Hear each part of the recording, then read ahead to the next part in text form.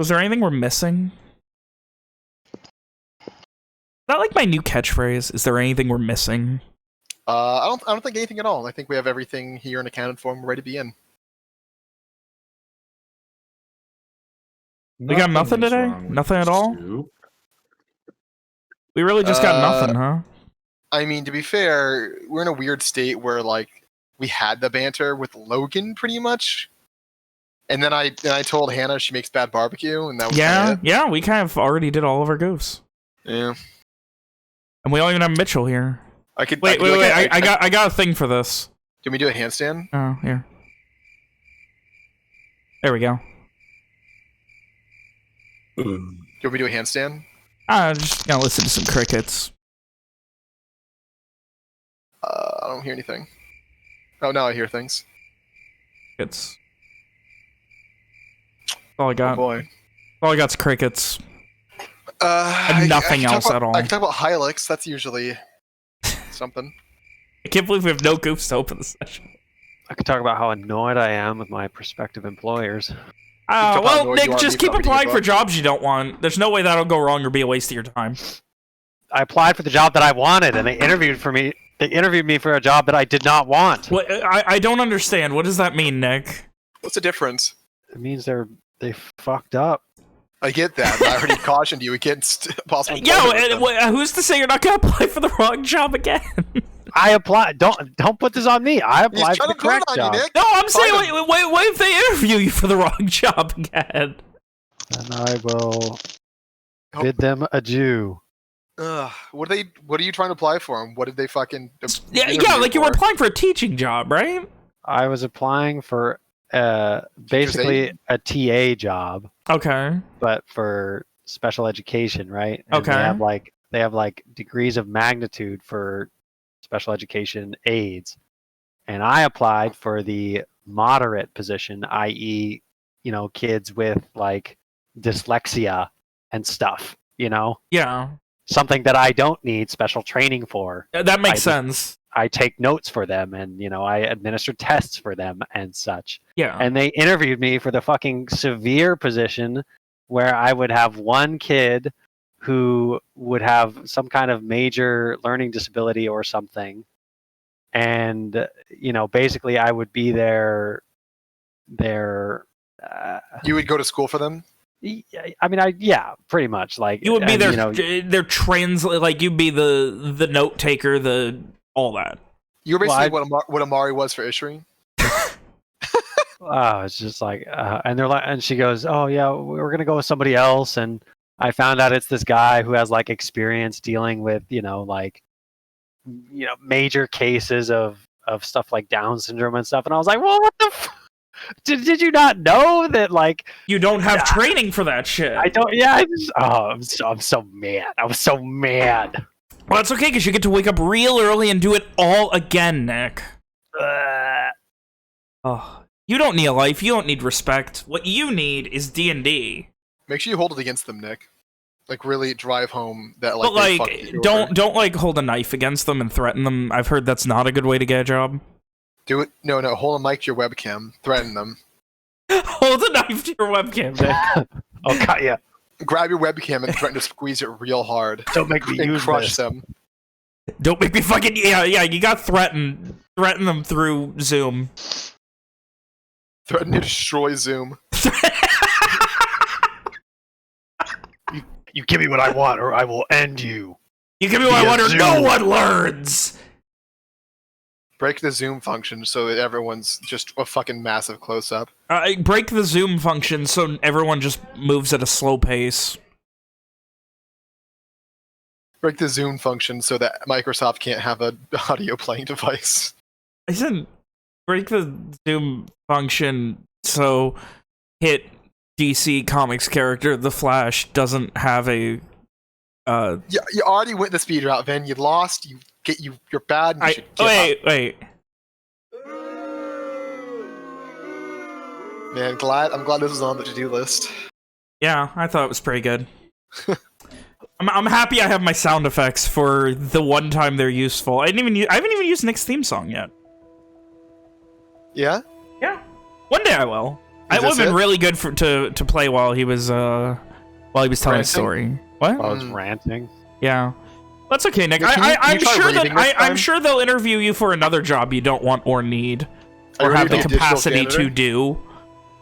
Don't You're worry. good. This time I'll make sure I ask them that it's the correct interview when I fucking show up. Didn't you like forget to ask questions last time because a Zoom interview is the most awkward thing on the planet?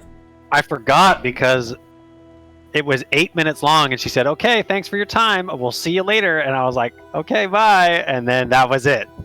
I'm That excited was for it. Nick to become a digital janitor. I'm just so mad. You're gonna I'm all empty the worked up recycling now. bin. Really? Was that it, Ben? Was that really enough for you? Oh, that was good. I don't think After basic. working heavily with the Kins of Garland, you guys meeting up with Angus McDurk, dealing with all manner of clusterfucks going on in the country of Garland post-invasion, making your way down to the Rat Creek Valley and eventually returning with soldiers that would show up one day under Owen's command. You guys were back in Nashdween where all manner of clusterfucky shit happened. Simon tried to mess with the book. He was transported to a different plane of existence.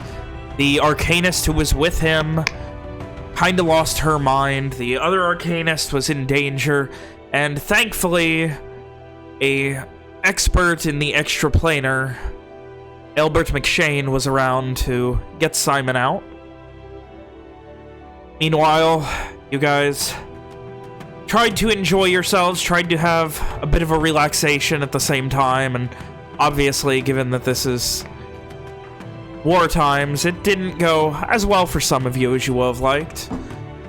But that's not to say there wasn't drinking and revelry. Eventually, said your goodbyes to Amari, who was off to the Lumine Summit to learn more about his strange mark, his affliction, his whatever the fuck that gives him powers. And you guys found your way to various goings-on. 288 men, and counting down thanks to Ishri, from the Rat Creek Valley arrived in Nashdween, where they are set up and being trained, while you guys discussed what happens next, waiting for the Kin Summit in Nashdween. Plans here, plans there, things here and things there. You hoped, beyond hope, that something would go by without a hitch. Of course, that couldn't happen, and in the middle of the night, Owen was called to... I always get East and West mixed up when I have to think of the Eastwind Keep. The Western Hall of the Eastwind Keep, where he found his father standing over the unconscious and dying body of Ironblade Aldous Clyde, deciding that finding out all manner of strangeties regarding bindings, what happened during the attack, and what happened after. Owen's job was to deal with Clive. We tried to save him, brought him back to the house, and nursed him somewhat back to health, at least for now. And you guys eventually found your way back to bed and spent the next day speaking with Clive, dealing with various things that needed dealt with, and eventually that evening meeting up with your good friend and Lumine Summit ally, McShane, who took Simon's book, which he spent all day backing up the spells of, lack of a better description, and he left. Bidding him adieu, the only thing left where he teleported from was unfortunately Ben's tongue. So, as it is evening, you are within the main hall of the McDurk temporary residence, The teleportation circle gone. Simon's book falling heftily to the floor. And it is there that I ask unto all of you, Owen, Ishri, Rom, Walker, Simon, and Evian when he gets here. What are you guys doing? I think last time Walker was working on the bull and cursed as he saw the the book drop to the ground.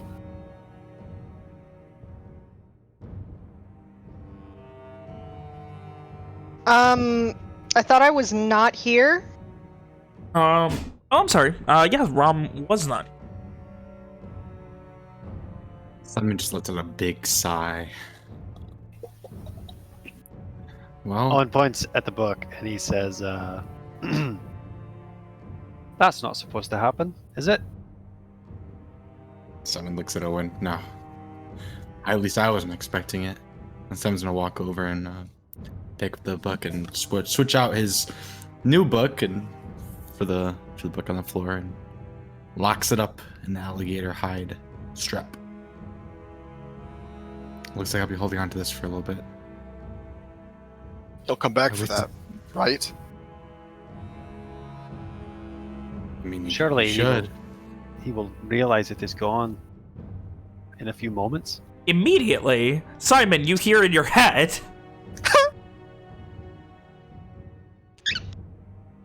Just a bird chirp. it That's is it. not here. Do you have it? Still in your possession. Do not come with me. And It was then left after a behind. pause, fuck.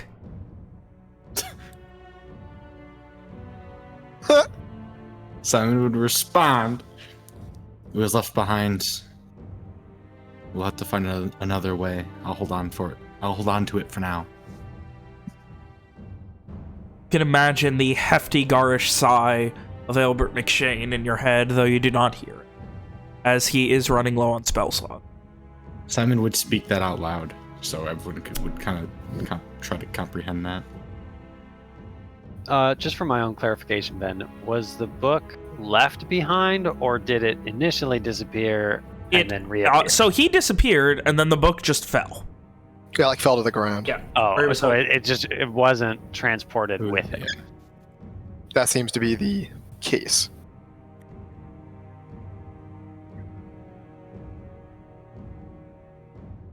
Man, Owen doesn't know shit about teleportation magic. No, unfortunately, your expert Then- just left. Would I know anything about this? Give Connect me an the Arcana dots. check. Let's just easily connect the dots. Well, best you can tell, something kept it from teleporting. Like, you can try and identify, see if that helps, see if there's anything affecting it, but it just seems like something in some way was stopping it from being affected by any sort of transferable magic. Something you're not very familiar with. Like, that is generally anything on one's person when they use any sort of transitional magic, be it, you know, teleportation I've or used even something as simple as a Misty Misty Step Step. with Like, that. even something as simple Yeah. as that, like, the book would go with it. To remind, the binding was teleported away like this previously. Yes. The fucking candle. Yes.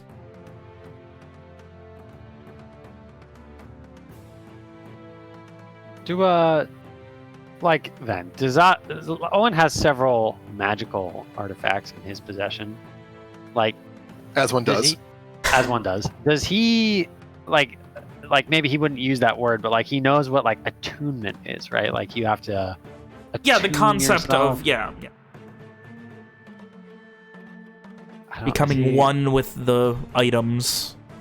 I mean, we can. I'm sure Owen would know the term attunement.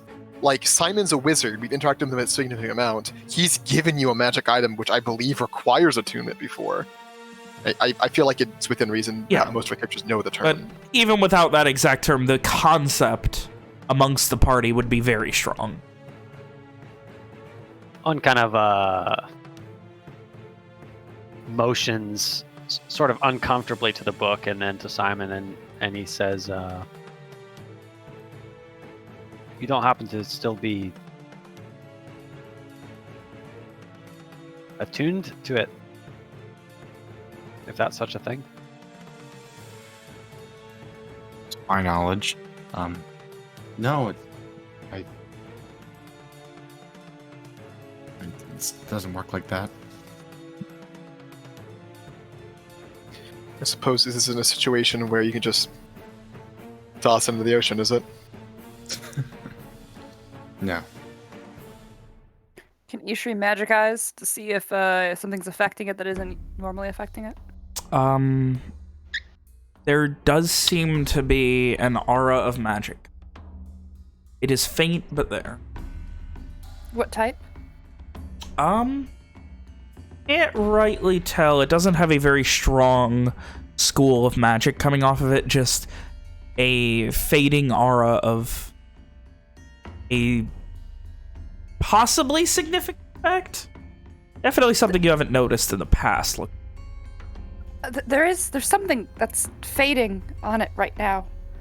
I can't tell what type of magic it is, but possibly quite strong. I haven't noticed this before, and I've looked for magic near the book before. Could it be something was affecting it? Could it be something one of the Arcanists did? I mean, I was with her the whole time, so I don't think so. How fast is it fading? pretty fast. It could have been just... It's fading quite quickly, so I doubt it could be there for long. It could have been a reaction it had to it. You think it might have been a temporary reaction to an attempted teleportation? Possibly, but I mean, I've Misty stepped with it before. I've used other spells. So, it's not an automatic response to being teleported. Could it be that someone prevented it in the moment? Someone that has influence here? Or something. Oh, glances down at his charm. Based on the speed with which the magic is fading, Ishri, something happening within the last couple of moments is very strongly likely. Yeah, it likely was within the last couple of moments. I meant a question. Was it established to the entire group that the fucking one room is anti-magic, like super hard? The Arcanist room. She showed you the... Who was there when she showed the thing with the hand and the counterspell hand? And all that. It was very anti-magic in certain ways. Like, not in every way, because everything in it was magical. It wasn't like it was a no magic field the same way the vault my thought was that like it didn't allow any outside magic or outside influence. Which is why when Karad went to, stop them from doing the thing in there, it was just a tree that covered like the skylight or whatever. I think I assumed that was because it knew about the anti-damage magic or something, and there would have been something there to specifically stop that type of magic. Therefore, it wanted to put him outside. Well, William's meta idea is that maybe a teleportation could be attempted from within the room, assuming that's how the room works. Don't know if that's even feasible, but I thought I'd put that forth at the group. For the record, a meta bit of information, Simon was also dimension doored outside the castle while holding them.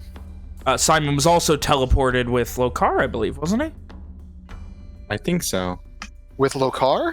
Yeah, when you guys went to the went back to the thing. Yeah, we went to the fucking thing. Oh, you have been transported pretty long distances with the book.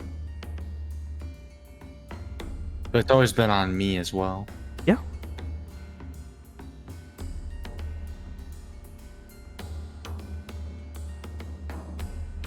Well, then I suppose there's just something that doesn't want to separate from you.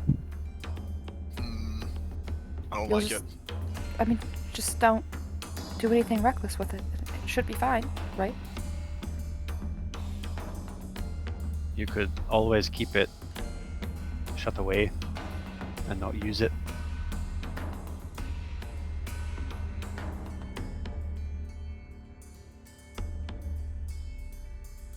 I'll just keep it on my side for now.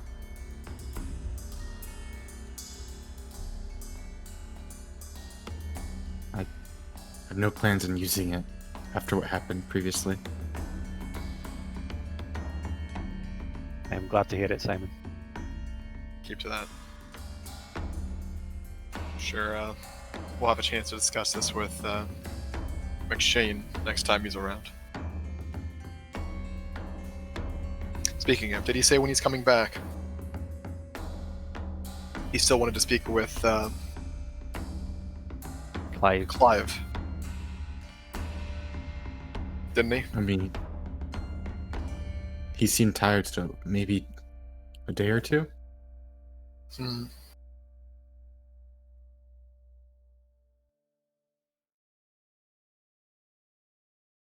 Given what's happening soon, it's hard to say if we'll be busy by that point.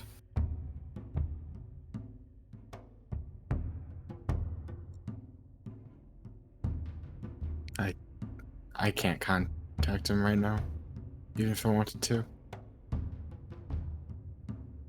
Those are short anyway, aren't they? Might be best to do it in person.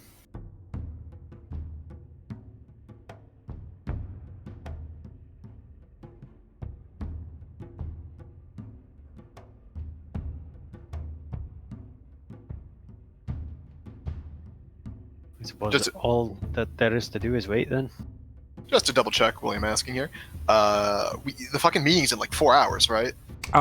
It is at sundown, I believe.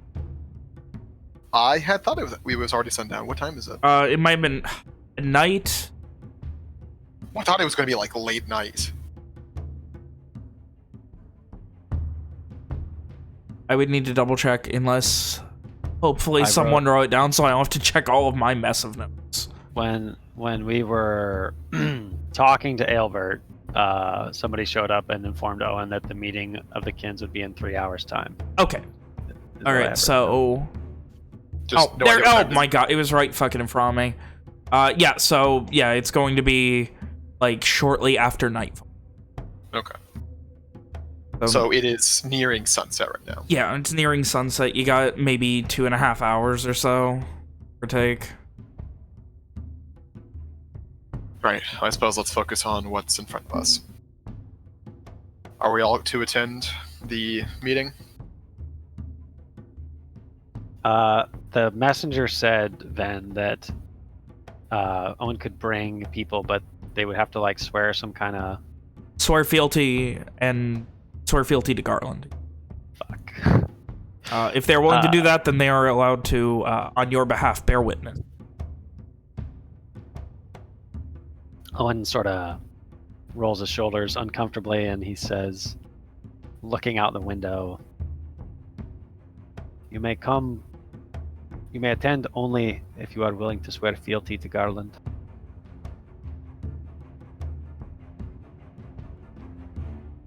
Hmm. You just That's say what the I was words, told. right? You just say. Is there anything more than that? Surely you have promises Well, with your people, Ishri?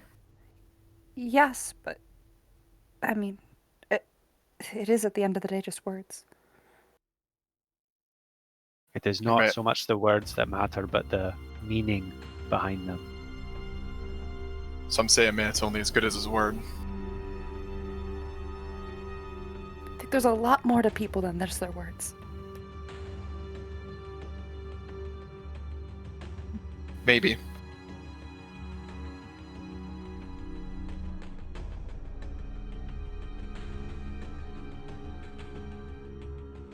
It is not an oath that I would recommend swearing lightly, especially if you are hesitant to fight. I think I've People- told you before, Owen. I feel no love for Lenore or Garland. I'm only here because of you. I would not be in Nashtween right now if you were not here. And I respect that. I expect none of you to do this. But that is what they have required. And there is nothing I can do to change it.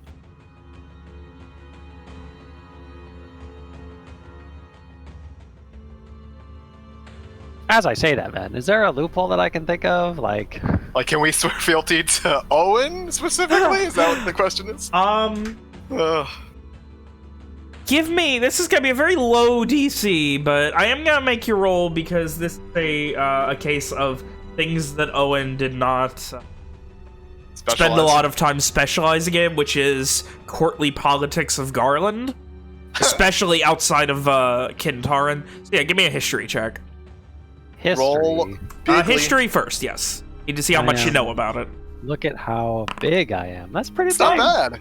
So, you know that there is essentially, swearing fealty is an oath. It is an oath that you swear to the country, to the people of the country, to the kin. It is very much it is something that everyone who fights for Garland swears. Getting out of that is not like, if they were like, hey, I want to, like, if it was a case of, hey, I want to, like, fucking I want to join your army, Owen, and join your 288 men from the Rat Creek Valley.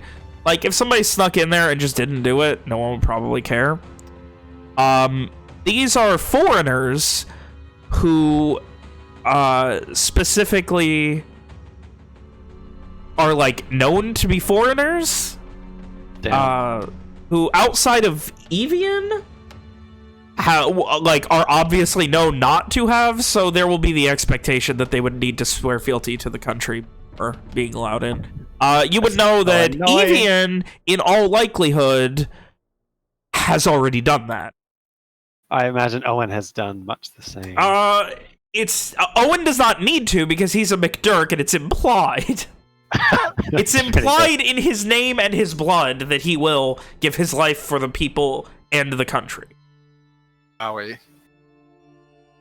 Yeah, then, as I said, Owen, he looks suitably uncomfortable at the idea of not asking his friends to swear fealty to Garland, but, like, just bringing it up in general. He looks pretty uncomfortable.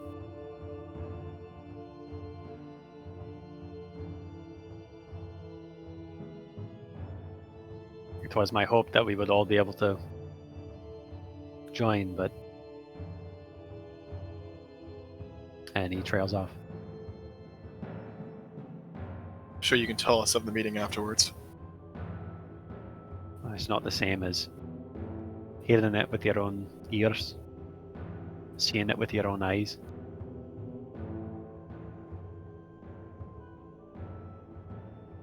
Well, I'm sure it's interesting. You'll be able to give us the prudent information afterwards.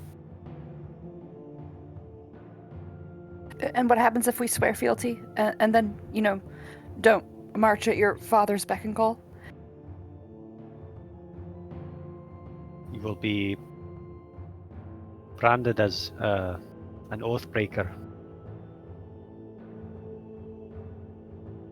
Never to be trusted. Cast out. Ostracized. I can deal with that. I guess I'm in. Wouldn't be the first time for me. I would advise you not to swear if you do not intend to uphold your oath.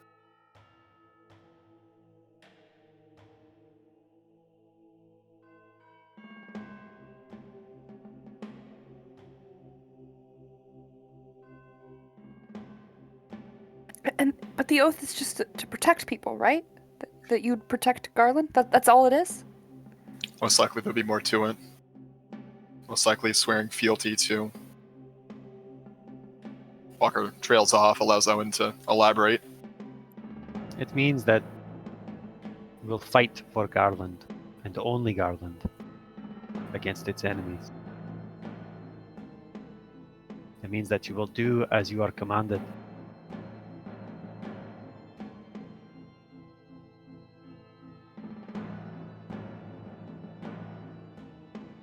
I would not. If I was you, I would not swear such an oath to my father.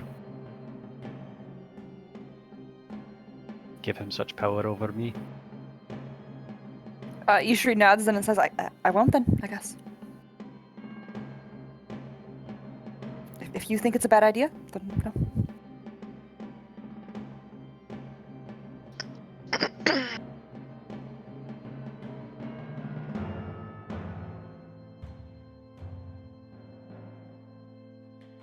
It is not sure that I think it is a bad idea.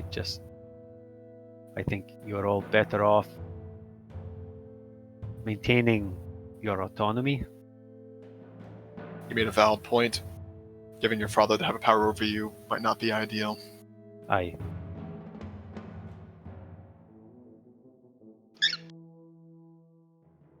At the moment, it seems that all of you are, for whatever it is worth, you are under the protection that my name carries. If you swear the oath, then perhaps that will not be the case anymore.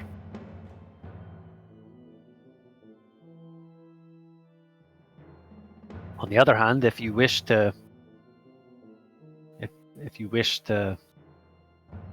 join Garland, if you wish to make this place your home, it might go a long way towards people's opinions of you.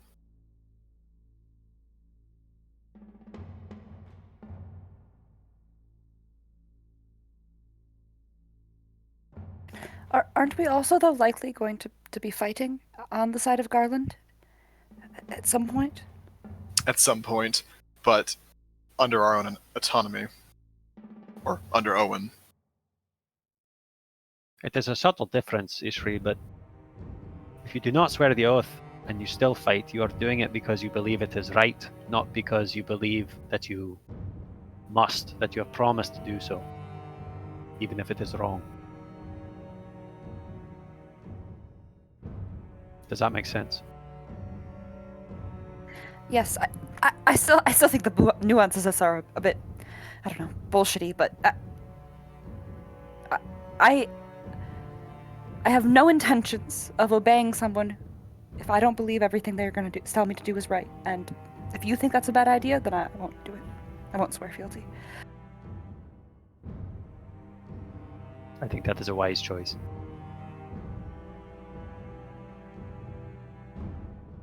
I only regret that you will not be able to go to the meeting. I had a spell prepared just for you. He kind of turns a little pink. What? He waves his hand a little bit dismissively. I can use my power to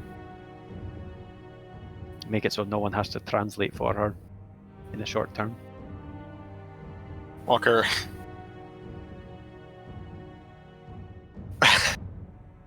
Walker raises the project he's currently working on and asks, and what significant object does that require? Owen smiles genuinely, and he just he taps a finger over his heart. Only this. To clarify, Walker has been continuing his work throughout the entire conversation, probably only stopping for the moment of fucking shock with the book and staying. Ugh.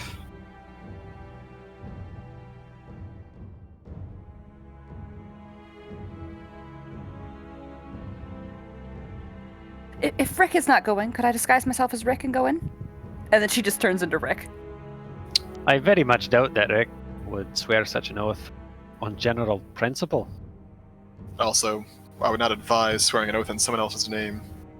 Rick is over in the corner shaking his head right now, muttering about how downright creepy this is. Wait, I thought Rom went to go find Rick. No, Rom was headed off. here. Rick was talking about the bowl with you guys, remember? Yeah, he made a joke about Oh like... yeah, he did. Yeah. He did. Wait, then where the fuck? Rom went for a walk.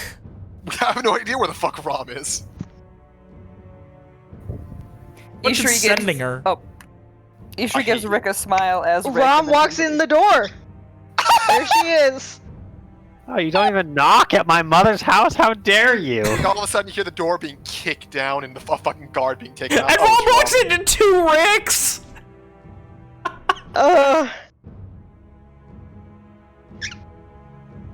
What's the matter? Why are you all staring at me? I just wonder what happened to you. Oh. Say nothing wandered off. Thought you were hunting for a new gardener. What happened to the old gardener? Just trying to figure some things out about your violent friend. Well, to recap for you, Walker explains the current situation regarding the oath and the meeting. Well, I don't know if I really want to swear fealty to any country right now. I do not think it's advisable. Nor do I.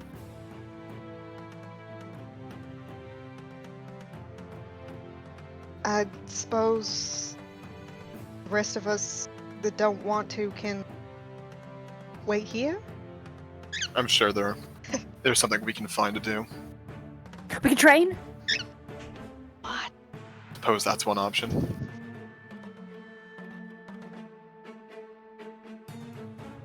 Something like that.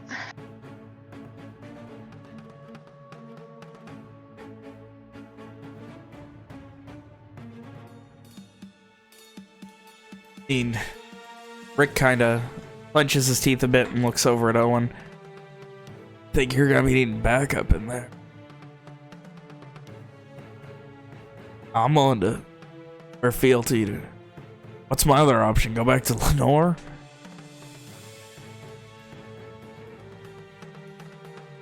It is my hope that once the war is over, you will be able to go back if you wish. Really have much else there anymore, do I?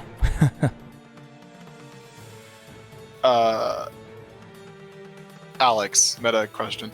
Didn't Ron Yes? say something about wanting to fuck off to the Dragonheart Isles with Beal at the same time Walker did with his family? Yes. Okay. Was Rick aware of that? Does Woodwalker know? I don't remember that. I don't see why he wouldn't be. Yeah. I was gonna say Walker would, offer Rick to join the fuck off plan, but if he already knows about this, whatever.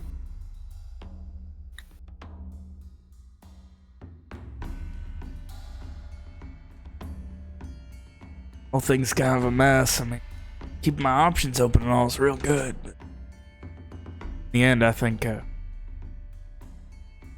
into Garland a hot few times already. Turns back to Owen again. Like I said, need backup in there. Stand behind you. Evian's present, right? Should be. I think so. Don't see why it wouldn't be. Owen will turn to Evian, who, and like I can assume that Owen would assume that if Evian has been a sailor for Ark Morta, like he's like good, right? He's got his, he's already done this. If you're a sailor for the Ark Morta Isles, you have sworn fealty to Garland. If Evian wishes to attend the meeting of the kins, then I think that will be all the backup that I will be needing. I was planning on it. I may not fully understand the situation, but I don't think that backup would necessarily be needed in a meeting with the leaders of the kins, would it?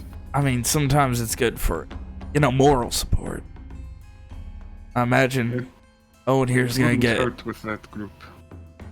Suppose a man certainly does look more imposing with several people following him. I imagine Owen's gonna be getting one holy hells of a browbeating once it's way. No offense. Owen frowns.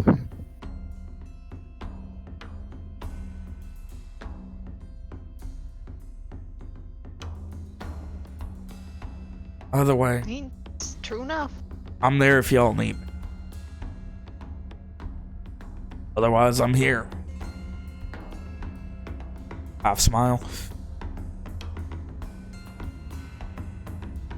Well, for now, It's fine. I think it's fine for Owen to go with just Evian. And if you're asked where the rest of us are, you can say that we are preoccupied. I was going to go and ask at least one of the commanders. If I'm to speak on behalf of the valley, then they should have a representative there. Walker nods, not seeing issue with it.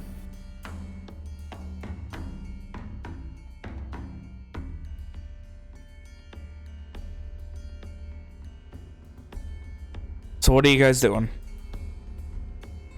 Owen needs to go inform his commanders of what's happening. Okay. Walker's gonna put more effort into the funny bowl. Bowl of significance. It breaks Owen's heart.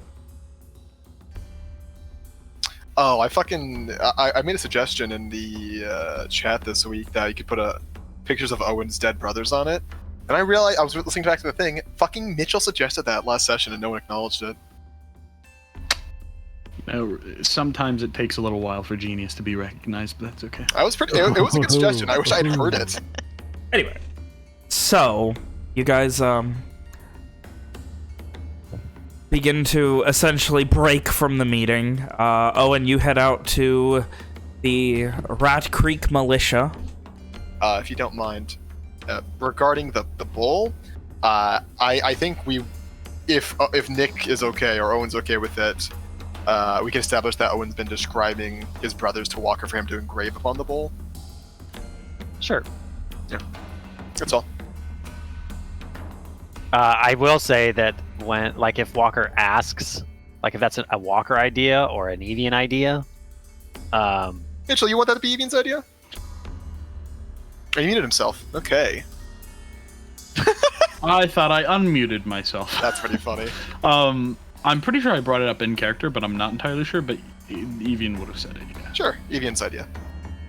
So at Evian's words, at his suggestion, Owen does he kind of gets a lump in his throat, and as he describes his brothers, the pain and longing in his voice is evident. We'll need to do a scene at some point. I'm writing it down, Nick, where Owen describes his brothers to Walker for him to carve. Well, I guess I better write that down too, so I don't forget.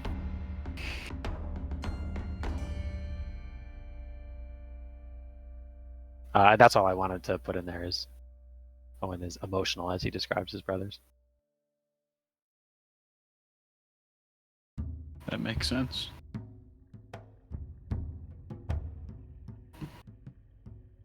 So, with that, Owen, you head to the Rat Creek Militia. Yes. Getting out there. It is about sundown. There's still some brightness in the sky, but the sun's not really beating anymore. You're getting closer to what the Lenorians amongst you would know as autumn, but, for those of you, Owen, this is still just the latter half of Omen. Either way. Even though there's not a chill on the breeze, but it's a bit refreshing. It's still miserably hot for the most part and humid. You guys, you make your way. Was anyone coming with you, or were you just doing this yourself? Anyone who wishes to come is welcome to, but Walker would have stayed behind. one doesn't go out of his way to be like, hey guys, let's all go visit the troops. Let's go support the troops. Go. All right. You get out there. You can see they now have all the tents are set up. It's not impressive, but they look something like a militia now. Still kind of ramshackle. There's no there are stands with spears and things on them, but it's still not there's not armor stands. It doesn't have all of the reinforcements. These are definitely they're getting the hand-me-downs and stuff. Owen will seek out, preferably, his name is Ranum, I think. But if he can't find Ranum, he will talk to either Lamine or Vitland. Random is at one of the larger tents. Quite a few men. Probably 40 or 50 total. Not bunk beds, but they definitely are in... It's like a bedroll, and then the bedroll is under a table, and then there's another bedroll on the table. Dude, that's rough. Oh. Feels bad, man. I mean, you gotta... At least it protects them from the elements, for the most part. But yeah, you cut through the camp, there's a couple of fires, some people, you know, making dinner and shit like that, some stews setting up, and you make it to this large tent. They're like, yeah, Random's in there, and you make your way, and he just, how's it going? How are things, young Lord McDurk? Events proceed apace. There are two things that I need you to know tonight. The first is the meeting of the Kins is in a few hours' time, and I think it would be appropriate for at least one, if not more, people from the valley to be there. Well, there are plenty of people I would recommend. And he begins listing off names of people that he thinks. Does he specifically avoid himself and the other commanders? No. He specifically avoids himself, but he just kind of starts listing, like, he's at like 30 or 40 names. You get the fact that, like, he's just listing pretty much everyone he's on his way to doing. In a roundabout way. That's so unhelpful. Fuck, I don't know. Do I just pick one at random? It was... Random's the old guy, and then there was... Gendar Vitland. Leader of the Viper's Fangs. He's the mercenary, yes. right? And then Saris Lamine is Lamine. like a berserker lady. Yeah. Seemed very well liked, but not with much in the way of military experience. Owen will hold up a hand to stop Random and say, Nothing wrong, my lord. is there a... Do you not wish to come? He pauses for a moment, and the look that you get is very obvious, which is that the idea just never dawned on him. And he just... I suppose I do not think myself worthy of such an important meeting. One waves a hand again. Nonsense. You are the senior most here, and I do not mean that as an insult. Quite the opposite. He doesn't take it as an insult, but he's like, yeah, I know I'm old. You have to remind me. Got that kind of look like that. Okay. Very well, Lord McDurk, if that is your decision, I would be happy to accompany you. Would you like to bring a full complement of groups? Pick a few that you wish to accompany you, who are prepared. Oh, wait, hold on a second, man. Before I fucking spout off my mouth, these guys aren't going to swear to Garland. Right? Because, like, they want... Oh, god damn it, man. Yeah. I'm so fucking mad.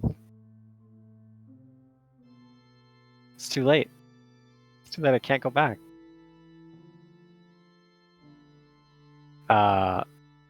Owen cuts himself off, and he says, kind of under his breath, they've told me that whoever wishes to attend the meeting must swear an oath of fealty to Garland. I swore my oath the day I turned 15. Excellent, then you're perfect for the job. Very well. Leave the rest to their own devices, then I will. As long as Lamine and Vitland can maintain order in your absence. I do not think order is something to worry about.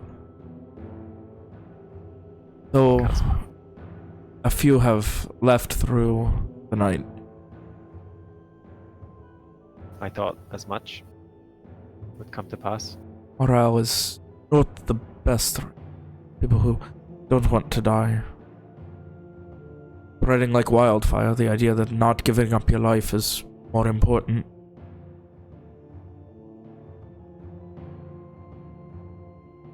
I trust that you and the others are doing your best to impart to everyone that what we are doing here is important. Nod. Nobody wants to die.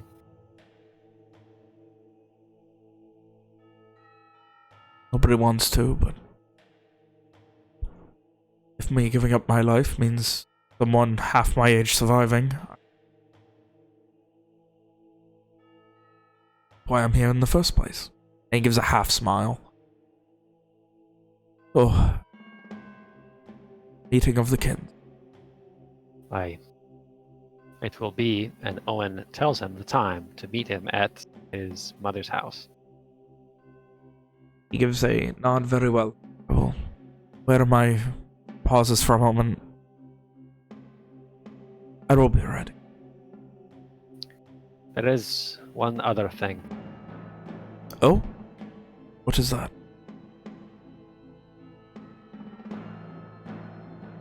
A man wishes to fight with us. Splendid. I cannot tell you much, but he should be along either tomorrow or the next day. I want you to keep an eye on him. He... by the end, he's a little curious. And just... as long as it's not going to be a danger to the people here, I don't see the problem, but I won't ask any more. Faith in you. Gives another half smile. We'll get ready. Suffice to say that he has done wrong, but he still wishes to see the Garish flag fly over his home. We will speak That's more all of it we later. want, right? Aye. We will speak more of it later. I just thought you should know. Gives another nod in agreement, and very well. Good luck, and I'll see you shortly, Lord McDurk. Until then. Head off? Yep. Anything else? He would like. I think he'd like give a similar spiel to a similar spiel to Vitland and okay. and Lamine. But then he would head off. Problem. Making the bit about the warning about the new lad. Yeah. Okay. And yeah, in total, it seems 13 people have left. So from 288, you were down to 275, and morale is not great. Like, there are definitely those, like, you do get reports, yeah, murmurs of more people who are like people who have reconsidered after the exciting speeches and all of the shit that went down in the valley. On second thought, like when Owen gets a sense of the general feeling in the camp, I think he would stick around and like do a bit of, do his thing, right, where he goes around and asks people how they are, and just kind of tries to lift spirits. Yeah. He's invoking it. Give me a invoking Nick. I don't. What is it actually called? Rustic hospitality is what it's called. I don't think it quite fits. It doesn't quite fit, but it makes sense. You fit yourself in amongst the common folk. Yeah.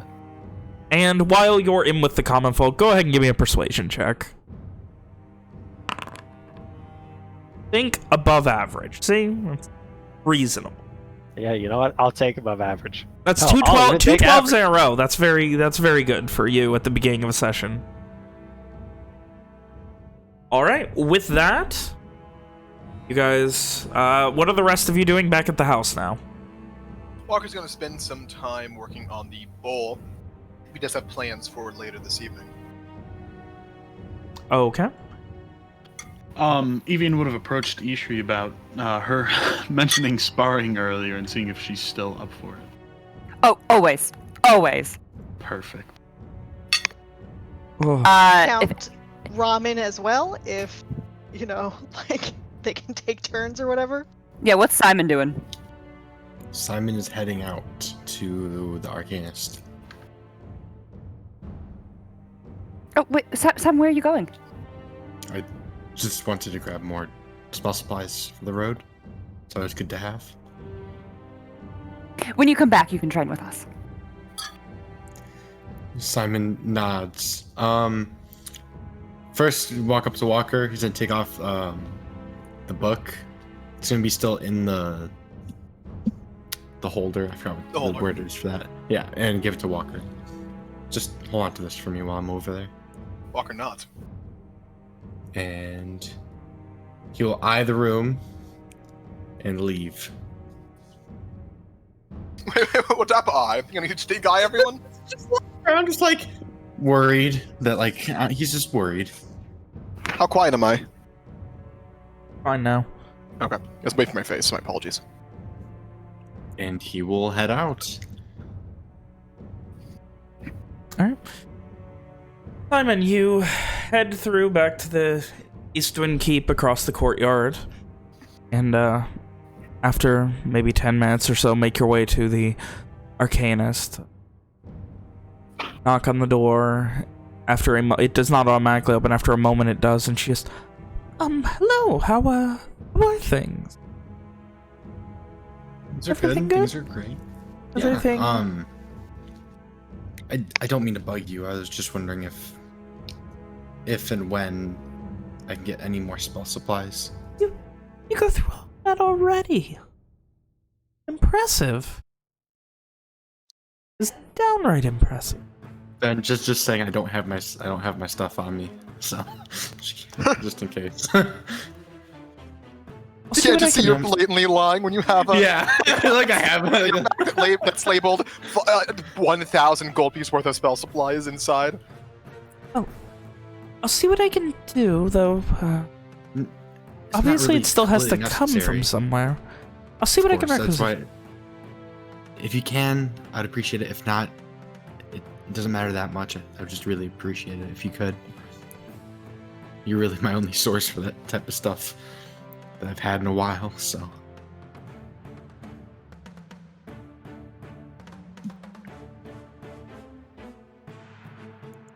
If she says Gives nothing else, a- Simon will start leaving. He did a morning goodbye. She gives this, curious look and just nods as you leave and just, alright. Simon will wave and say thank you, and then Wait. head out. Do they call that the Dreswood goodbye? Yes. And you head out. Easy peasy. Simon did not like that. And then Don't Simon make a finds saver. something, takes a walk and makes sure he's not home so he doesn't get pulled into training for the next several hours. Yeah. Classic Simon, slacking off. There's other Ishri, shit to do. If you're not going to a meeting, I assume Simon is also not going. Make sure to help him train a little bit. He needs it. I think he actually said he was going to, right? I think he was going to swear fealty. Because Can he had nothing Simon to lose. sneak into his room? Are they training out visibility. front? I don't know where they're training. Where are you guys training? We I'm established it was assuming- out front. We established it was out front last time. Yeah. Can I There sneak is a in back then? door through the garden. I will meet the gardener. Give me a Oh, stealth no. check. Oh no! Fucking Meet time. the gardener is just a euphemism for dying. Stealth check. Yeah, let's see if Evian, you kind of pause in the middle of your training, block a blow from Ishri and turn. And out I of the smell corner something. of your eye, you meet Simon starting to circle around to the back of the building. And your eyes meet for the briefest of seconds. Simon, you see Simon's eyes just depleting. Please. Just please. Slow head shake. Slow head shake. And I point at you and Wait, well, you can see? Wait. I wiggle my finger at you like to gesture for you to come in. Simon! Oh, you should totally join. Yes. God damn it. Did Evian do the 2-finger come hither motion? Yeah, pretty much. I guess I could for a little bit. I do have things to do, but it's something to work. Like train. Yeah, sure. Are we training with swords, or what are we training with, fists? I'm assuming fists, but we can do swords. We can definitely do swords. He is beginning training with swords with Walker, I believe. Yeah. That is probably the more wise decision. To continue what he already knows. Just to remind, Walker did gift Simon a real sword and a training sword. Perfect. Yeah. Oh, Simon knows. He just doesn't want us to know. So he pulls out the real sword. Sorry, Evie, nothing personal. Good luck. Teleports behind you. Simon will sit back and wait to get called. Oh, immediately. Oh, Ishri's immediately calling him. Okay. And I think I've said this multiple times. Ishri is a surprisingly good teacher for someone so dumb.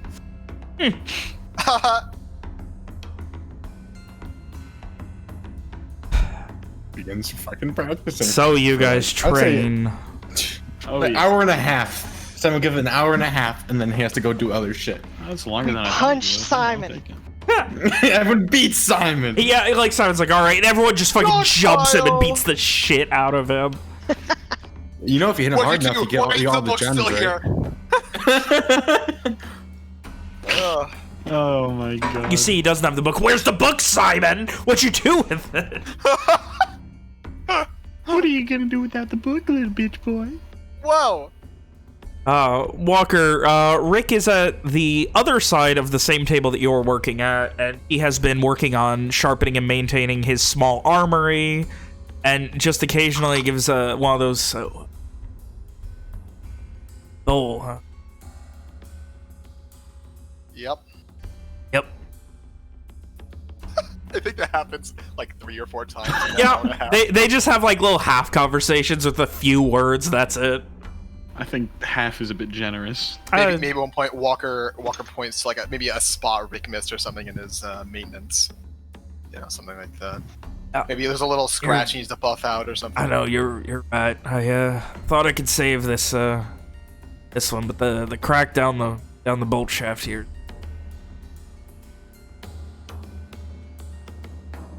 And taking the head off, taking the feathers off, and refletching it as a new bolt. A minute later, he just goes, "Yep." Yep. And Walker does offer any supplies that Rick might be lacking.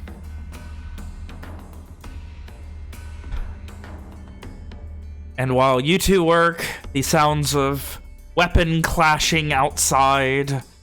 Owen, you arrive back for maybe an hour or so to the hour and a half, like an exhausted Simon who looks like he really wants to be anywhere else. The other 3 training outside.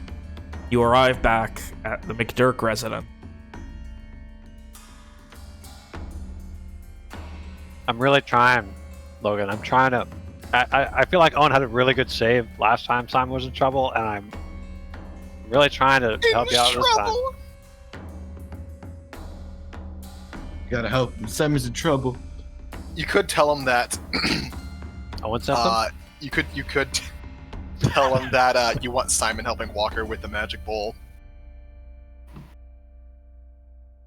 And that seems selfish, though. Owen's not a selfish guy. Yeah, okay. He doesn't want to take Simon away from his playtime with his friend. Yeah, of course. Simon's enjoying himself. Like if Owen just heads inside, does anybody stop? Oh yeah, of course. Does Owen like nod to them or say hi? Yeah, he'll be like, oh, Fellas. see you at it again as he's like walking past. Do you want to join Owen? Maybe work some of the stress off, you know? Practice a bit, just in case something, goes to shit.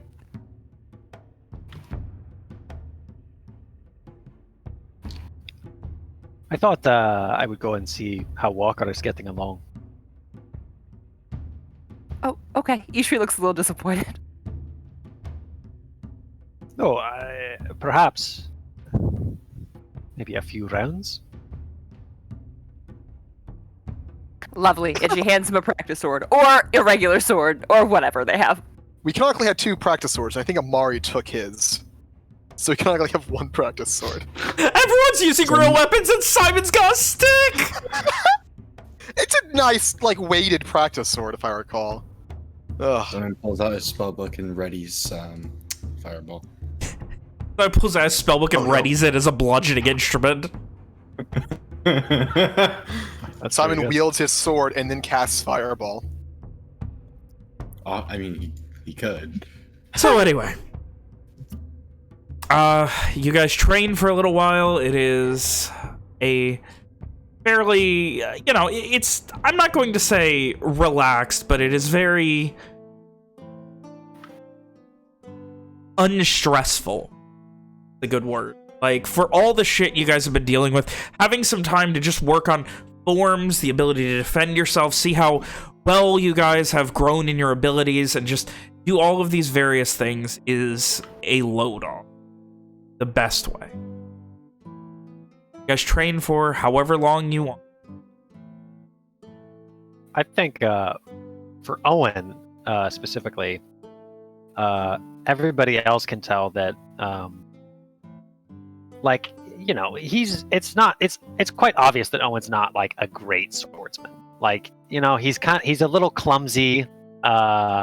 His footwork is not good at all. But he does seem to be enjoying himself, practicing just his swordsmanship specifically without his magic. He seems to be enjoying himself doing that.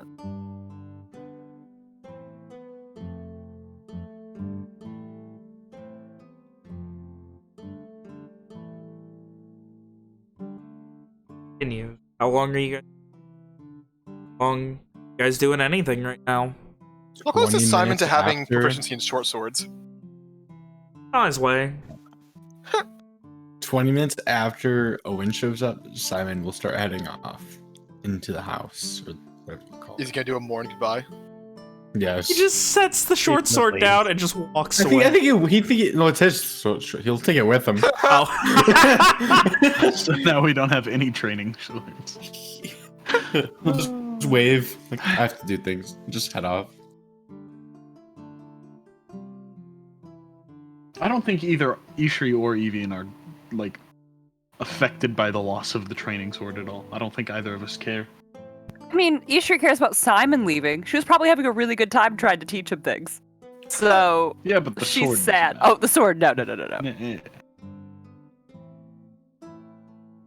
Ishri's not gonna stop this until she, like, passes out. She's stressed out. This is what she's gonna do until someone stops her. Simon suggests casts otherwise. haste on Ishri. Oh god. What does he do? Cast haste on Ishri. Oh no. Whoa! I'm just kidding. Fuck, you can make her heart explode. Yeah, but then she'd pass out at the end, and then she'd go the fuck to bed. Was she Walker? Owen's going to work up a good sweat, but conscious of the fact that he has to be at a meeting of the kins that he is probably going to be expected to speak at, he will excuse himself eventually and go, you know, make sure he's not fucking Sweaty. all sweaty and gross for his Or- big moment. Or come shirtless, sweaty and gross as a power play. I generally It's Garland. don't- Never mind. I'm not going to finish that thought. Go ahead. Nope, I'm good. Come on, Nick. You can't just tease us like that. You've been teased. Get wrecked. Can't believe it. So what does Simon do once he's inside? Simon heads inside, grabs the book from Walker. How much of the table room is available? Probably plenty. It's it's a like a very fucking long large table. kitchen, like dining room table, but like the middle is taken up by Rick piling all of his shit on. The other side towards one end is where Walker's doing his work. Got like at least like a third of a table away from Walker. Simon's going to finish up his spell thing he's been working on. Careful, Logan. There's wood carving at this table. Simon heads over the table, like another room over, with the door open so Walker fucking doesn't get in pissy pants. Gets mad at Simon, so he leaves the door open so we can see him still. And finishes his spell. And I have a thing after, like an hour after. What's Owen do once he gets inside? Just go clean up? It depends on how much time he has, but his first activity will be to clean himself up and make sure he's all ready for the big thing.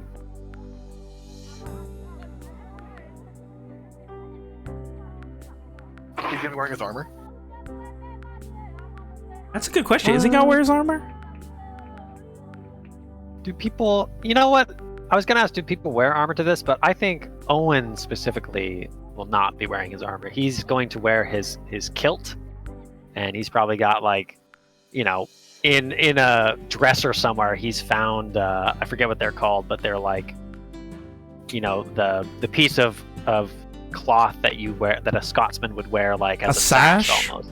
Yeah, but it's got a specific name, like a tartan or something. I don't remember. Tartan is the name of the pattern of the kilt. That's the one.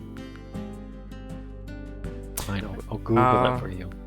Owen doing his best to get into his he's getting all churched up, for lack of a better term. Owen pretending to be Scottish.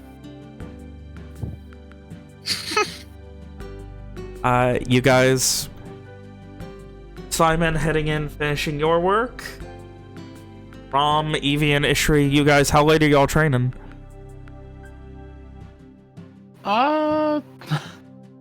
Probably another how long till the meeting? Like hour and a half. Probably another 30 minutes then. All And right. then I'll go see if I'll go ask Owen and if there's anything that I should do to prepare. I've never been to one. We need bought Evie in a 3-piece suit. Damn it, I forgot. You know what? That's actually a really good point. That I think Owen, as well as Nick, has forgotten to take into consideration. So, once Evian comes and asks him, Owen will his eyes will widen and he'll say, "Oh my God, I have forgotten all about. Well, look at the state of it, Evian. We need to get you dressed." What? Dressed? What's wrong with what I'm wearing? Be a good lad and describe what Evian's wearing. Was that in character? No. In character first. He is wearing almost the same exact thing that he's been wearing since you met him. Just absolutely ruined clothing. All of it Sleeveless ripped and shirt, shitty. right? Yeah, and sleeveless. With the sleeves ripped off. Yeah. How do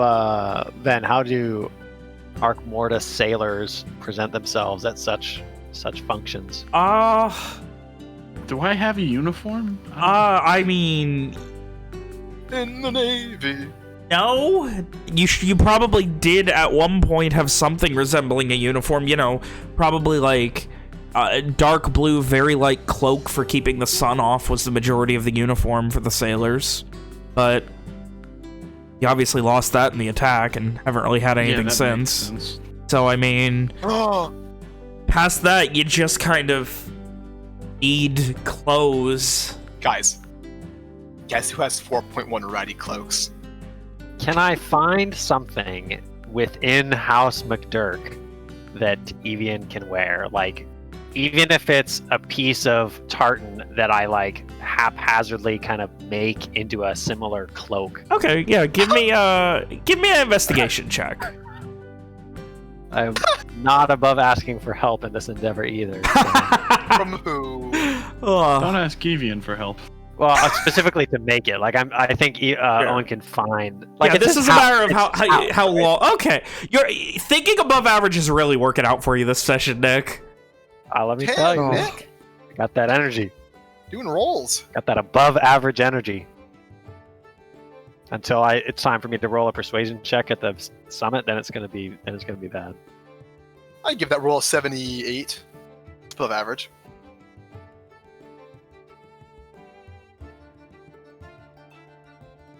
So, you begin looking and, like, there's not a ton of clothes that would fit someone. Like, there's some stuff that, like, was your father's size, way too big. There's stuff that's, like, your size, and then you, like, there's some stuff from various other McDurk extended family members, and eventually you find some stuff that you think maybe at one point was probably one of your brothers? Oh. Based on the size, the fact that it looks like it hasn't been worn, it's like kind of dusty from a drawer it's been in for a while. But presumably one of your brothers from some of their state. Can't say exactly which one, but he's not looking for, like, you know, a kilt. Yeah, no, but it is. He's looking for something that could. Cloaky. He's looking for something that could make Evian look a little bit nicer without making it look like that he's from Taran. No, these are simple, just hempen shirts and clothing, things like that. Perfect. They're not complicated. There's an overcoat or two, but it is almost definitely like one of your brothers. As before, at the mention of Owen's brothers, when he stumbles upon this stuff, Owen's throat kind of tightens a little bit, but he hands it to Evian and he says, "These should fit." Evian just kind of tries them on right there. Does he slap the dust off of them? Yeah, I mean, I'd imagine Owen, being the stand-up lad he is, before handing them to Evian, kind of dusted them off a little bit. Evian will kind of whip them open. I assume they were folded. He'll kind of whip them open to get the rest of the dust on them, and then literally just take off his clothes and try them right there. Ooh. Pull an Ishri? Pulling a Wowee. pulling an Ishri. Gotta teach two people about privacy, huh? Yep. Well, Dad, you're up. I mean, listen, man, there's no privacy on a ship, all right? I don't blame Evian here for just a lot of semen in Admiral Crunch. God. Oh no. Well, Yep, there it do I is. look cute? Do I look cute? It fits. It is probably the most presentable you've seen Evian in a long time. He's wearing sleeves.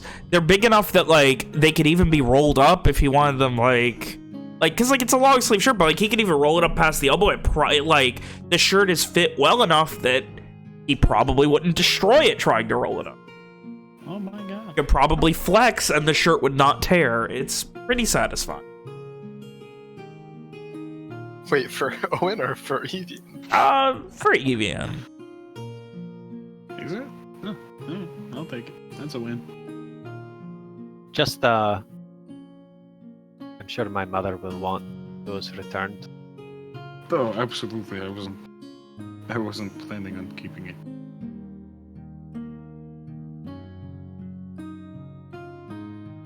I think that there's a moment of silence where Owen, he's obviously I don't emotional, but he kind of nods at Evian and he says, "I'm glad you're going to be there with me."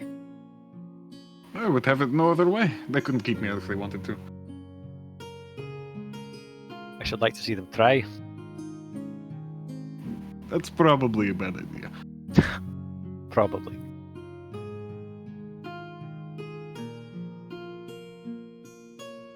Come, let's see if we can get Rom to do your hair. Evian kind of looks up like he can see his own hair. Now, I'm going to sound like a broken record. What is wrong with my hair? Well, there's nothing wrong with it, Evian. It's just, when was the last time you had a trim? Come on, it'll be fine. Rom will see to it. does not answer that question. William will. The last time it was trimmed was when Rom did his and Walker's hair back in fucking where was it? It was Tivik Oh my Rest. God, I don't remember. Yep. Tivik Rest. And Owen's going to bustle off to get Rom to help him with both his own and Evian's appearances. Oh, fucking slick oil back their hair. God. Like please he's don't. not looking for like fucking like fucking courtly Lenorian courtly levels of pomp and frill, right? He's just looking to make it so they don't look like a bunch of hooligans who spend all their time traveling on the road and fucking fighting bad guys. That's the goal. Although now that I think about it, maybe that's how we should look. I mean, it's Too late. not- We it's need not to finish the inaccurate. makeover for Evian. Rom will do her best to neatly groom them. Whoa. That means Make should we them use look like- out fucking of training partners? Look like courtly good boys. Thanks, Alex. Portly Thanks for the good description. boys. I don't think Evian's ever looked courtly or like a good Well, boy. she said good boy. She wants to make you look like, Owen's dog, Yikes. Shut up. The hound Yikes. of Owen. If Ishi's alone, can Simon go out and talk to her real quick? Yeah, she'd keep going. So yeah. Okay. So Simon exits past everyone as they're all cleaning Evian up. Heads out to the front, talk to Ishri. Ishri, I've been working on something recently, and I want to know if you could help me out. Train, Oh, of course. I mean. Yes, of course. It does have to do with magic, I do know magic. and you have to be willing, of course. Whatever you say. So, Simon will walk up, touch your right shoulder, and he will use The funny spell.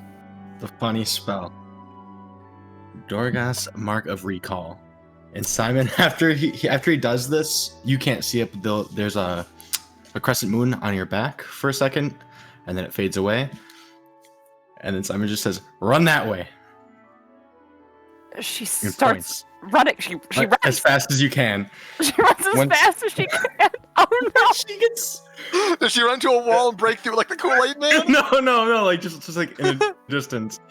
And then once she gets a decent amount of feet away, Simon's gonna just yell, "Stop!" She does that. And as she stops, Simon will use his reaction, and you will disappear into mist and reappear in Simon's shadow. Oh my god, this is fantastic. Is this what you learned that night with the book? Simon looks very happy right now, like just ecstatic. This is not what I learned at all. No, I made this. You made this. Yeah. Simon nods. It's perfect. It's Simon, this is fantastic. This is amazing. It's new magic that's incredibly useful, and you didn't have to risk anyone's life for it. This is amazing.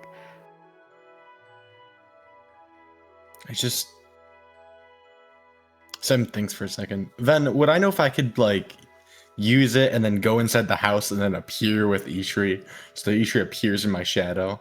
I mean, yeah, why not? That's within the works of the spell. Do you want to scare everybody, Ishri, with me? Do you want to do it? I mean, I feel there's not many jokes going around since, why am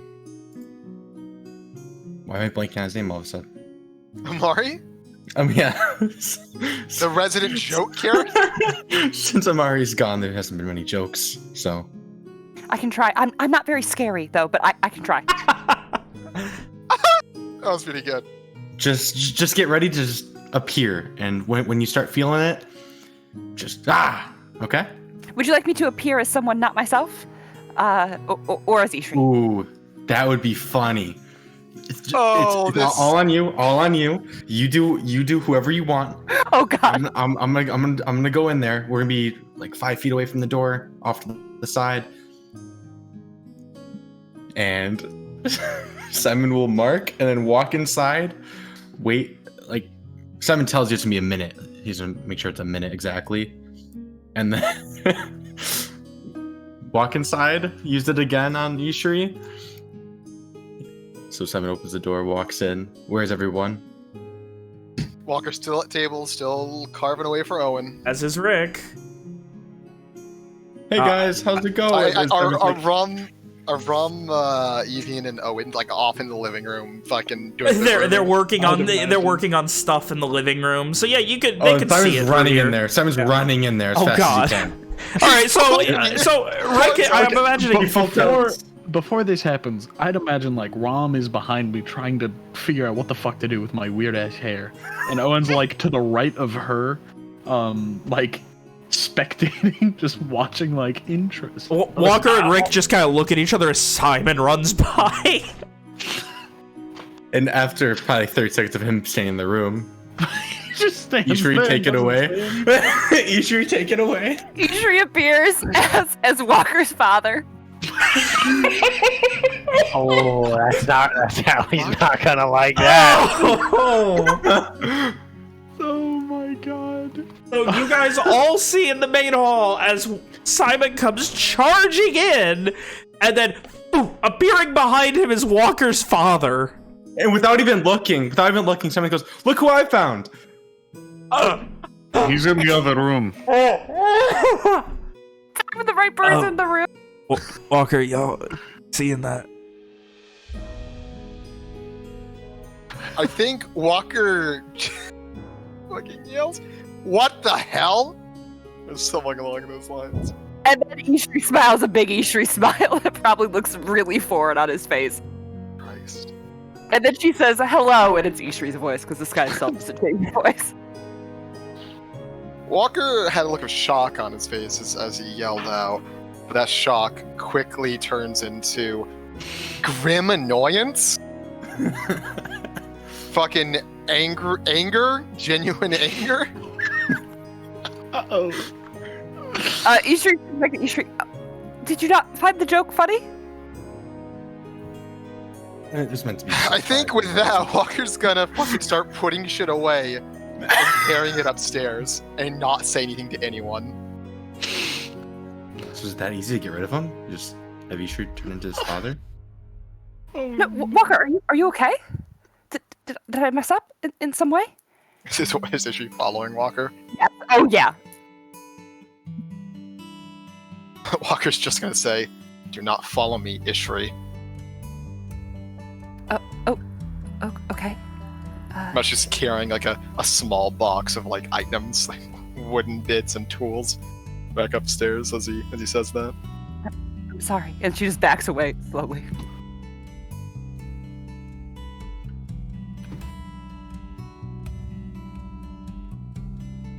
Shit, Simon, what did we do wrong this time? Please. I mean, I thought it was kind of funny. That was the weirdest thing I've ever seen. Why? What is going on? I just wanted to make sure my spell worked, and it did. So It that's turns good. people into walkers that That's how. makes them invisible? It makes him appear. It makes people appear places. Right behind Simon. I did the walkers that day. I told her to transform into anyone she wanted to. Yeah. I thought it was funny. I don't Sure. think Walker agreed. I'm sure Walker misses his father, and well, seeing him like that, Owen just kind of shrugs. And someone thought. So what I did was I marked Ishri outside, and then I ran in here, and I'm able to recall her into my shadow. and I just What? want to make sure. Yeah, so It's not from the book. He made this himself. You can do that? And so your first thought was to use it for a prank? it was more of a test to make sure it went through walls and yada yada yada. I just wanted to see what it could do fully. I just finished it up. And it works, and I thought, why not, spice it up for a bit, since, Mari's not here anymore. Well, You- I don't think it was very nice. I think with Simon saying, now that Amari isn't here, Edian just looks more confused. You joke a lot. I don't know. I don't know. Never hurts to try, I guess. I gave Ishri the creative liberty on that one, so.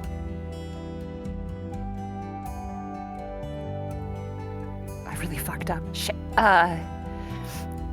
Shit. Just let him be for a while. Ishri. You know him. He doesn't like to talk about things. But you should apologize when you get the chance. Okay. Yeah, I will. Yes.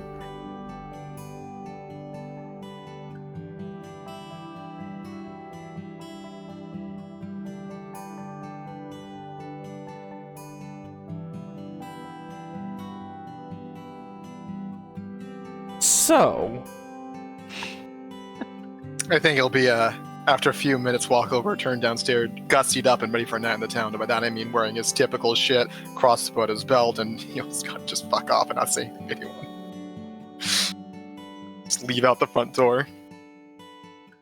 Does he look mad? I mean, he's got the typical Walker, like, nothing expression, but maybe, I mean, you're fucking insightful. You probably see he is not. He is in a worse mood than normal.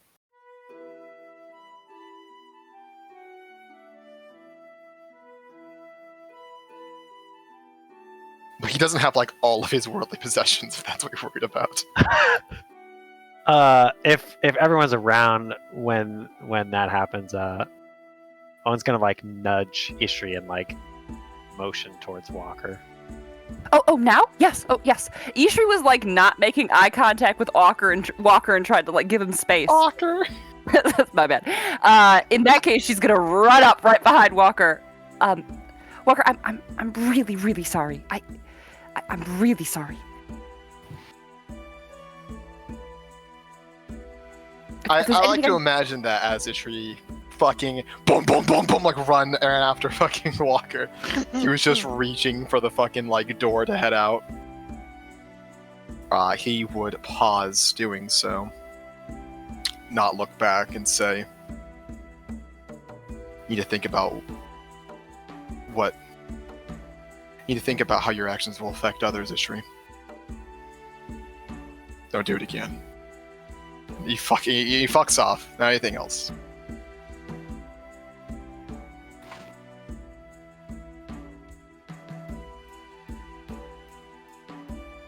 She just kind of like sadly watches him go and kind of like slinks back into the room slowly.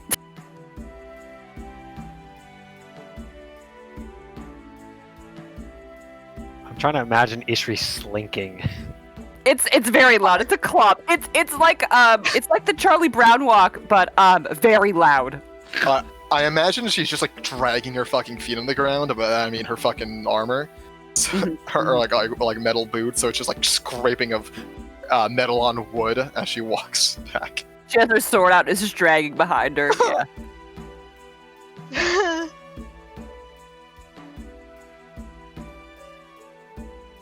Owen's going to pat Ishri on the shoulder and he'll say, "You just need some time. That's all." I'll figure it out. I'll make it up to him somehow. I'll figure it out. Yes.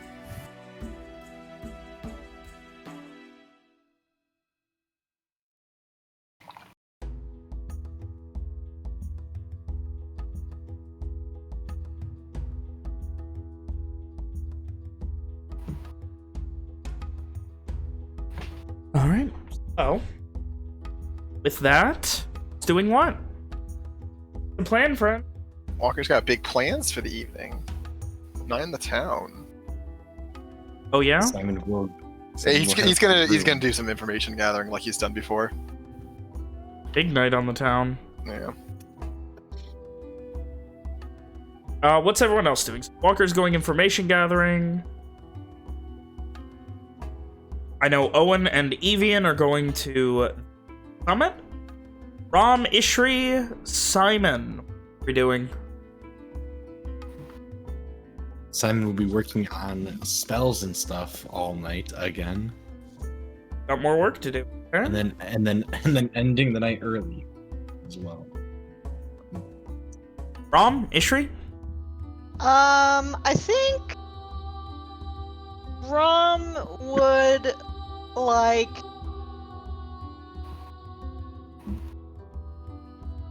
I don't know if like supervise is the right word, but like kind of watch what Simon is doing Bester and Simon. like talk to him about it.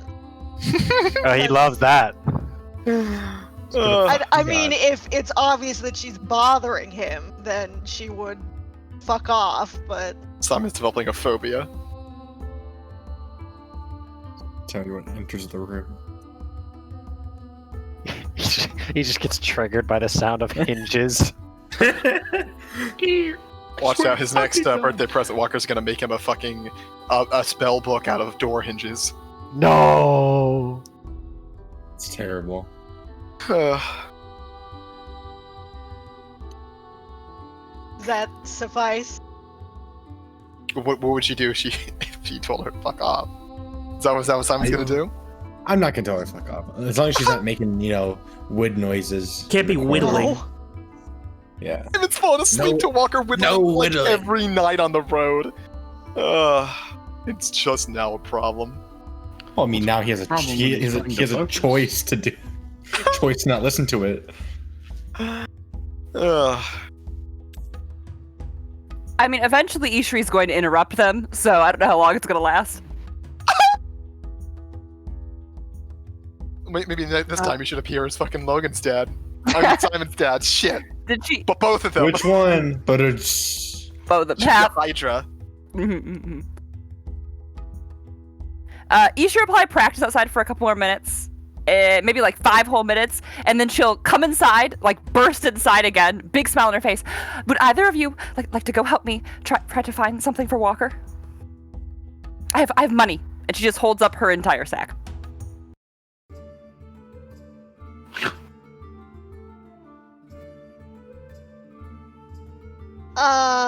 who's she talking to? Me and Yep, both of you, as Oh, you're okay. concentrating on important work. Seminal Motion for Rom. Yeah, I suppose I wouldn't mind going with you. I mean, I could try if you're busy. I can try to go on my own. Figure it out. No, I think I'd better come with you. And Ron just like smiles. Take care, Simon. Simon nods. Be safe. Need anything? Let me know. Court. So out on the town, Rick is going to continue upkeep the armory. So upstairs you got Simon working on his book shit. Downstairs Rick's working on his shit. Ram and Ishri are going off, heading for a apparent shopping spree. Walker is going to investigate. And Owen, Something. you and Evian are going to the Kin Summit. Which I'm sure will just be fascinating. Oh yeah, I'm sure it'll be really fun. Oh. Owen, with Evian in tow, you guys are dressed as cordially as could be expected. Arrive at the main entrance to the Eastwind Keep rather than the western one that you normally go into. There's a momentary pause and then, alright, right this way then, sir. We're gonna be waiting for you. Everyone else has arrived, and shrugs. Is Ranum arrived, right? He's with us as well? I apologize. Yeah, he would have been, like, he never knocked. He was just waiting outside for you for, like, 25 Poor minutes. guy. He felt it would have been rude to knock. What a homie, dude. You know how sad I'm gonna be when this guy dies? He is wearing a full suit of armor and cloak and sash of the rider. What a fucking G, fuck. dude. Ah, God damn it. Owen will nod respectfully to him. He's like, so like he's not wearing his armor, but he looks, I guess nice is the term I will use. Like his hair is combed, he's shaved. He is wearing his sword, just not his armor. And as always, his charm rests on his right wrist.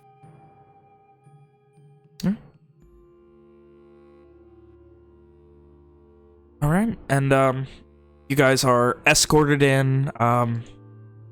The Arcanist is there, surprisingly, before, like, going down the main hall, up towards the, like, down the main hall and up towards the stairs.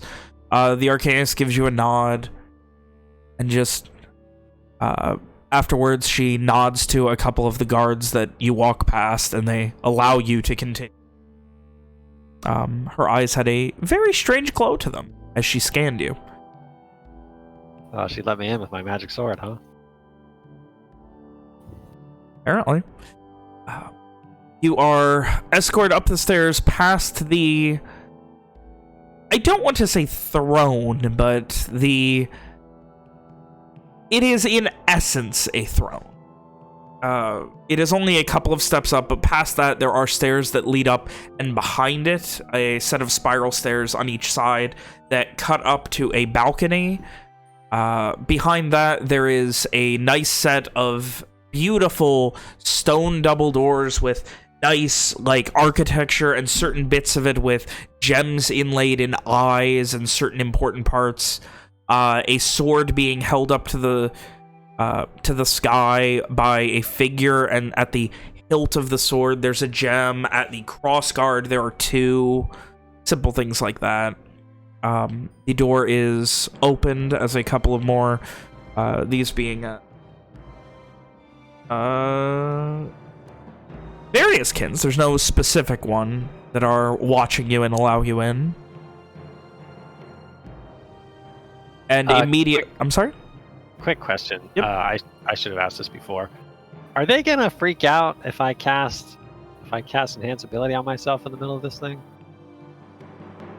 Is that something I would like know?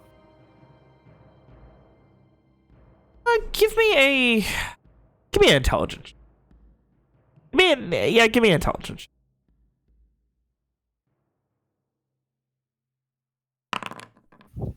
You're not sure. Like, in general, they'll probably be at least a little weirded out, but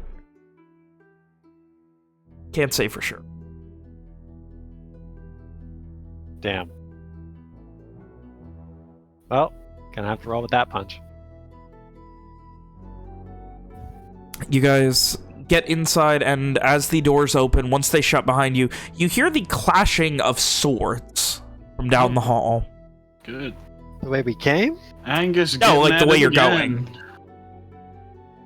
Owen narrows his eyes, but he looks back at Evian, you know. Evian looks a little excited.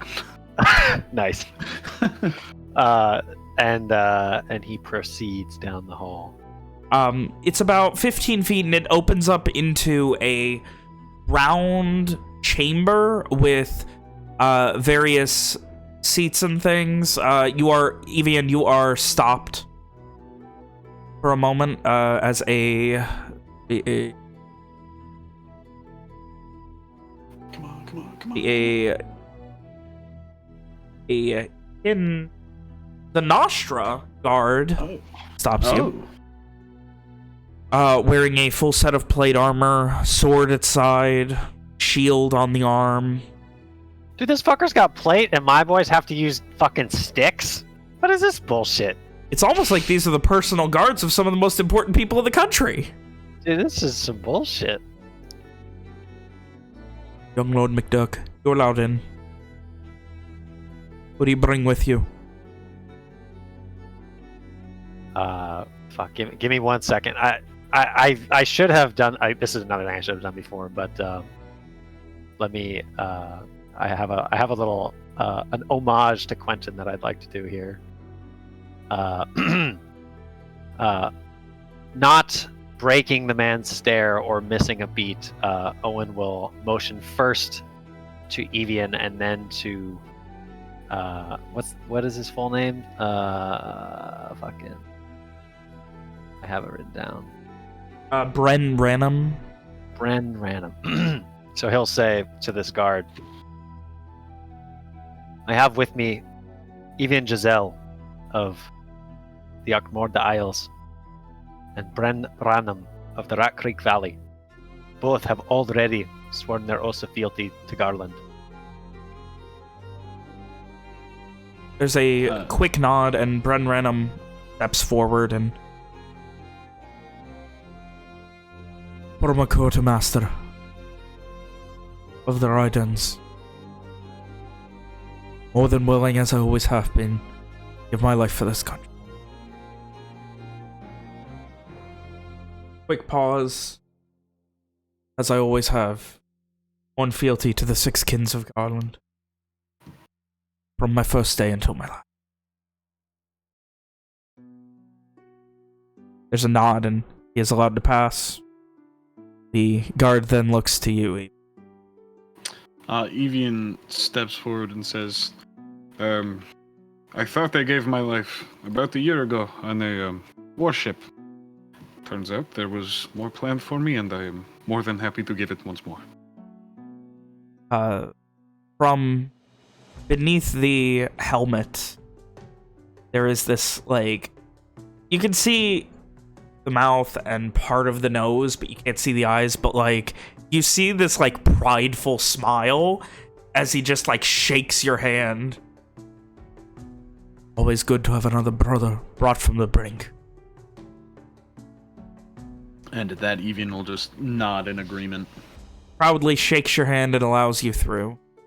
You can see that in the center currently, there is... Let me double check. You can see it is what looks like one of the personal guard, well, the ex-personal guard of Einblade, of the good Einblade Clive, currently squaring off with the Vice Commander of the Ryderns, who is in very similar garb to what Bren Ranum is wearing, though, with only half plate, a more, like, not high quality, but a more, like, fanciful cloak. It's a little bit longer, it's a little bit less worn. Like, you'd imagine that Bren Ranum's probably not worn his cloak in a hot minute. Either way, you see as using a pike, he begins to parry each blow from a hot few feet away, just knocking him back, pushing him to the side, and eventually, with another heavy clash, this personal guard of Kintaran shoves back with a body check, knocking the Vice Commander back to 1 foot, where he then trips the man and knocks him back, putting the pike to his throat. Hear the echoing voice of Angus. Just a very good showing. Impressive as always, Vice Commander Ironheart. Who steps back and does a half bow, nodding slightly to Angus and then to everyone else. See to it that all of these men are more well-armed and more well-trained, so that next time you do not lead where you have tonight. From behind you, you hear, the last party. The witnesses of the young Lord Owen McDurk have arrived. Very well. All eyes turn to you, Owen. Sick. As you see in this, it is a round chamber that goes down. There are 3 levels. At the bottom level, you can see the representatives of the 6 kins. The 2 levels above that seem to be where various witnesses and guards are.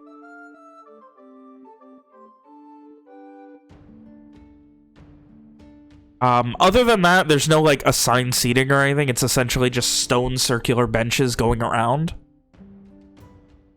Are there, like, spaces open?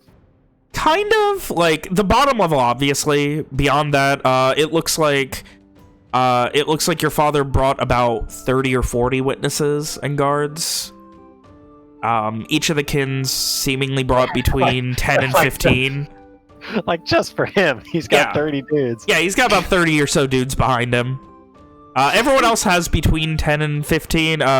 The Heart Tender, the leader of Kin Nosh Galda, has, again, about 30 or so. A few less than your father, but not considerably so. Is he just trying to big dick everybody? Like, possibly, but also those 2 are currently stationed here, so they would have the most men on hand. all right.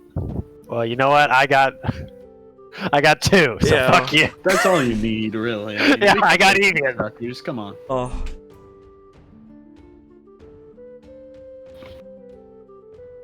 I'll beat up Angus. I'll do it right now.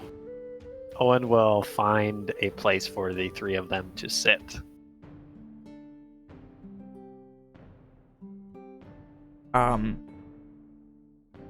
The general rule of thumb that you immediately get is that the witnesses are not speaking at all. There is a bit of small talk going on between the various representatives of the kins right now.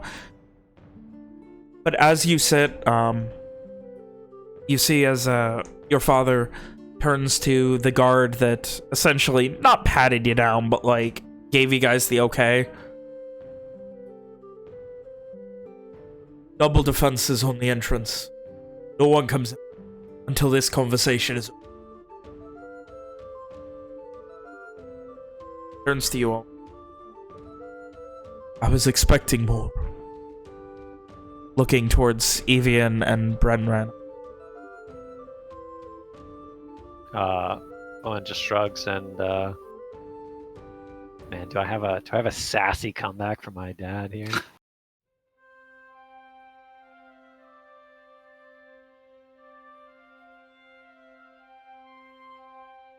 Oh. No, I don't. He just nods. At this point, he just... and he is immediately cut off by the air voice of the Arnshade.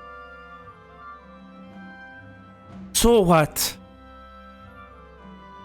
Call us all here with some magical plan that we're all going to be able to get all of these things ready to go, that we're going to be able to take back for art and get the red band out, and it's not going to cost us any men, and we're hearing this, and that, and what? Then we have to wait all this time for your son to arrive. Why? And the air voice is a woman with very long braids in about half of her hair, something similar to a lion's mane, a bit on the not as well built as many of the Arkmorta sailors are, the Arnshade, but still, compared to a regular person, very tough. And why are we late? I don't know. Owen would not have showed up. No, you were late. on time. We're on the time you were given. So was I given the wrong time on purpose? Oh. Owen frowns. So, at this point, patriarch of the first family of Arngalda speaks up. He scratches at his beard, a very, very strong jawline that shows up even beyond, even like under this slight, maybe inch-long beard. Very, very strong kind of not a unibrow, but he has that very strong forehead with the eyebrows that stick out, and he just... Oh, please. Young Lord McDurk, tell us. Your father told us that there is much that you are going to be able to tell us to make us reconsider positions regarding who is going to be getting deployed and how long this war is going to be going on. Are they all standing like you said it was like a... They're sitting at the lowest level. Oh, well, fuck. I guess I better go join the boys then, huh? Yeah, like, there's 3 layers. It's like, 3 layers of circle. The outermost one, it's like a amphitheater, but smaller, and all the way around. In the middle, like, the lowest level is essentially a stone bench at the same level as where they were fighting. Well, I guess Owen's going to get to his feet, shoot Evian what he hopes is a reassuring look, and then make his way to the lowest level to address the assembly.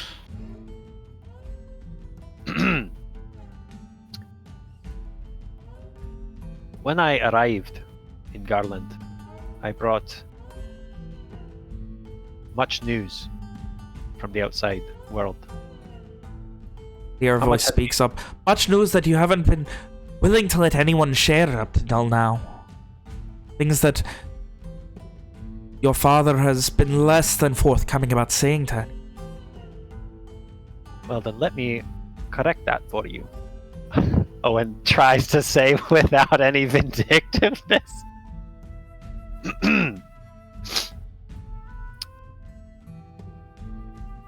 There are several developments that I have learned of from my time in exile. The first being that... As you say that, you're both pretty perceptive. You both would hear under your breath from the prime ferryman of Kins and Astra, exile that was absolute shit and should have never happened.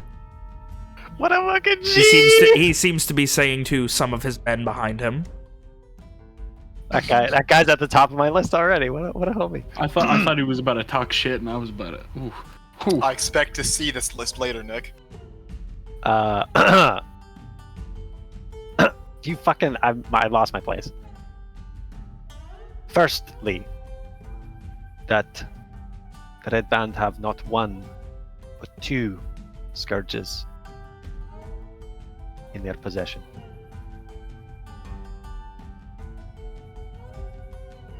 There's a moment of quiet, and like obviously they're not watching a movie, but everyone just gets a little more attentive and leans forward a bit as you talk now. I have good reason to believe that they don't know what these scourges are capable of, but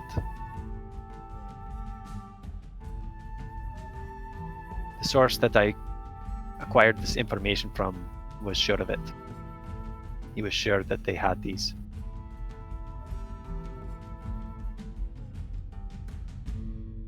There is also,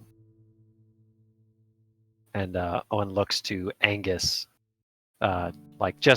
he doesn't look to him for confirmation, but he looks to him like, and he tries to convey non-verbally, I'm gonna tell him the thing, hope that's cool. As you attempt to convey that, Angus immediately we have 1 in our possession that we were able to acquire during the invasion of...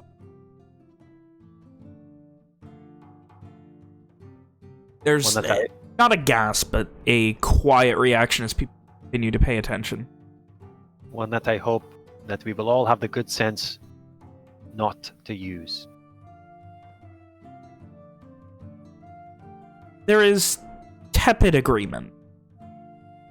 Like, everyone seems to be in agreement on this, but not overtly so. Like, there is definitely it's a weapon and it can help. Like, you know, everyone's like, it's got the whole, how do I describe it?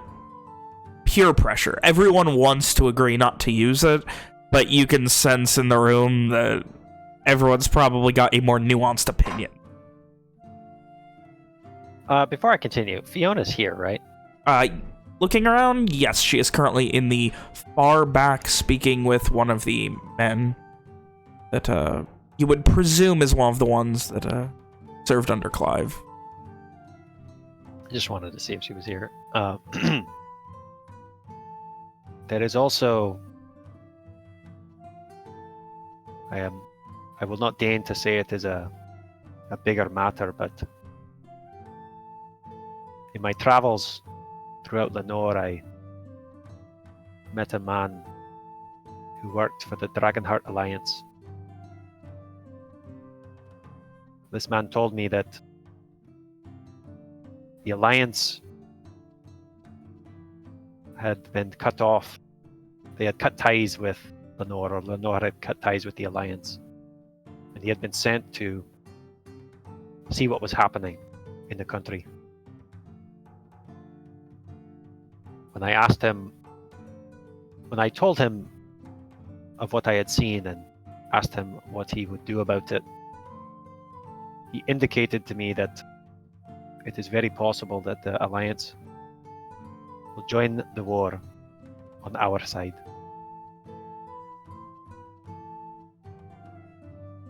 And then Owen pauses for dramatic effect. There's a moment as no one says anything, but they all kind of just look at each other.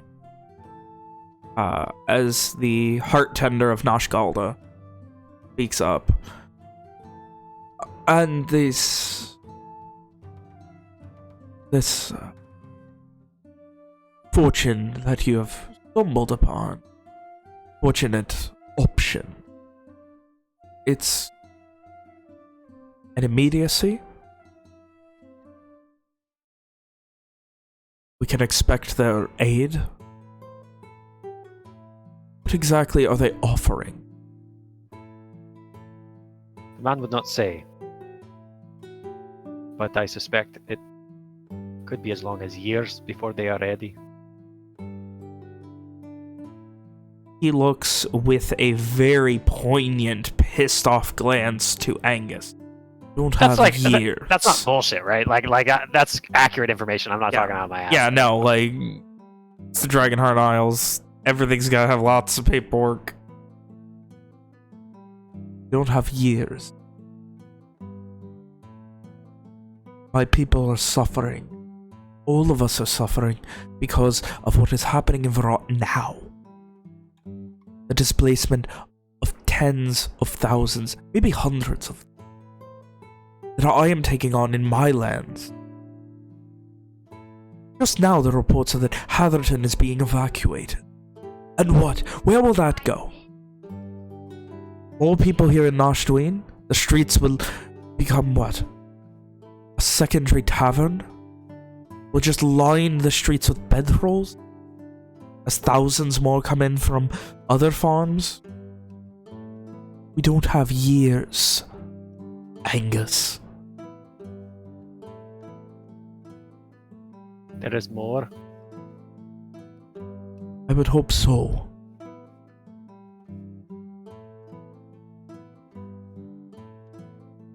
Man, I feel like I'm forgetting something, but There's more. What am I forgetting? no, I'm just gonna go with it. Owen looks around.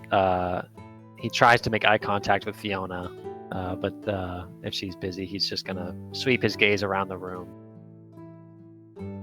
And as he does so, he says, I have been trying since I returned to gather information so that I can best serve our people in this our most dire hour of need. I believe, and Owen looks at Angus, I believe that if we can draw the Red Band into open battle, if we can take the scourges from them, we can win.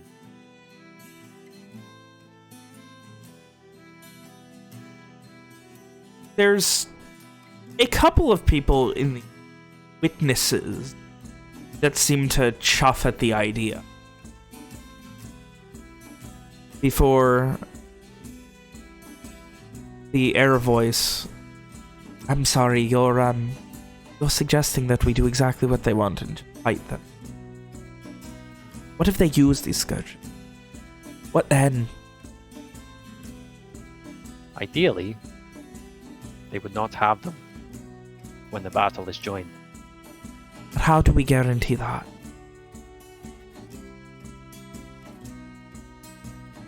We must find where they are being kept. That is the first step. The presumption would be Varat, one of the most impregnable fortresses in the entire country, in the entire world, maybe? If the scourges are at Varat, then they cannot be used against us on the field. Not unless the field itself is outside of Varat, no? What is the hope? That they are stationed in Borealis? That they have the scourges in Borealis? The hope is that we can find where they have these scourges. And then what? And then we take them. Speak very simply of very complicated matters. If we could have taken them already, why would we not have?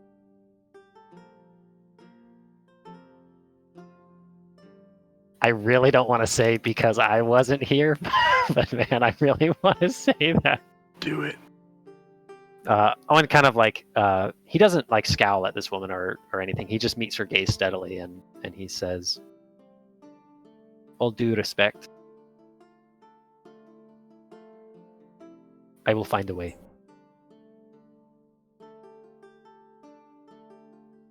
Give me a persuasion check. I need to see how convincing that is.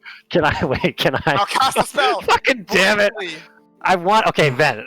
I know this is a bad thing that I'm doing, but like, as Owen went down to the bottom, like, could he have said his prayer then, so it wasn't so weird? I will allow it. Think of the Because like he power knew play. he was going to be speaking. I just didn't know I will that allow it it. was all going to happen Think so of fast. the power play of this bitch asking this question. You just like put your fucking hands in the air over yourself and sprinkle some magical dust on yourself. Well, you didn't have me. You know what I mean? Okay, I'm obviously choosing charisma. Thought you were gonna go strength here. Oh yeah, strength. I'm just gonna flex on him. I mean, you could just arm wrestle him to assert dominance. I'm sure it would work, honestly. But having me for you as your champion. as my witness, as my proxy. But it's okay because I am going to think big. That's pretty big. I'll take that. Huge! I'll take that. Very big! How did Karad help me out there? Oh, big.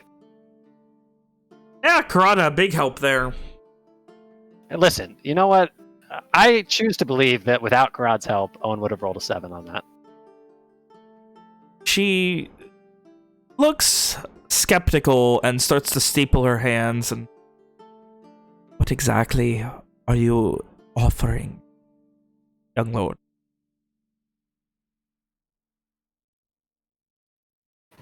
I can make no promises, but the people that follow me have a vested interest in getting these scourges out of dangerous hands. They will help. As you are finishing that, you are not cut off. Like, he was obviously waiting for you to finish, but the vice commander of the Riders of Kinmorn, as soon as you finish, immediately speaks up. And what exactly these people, where are they? Why are they not here to bear witness to this conversation if it's so important to you? If they're so well trusting of you? Owen will turn and regard this man. Again, he doesn't scowl, but he meets his gaze evenly. And he says, many of my followers are not garish. Many of them did not wish to fight this war. But how can we trust them to fight this war? Do you trust me, Vice Commander? He looks to Angus.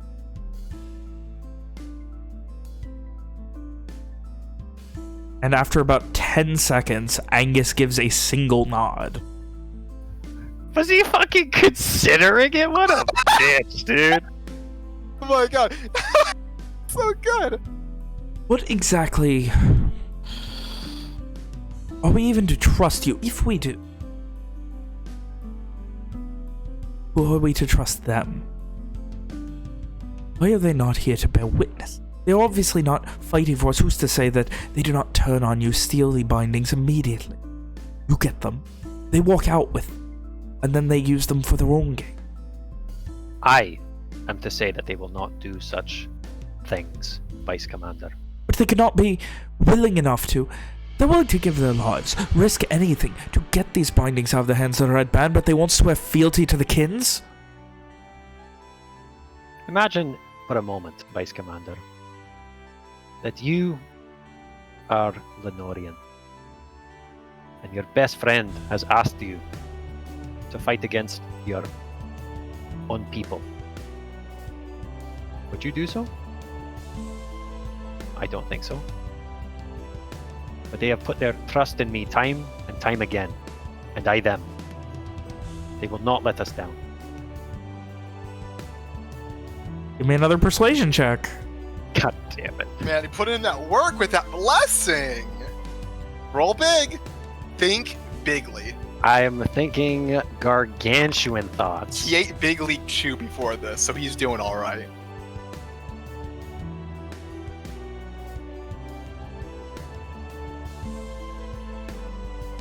There's a moment of consideration.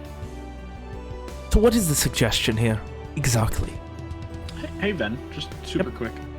Would it be abnormal if I were to speak? I mean, it would, from what you're reading here, no one except for the representatives and Owen have spoken so far, but... So, I mean, probably, but... You'd have to weigh it against how important what you have to say is. Alright. Like, a couple people have spoken, like, softly to themselves or, like, having conversations amongst themselves, but... Can I, like, turn to the guy next to me and be like, are we allowed to talk or are we just here to listen? Like, what's... Oh my god. Whoever's to my right. It's gotta be random, right? Yeah, you got Random No. with you. I thought he was to my left. Random just... Uh, Never been to one of these would like this, but... Imagine if it's... pertinent enough.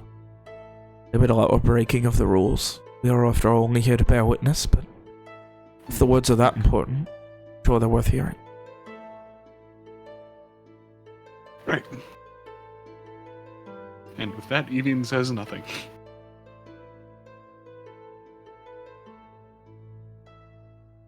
The consideration for a moment eventually falls to the heart tender. So, we're going to... What exactly is the plan here? You and you're going to be getting these binding. Would you trust that you can do that? How do we know that you don't fail? How do we know what happens? Many things are uncertain in times of war, Heart Tender. But we must place our faith in something, or we will all be lost. Aye, and right now my faith is in the people that are protecting this. But what exactly is the plan that you're presenting? We cannot hold out for many years, hoping that the Dragonheart Alliance are going to show up and help us with our problem, or even wipe Lenore off of the map completely. As I have There said, are a considerable amount of people who say a silent prayer of please let that happen either way. Yikes. As I have said, I believe that we can defeat them in open battle without the Scourges.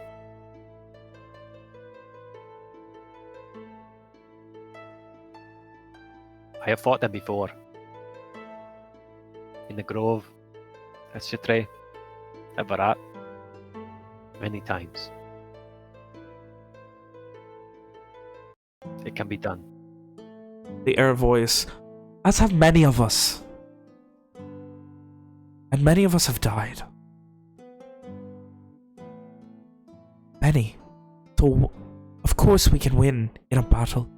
But how do we separate these scourges? What is the offer that you're really making? Please, explain that. What is our risk? What are we to do here? What makes you different? What makes this different than the last time Angus called upon all of our soldiers to take back Var?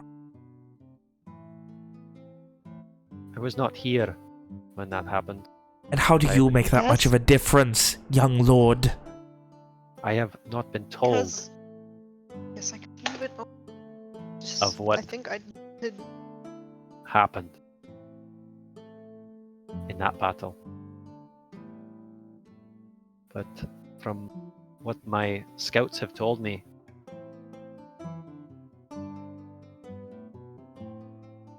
if everything they say is correct, then the Red Band don't have a chance against us. If we gather our might together, if we join as the Kins are meant to, as long as they don't have any scourges, they will be defeated.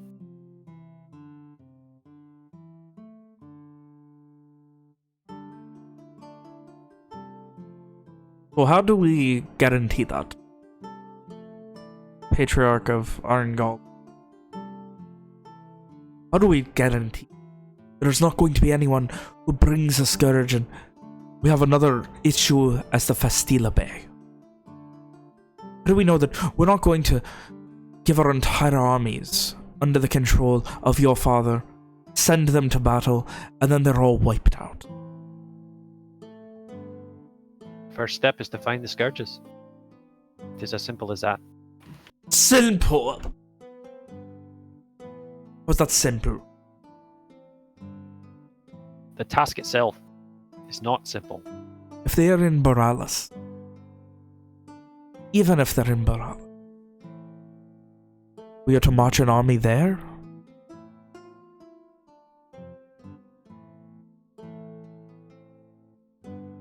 Risk everything to hopefully get a binding out of Boralis?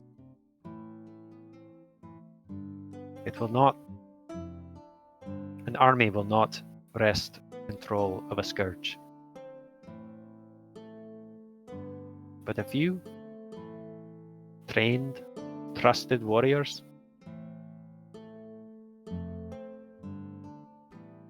it could be done. The Prime Ferryman stands up. But what exactly is it that you're suggesting here? That you're going to be the one who wrests these scourges from the hands of the Red Band yourself? Think you're a man who won't swear fealty to Garland, but you trust anyway? And trust that what happens to them then? You hold on to these scourges? Well, guess I'm gonna have to spill those beans. Angus immediately starts to talk, and the Prime Ferryman, "Had your time, Angus. Now shut the fuck up." Damn, I was gonna cut him off. What a fucking G. Wait, it's Zanastra. That's Yes. the guy that we like. Who's the? Oh, he is the guy. He's the prime. Okay. Owen's going to exert Herculean effort not to burst into laughter, but he controls himself, and he says, "I would be glad to tell this gathering tale of what my companions and I have gone through. We have been across Lenore, faced dangers beyond counting, plunged into the depths of the plane of shadow itself, all because we support and trust each other. I have never met anyone like them. And despite not wishing to swear an oath of fealty to Garland, I know that they will see this done.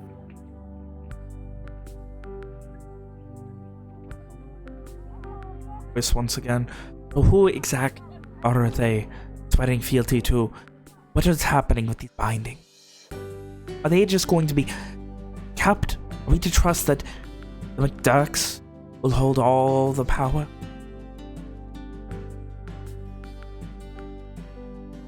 Really trying to get me to say it, man. Owen looks back to Evian like with like a man, I wish I didn't have to do this kind of look. I'd give him a thumbs up. Fuck.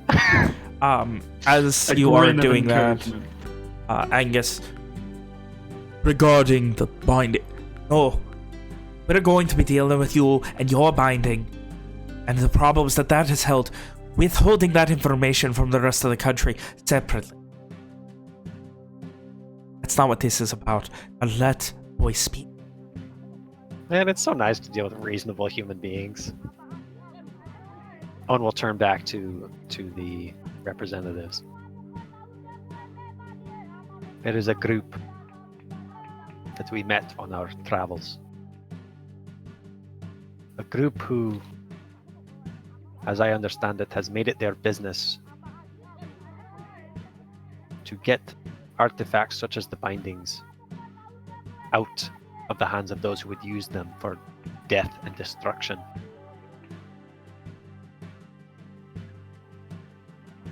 And it is with them that I would entrust them to.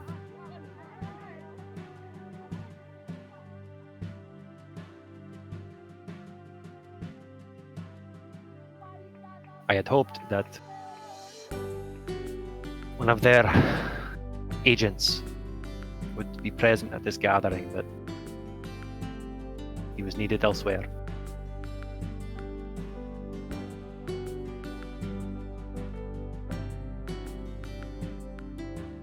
What exactly are these people? How do we know we can trust them? What makes them any different? How do we know they're not just going to sell it to the highest bidder? Sell it back to Lenore? They can do this all over again. Because that is not their way. The man in question we met in Lenore, operating in secrecy. Ben, somebody just knocked on my door. I gotta go for a second. Okay, we will go ahead and take our break there then for the night.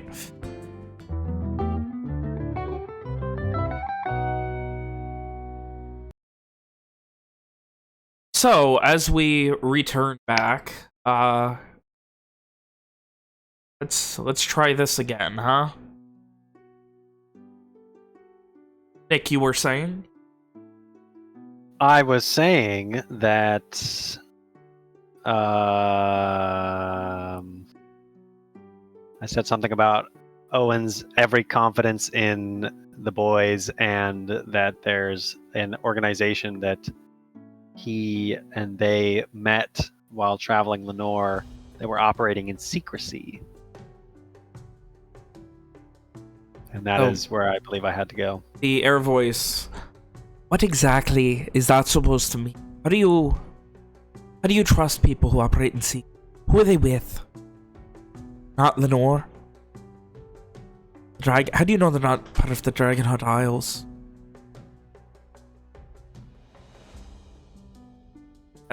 With worrying about. Anybody wanna throw me a bone here and tell me why we know that Illuminate Summit's like sweet, awesome, We don't. great? I mean, technically we don't. Okay. There's a I mean, that's what I thought, but I also thought that maybe I could be forgetting something. That's So the fucking best. It's because we like Lakar. Yeah, it's because Lokar is cool. Well, you see, Because guys, they're- this they're really cool goals. guy named Lokar. Lokar's cool and they saved Rob's life. oh, that's okay. That's important actually, because they had a chance to betray us 4, 5 times. It was through their help that we escaped the Shadowfell.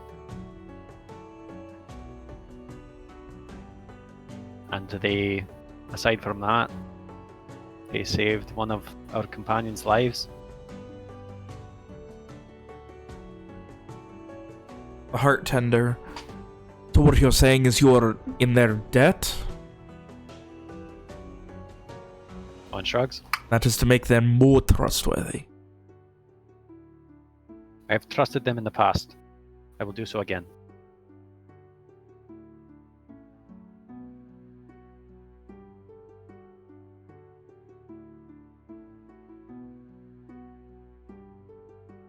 That is...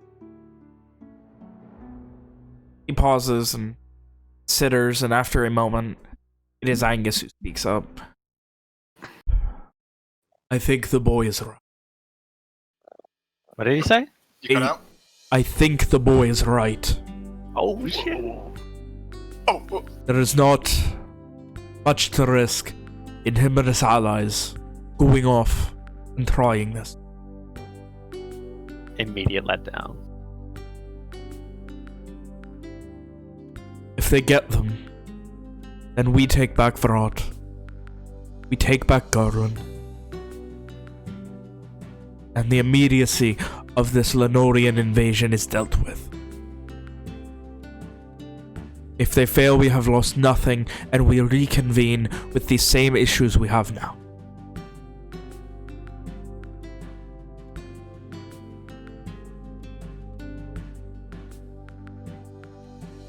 The only question, these people that you trust.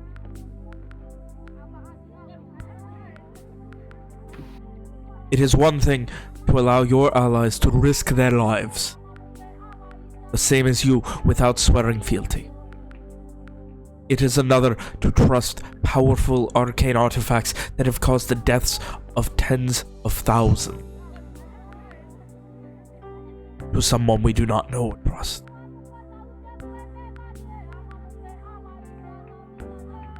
I would, and at this point, immediately he is cut off by the air voice of Arn Shade. Love her. I would expect that someone would need to speak with them. I think that would be the doing of my kin. I would go on Garland's behalf immediately. Turns to Owen. What's the direction? We'll leave post-haste first thing in the morning. You fucker. Let me have a chance to speak with my contact. They are wary about inviting outsiders, as they are guardians of, as you say, powerful magical artifacts that could do much harm. But I will speak to them, and you will have an answer by morning.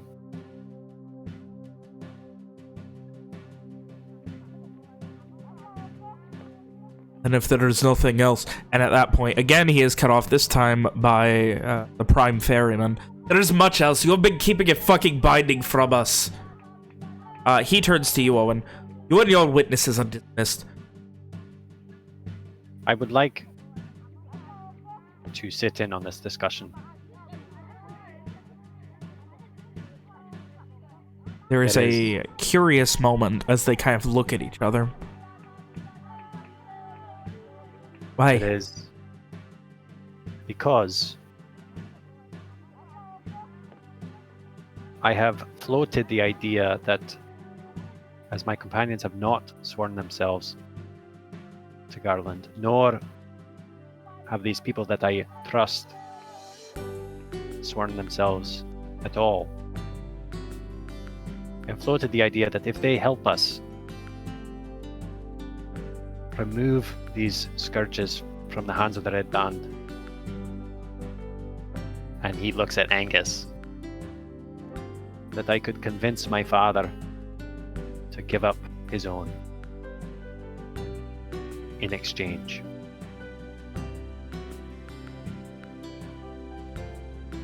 There is a very quiet, considering moment.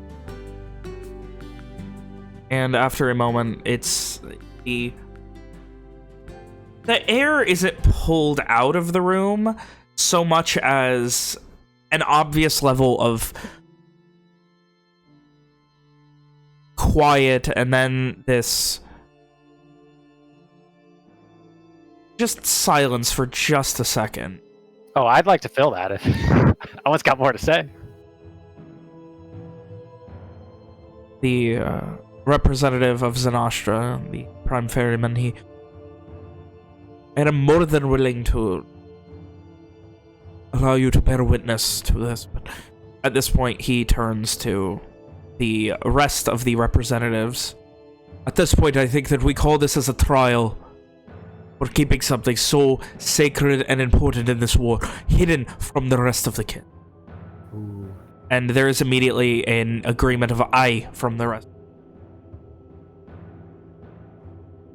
Uh-oh. Good Ruh-roh. night, Angus. I think What it's is, McDurk. What? How does Angus react to that? He stoic and unmoving as usual.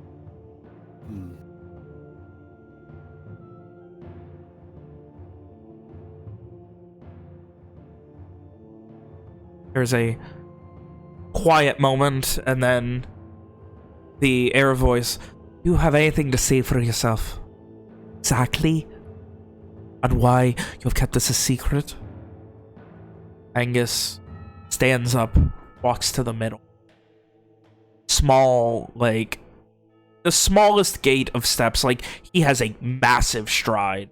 He takes this very slow and deliberate, taking probably 30 seconds to walk, maybe 15. It was not my intention to keep this a secret forever. It was something meant to be kept away from prying ears and all. It was one of my Ironblades who found this during the escape from Varad, the banishment from my home. That was what we took. That was the pound of flesh that we took. The Red Band take our home. So no, I did not mention it. I was not intent on spies, on those that could not be trusted, finding out about. That same note I would mention. It is only of recent that I have come to understand exactly what it does. The Heart Tender, you've had this in our home, in my home, for months. You've been okay with that. Expected that it would be acceptable to keep such great risk to so many people. I knew it would not be used, that it would never be used by anyone, as long as it was in my possession. And that is what has happened. It has stayed unused.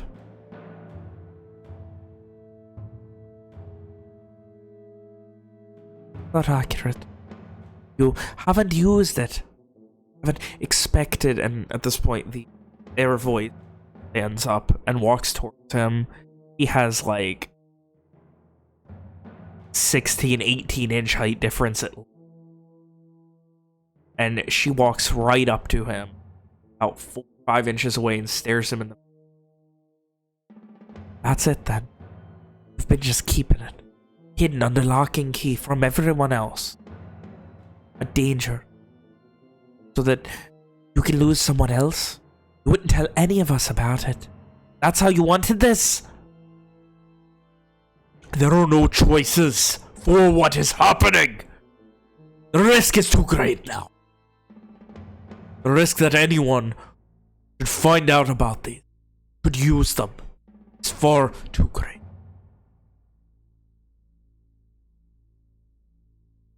I'd suggest stop anything, because I will bring it. Tomorrow morning, when we reconvene, I will bring it and we can decide what to do with it. We can decide what to do with all of them. Make no mistake, this is not an intent to put me on trial. This is an intent to try and dissuade your fear. You all are afraid of what might happen. You need to stop giving in to that. There's no trial here. There's no risk of death. Trust that I am putting the greatness, the safety, and the utmost survival of my kin and our people and this country first and foremost. Is that understood? And gritting his teeth a little bit at the end, there is a bit of a quiet moment of reflection.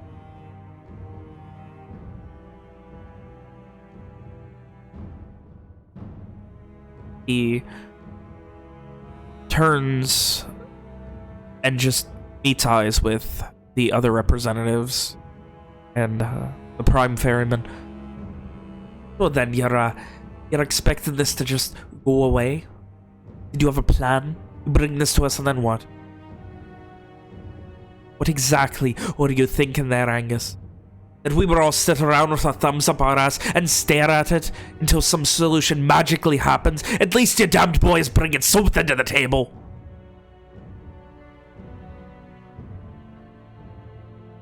The summit's adjourned till the morning. And the Prime Ferryman stands up and walks out. Does he seem pissed? He seems yeah, pretty he pissed. seems...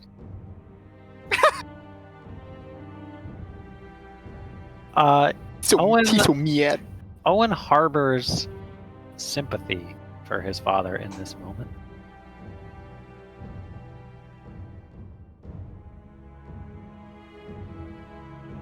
A quiet moment later, there is a bit of agreement, and the air voice stands up without saying anything, and she begins to... Is she also Mia? No. The meeting has just been adjourned at this point. The heart tender. Sunrise tomorrow. We have this discussion regarding the binding. He turns to you, Owen.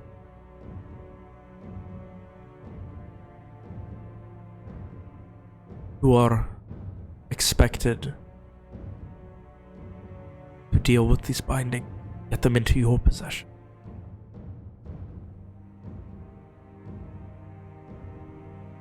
No matter what happens, with our agreements with these people that you trust, we cannot let them stay in the hands of the Red Band. We cannot let them stay in the hands of Nor. Consider your offer accepted. Owen inclines his head. And he shakes your hand. Oh shit! Which person is shaking his hand? The heart tender of Nashgalda. Okay, I thought it was his dad because of the voice. My bad. His dad's still just standing there in the middle of the... He's just sulking like a child. Is he like hyperventilating? Like No.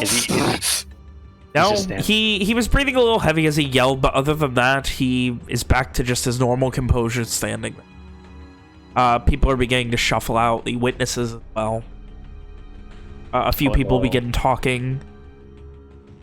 Owen will trade grips with the heart tender, and then I think he's gonna go see if his dad has anything to say. As you start to head that way, you see Fiona head down and say a couple words to him and just give him a quick kiss on the cheek.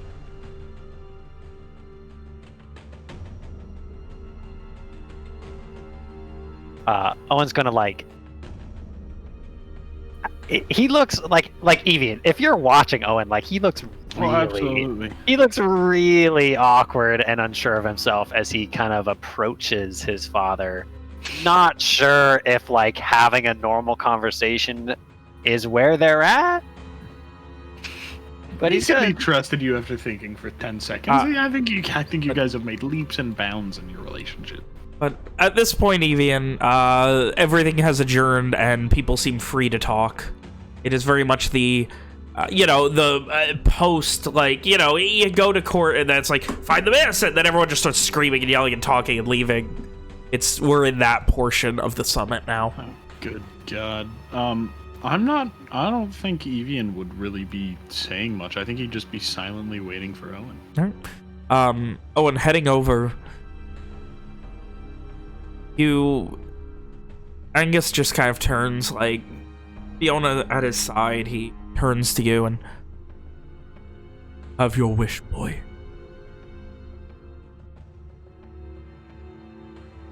Will you give it up? If that is the price for their help, will you give it up? Give up anything. Bring back our home. And I intend to. That is good.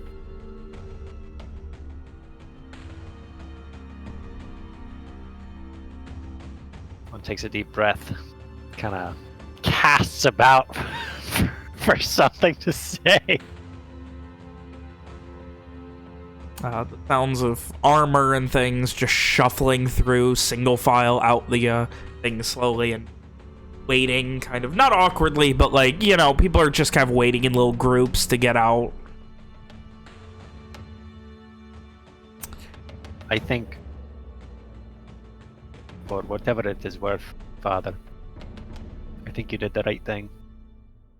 Not telling them about it. He doesn't say anything to that. Oh, I guess we're not at the conversation level yet. Soon. Sorry? I said soon. It was directed to Owen. Or Nick. Have all the information you can with the summit tomorrow. I imagine it will be a fair bit more informal. Going to want to get it over with. They want to send plans back. Their kins. There are so many things in limbo. Every moment is going to count. I'll be ready. And he turns to Fiona, and he says quietly, "I'll be at the house if you need me." He gives a quiet nod. And I guess Owen's gonna shuffle off. He's not gonna shuffle off. He's going to stride proudly back up to where Evian is and beckon for them to leave.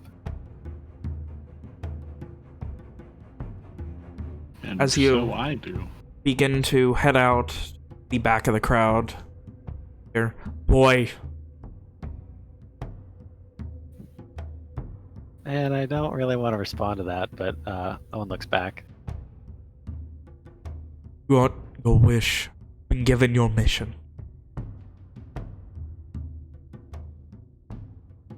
See it through. I don't want to lose my life. Sorry, what did he say? I don't want to lose my lost son. Oh. He set a really low bar and then he crushed it, huh?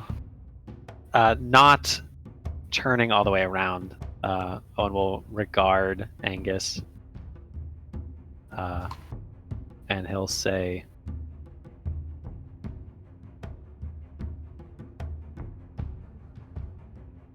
"I will see it done, Father." Says nothing else. Fiona gives you a warm smile and a nod. And you guys find your way out of the meeting chamber. Back towards the main hall of the East Wing Keep. With that, let's find out what Walker was doing. Hey, yo. Knowing there's probably some extra people in town, you know, with all the kins visiting, they probably have some people, you know, just lackeys just hanging out. He's gonna go around and see what, how people view the good Lord Owen MacDurk. And any other prudent information he finds. Give me an investigation check. If there's any words around town, you know, things like that.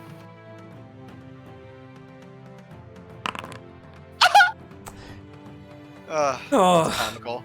you You didn't think big, bro. Come on. Apparently not. He didn't even think moderate. Walker's mad. Walker's upset. Walker's in a mood. It's probably affecting his work a little bit. You, for one reason or another, maybe your heart's just not in it, but you're not getting the information is basic. It's, oh yeah, he's back. Like, lots of people are like, yeah, he's back from the dead. Everyone thought he was dead. Like, it's all shit Everything you've heard before. Yeah. Like, there's nothing new that really comes out. The only thing that you hear that really sticks out as more is a group of people calling him Owen Rat Tongue.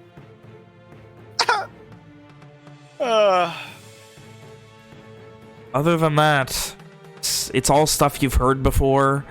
People, oh, what's he gonna do? Fix it? Fix all this? He's not the magical fix-all answer. Oh man, that's awesome.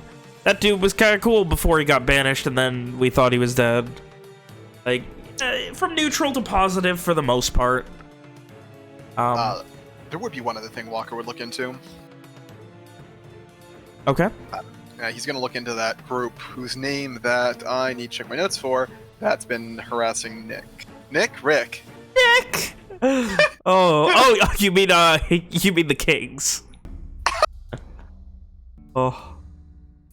Hang on a second. I'm sure I have it in my notes somewhere.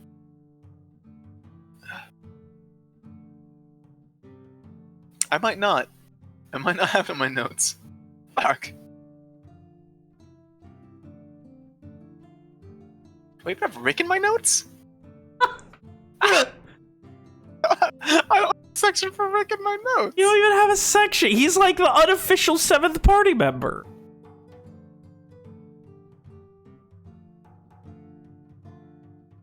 Anyone got the name of that fucking group for me? Fuck, it's not Beholden Blades, right? That's the Beholden Blades are the ones in, Oh, while you figure that out, maybe Nick has it for Does you. anyone have the name? I can't just fucking a resounding no. I can't just produce it from memory at you. I have to search through my notes. Yeah, I too would have to search through my notes. Well, Walker's looking into that. Okay.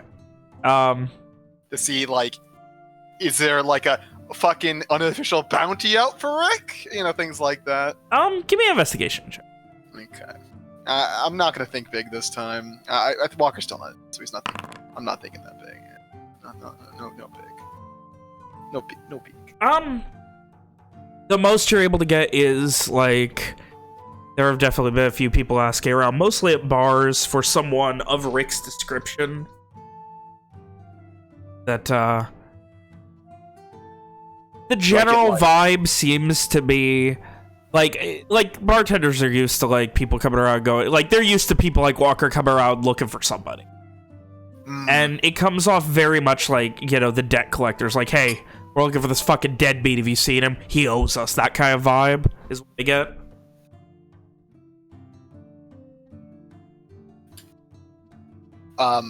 Would there be like anyone have the information of, you know, if you see the guy, send him this way, or send the information this way, etc., etc.? No.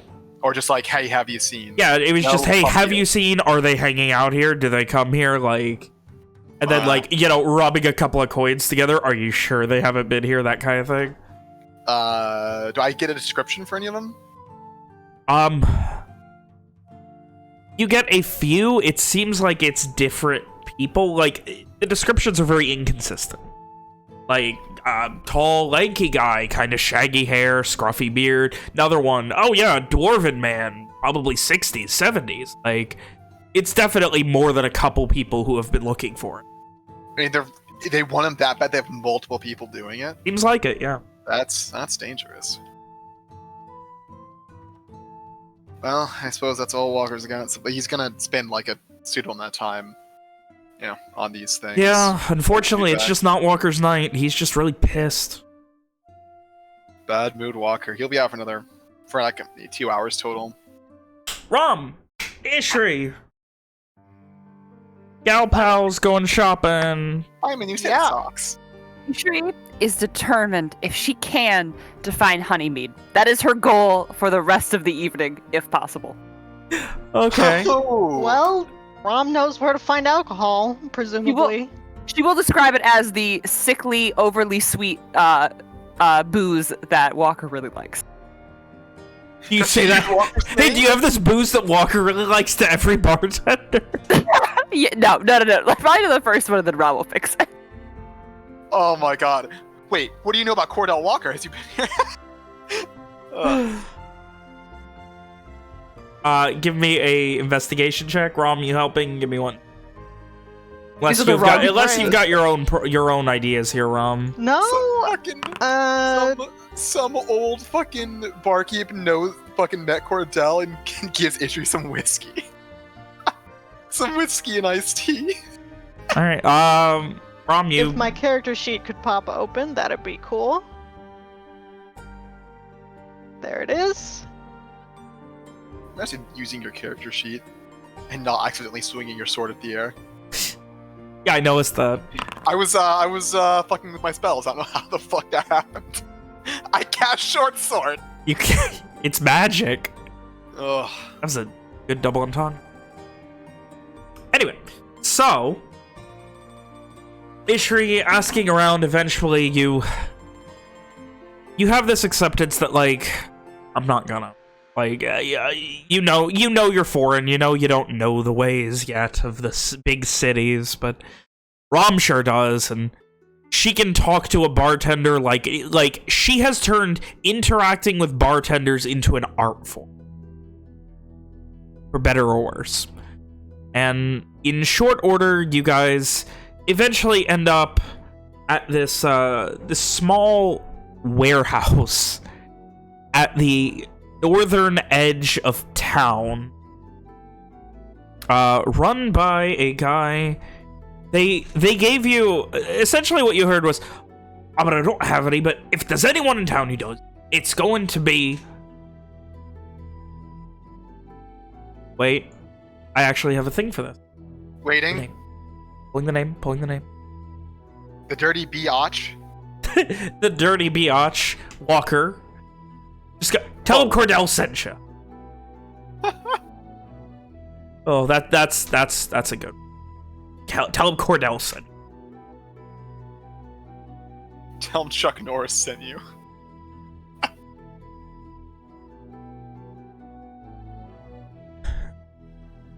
Ask for Callum. He runs a. I want to go find Callum. He runs a bit of an import out in the north edge of town. Can't miss it. He's got a warehouse on the right-hand side when you're heading out. About 4th or 5th from the end of town. There'll be probably a couple of horses out. If there's anyone here who's got it, he loves importing it. That's about what you get. But yeah. Alright. Rom will relay this information to Ishri. Yeah, we're looking for a guy named Callum. And he said we go XYZ direction. There's maybe horses outside, etc. You know? Yeah. So, Fantastic. Good. and you guys excitedly headed that direction. I don't know. He said if anyone would have it. So I don't think it's going to be a sure thing. So maybe we should have a backup plan. Well, if they're importing something, maybe they'll have something else from Lenore. Maybe. We might as well try. It's the best. Yeah, it sounds like a good idea to me. Walker loves anything. It's a good Lenorian chain. After a little while of searching, you find the place. It was actually about 2 blocks from the edge of town. There are no horses, and the door was just open. Like, there's a small, like, single-person door, and then there's, like, a set of warehouse doors further down. There are no horses. Directions are okay at best, but you found the place, and you kind of head inside. Mm-hmm. Walk right in. Calling out hello, Minorian. There it is. It is dark. You can see the movement from what seems like a oil lamp on the other side of a aisle of crates, and a response back in Garish. Are you here to rob me? Is that it? Because you're doing a shit job.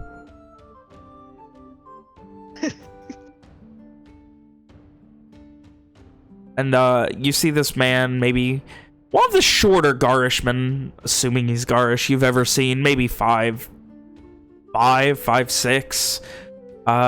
Kind of, not old, but definitely seems like he's got that old for his age thing going on. And he comes around the crates and just... You're about the strangest red band I've ever seen. Well, Screaming that's out to because me. we're not red band. Like you sit here screaming out hello in Lenorian. I mean, what else am I supposed to think that, I thought it was the end of the world and we were being invaded. Well, my friend here doesn't quite speak Garish yet. You'll have to excuse her. The entire time, Ishri's just smiling and waving. The only word she probably got out of that was shit, so that's where we're at. Interesting. And, are you also a war tourist? Here to, spectate the end of the world? Certainly not. We are retainers of young Lord Owen McDurk. Oh, is that so? That's wild. I'm actually the last deigned priest who was able to speak with Ohm, the bringer of tides. You can believe us or not, sir. It doesn't matter. We're here to shop. Now, that's what I like to hear. So what do you need today? What are you looking for? I mean, normally people don't come here right away. I mean, you're starting a business, you're retainers, right? So what kind of business are you really starting? You're looking for something. Well, we are looking for a present for one of our friends. Honeymead, right? Yes. Eitri? Yes. Is there a word for it in Garish? I mean, sweetmead, honeymead, like there's a lot of ways it can be described, but honeymead is very much a simple descriptor. Take mead, add honey, honeyed mead. It directly translates as sweet piss. You can't say that. Why not? I'm sorry, what was it again? Rom will do her best to describe what. Oh, you're talking about sweet piss. Why didn't you just say so? That's what you get, Alex. I didn't get to torture you at all last week. I had to drag you through the mud at least once. Oh, yes. I definitely wasn't getting tortured last week. Thank you. I needed to drag you through the mud. So, tell me, what exactly... you're looking for a lot? I mean, that stuff's, we don't really... Especially not around here. There's not a lot in the way of, apiaries and the like. Definitely well imported. Import from the north. So most of the stuff I'm importing is, from the Dragonheart Isles now. Very expensive. And I don't have a lot on me. I mean... Normally, various bars, they like to keep one on them just in case the errant Lenorian expatriate shows up and wants to fuck them over by ordering something stupid expensive from home. But either way, what you looking for? A lot, little? Rom will translate for Ishri. Ishri will, in response, begin saying in Lenorian, well, I have quite a bit of money. And she will get down on the floor and start going through her pack and pulling out loose gold pieces. And she'll say, preferably Lenorian honeymead, and, I don't know, like a large jug bucket? Yes. Rom will hesitantly relay this to the man. It's not a matter of, you not being able to translate. It's a matter of him thinking you don't know how because of the weird phrases Ishri uses and shit. But eventually he's like, alright, well, what I've got on the bigger side, I mean, if you're looking for more than just, a tankard or two, then what you're gonna want is, and he walks you down a couple of aisles. Like, you can see he's, looking through the warehouse, holds up the lantern, reads a couple of labels, walks down to the next one. Right here. And he, slaps it. If you would be so kind as to get the crate here down. And please? Sure, I'm sure one of us can do that. Ishri will if you just point her in the right direction. right. Sure. And he grabs a small little pry bar and wiggles it up. And inside there is a small keg. Pulls it out, and you can see there is a... Do either of you speak any dialect of fucking Astorian? I No. don't think so, but I guess I can double check. Nope. All right. Hello? All right. With neither of you speaking Astorian, all it reads as is pretty much gibberish.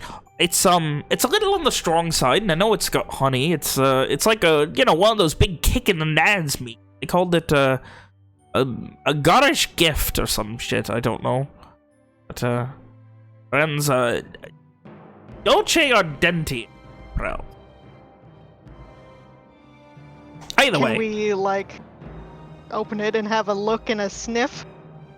be Is that allowed? Be my guest. And he like tries to like uncork the top, and it takes him a minute. Like he's got little weak paper pusher fingers, but he finally it's like gets it off.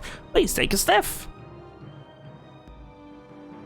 How similar is it to honeymead? It's stronger. Like it doesn't burn when you smell it, but it definitely smells stronger than the honey mead you are used to. Probably a much higher alcohol content, you would imagine. Ron will say to Ishri, well, I don't think it's exactly the same thing, but I mean, it's the thought that counts, right? Are you saying this in Lenorian or Garish? I mean, I'm saying it to It's addressed to Ishri, so Ishri. I'm sorry. presumably Lenorian. Yeah, that makes sense. Well, I'm just... As long as this will maybe make Walker feel a little bit better, anything would work. Could you ask them if this is the only one they have? I'd take a smaller unit if they have something more similar, or both. I could do both. But like I said, assuming that you translated that, Mhm. like I said, I'll have he heads about 4 crates down and like struggles, like gets one down on his own and pries that one open. I'll have this. It's mostly empty now, but it's got a little bit of a kick to it. Not as much as the Dolce over there, but it's got a bit of a hit. It's very sweet. I don't know that I would call it honeyed meat. I don't. There's some guy scratches his head. There's some merchant who brought it in, landed in Port Goldorf with it a couple of years ago, I'd say now. Had a couple barrels of it. I don't really know what it is, rightly, but some sort of sweet, strong ale. Only a little bit, maybe a tank and 2 left, though. So, yeah, you go make a choice on that. I will, of course, be translating this for Ishri. How much for both? Well, this would run you. Tell you what, you pay tag price on the big one. I'll throw in whatever's left of this for you free. Tag price on that's going to run you. Let's see here. It's a pretty big barrel. I mean, big's a relative term, and he begins to mutter to himself as he thinks and starts flipping through a ledger. All right, I paid 22 gold a barrel for it, and I got 4 of them, so when you consider that, it's 88. I was expecting to make a 20% profit, but I'm willing to make a bit of a cut on this because this is kind of wholesale, but how about 25 gold? You make it nice and easy, nice and round. Does that seem fair to Um, Rom? Give me a... well... I mean, yeah... I mean, I guess she doesn't know much about non-Lenorian currencies. Yeah, I mean, the question like- is, like, you could try and, like, do a taste test of it to appraise based on that. You don't know anything about... You can't know anything about the brand because you don't speak the language. Mhm. Rom would know a bit about business, and Yeah, 20% I is mean, if probably you want to try and undercut him, you can do that. No, Like, it's- like, not as far- necessarily. as far as the him saying 3 gold more than he spent is probably pretty fair, but you don't know if he's telling the truth about how much he spent on it. I mean, what do you want to do on this front, Alex? Rom will just tell Ishri the price that he said. I have 19 gold pieces to my name. How much? Rom have any? We were each given 10 gold pieces by Simon. Except for Ishri, was given 10 silver pieces. But then, what's his face? Aelbert gave her a bunch of money. Yes. He's threw her his entire change purse, I think. Rom will fish out 6 gold pieces for Ishri. There you go. Beautiful. I hope you all enjoy. Is there anything else you need? Setting up shop anywhere?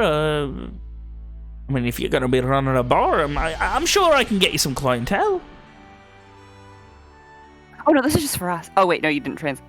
If you translate it, Ishri will say Yeah, that. she will translate. Ishri also, you also don't happen to have anything from Dreswood, do you? Where's Asking after. is Threswood? Is that? I'm not familiar. Is that like oak or what of a? I don't think so, Ishri. Okay, thank you. And she gives the man a solid pat on the shoulder, grabs the barrel over her shoulder, and heads out.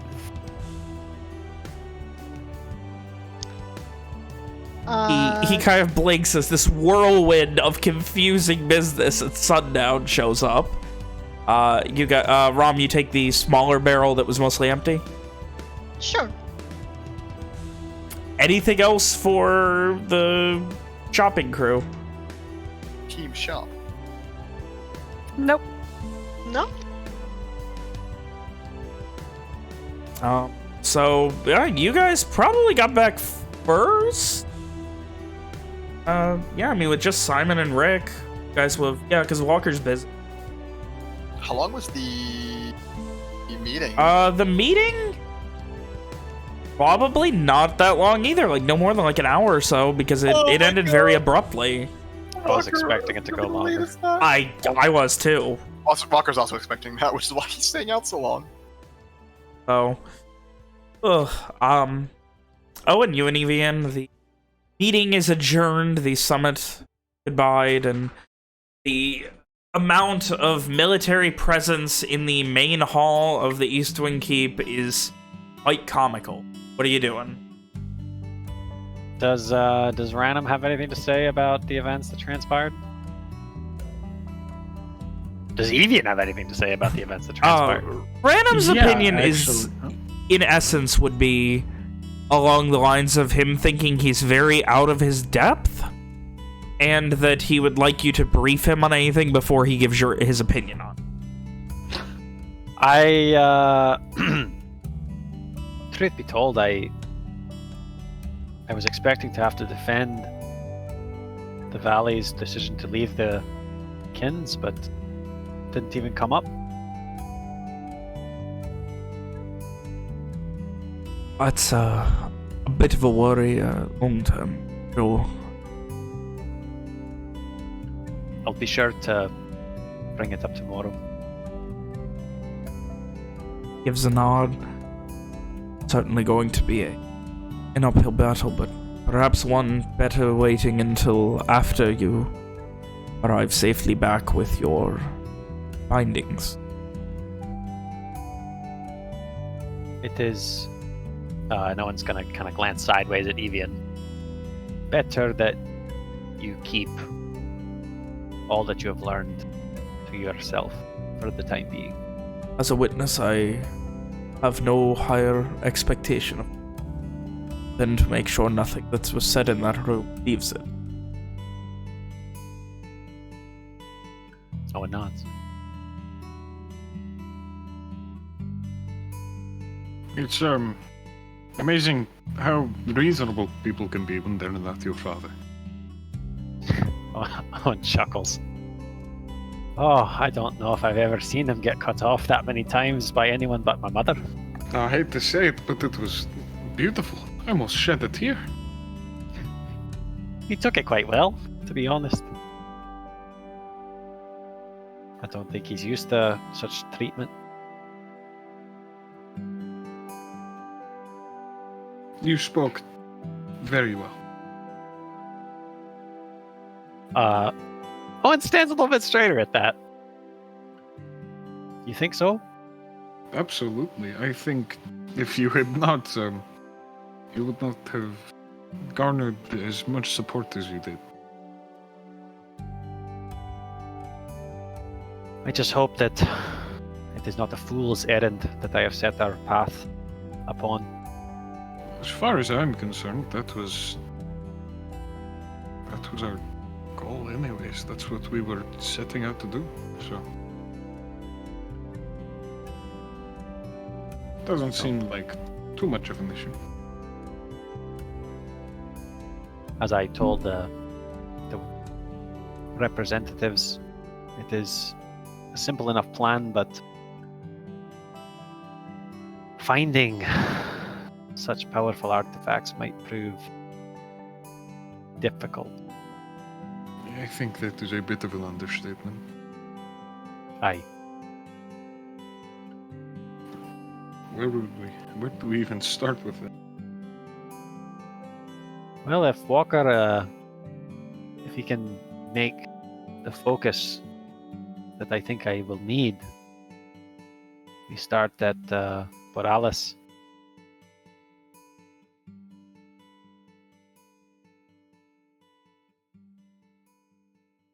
Oh, And on the bowl, Aye, the significant bowl. aye.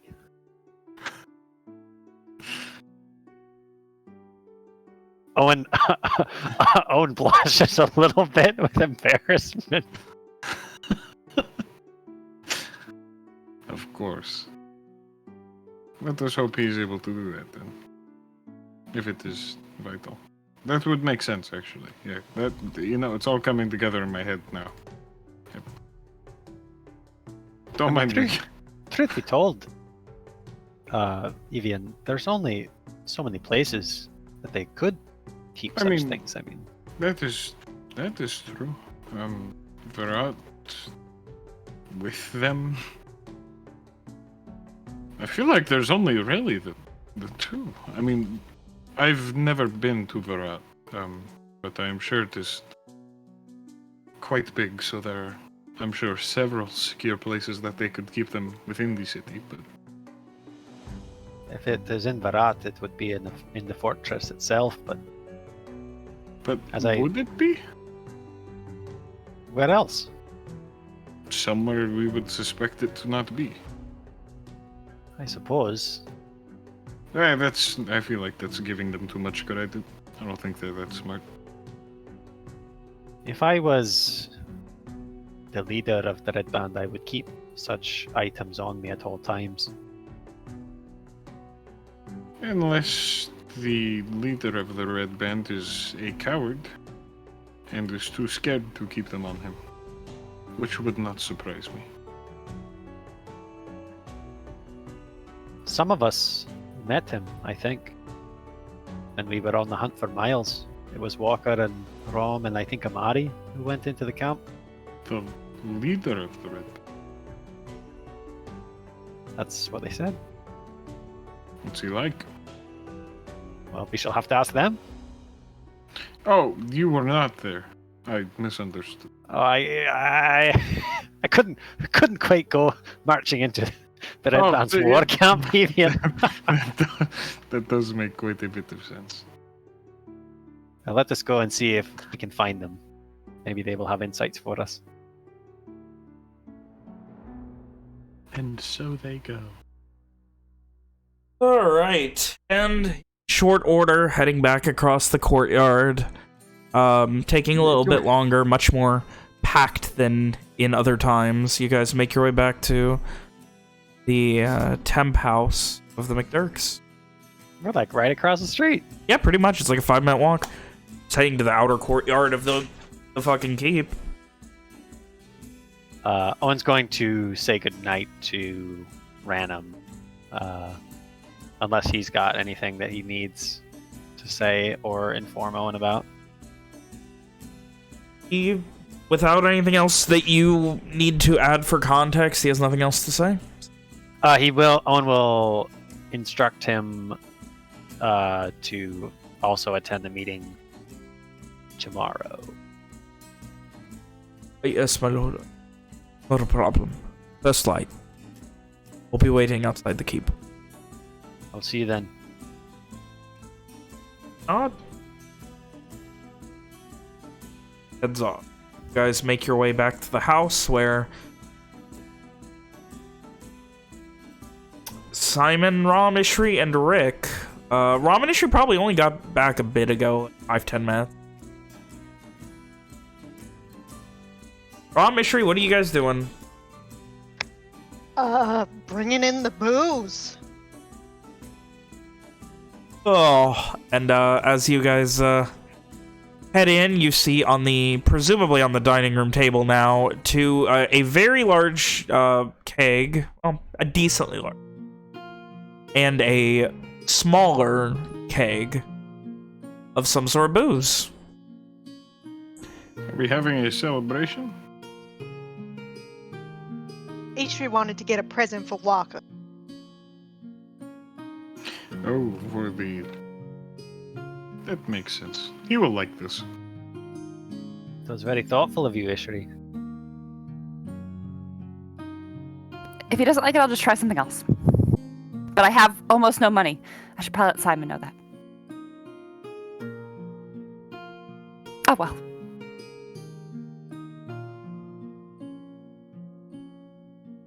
Right. So is there anything else you guys need to talk about or do for the next hour or so while Walker's still out? Okay. Yes, actually. Owen will...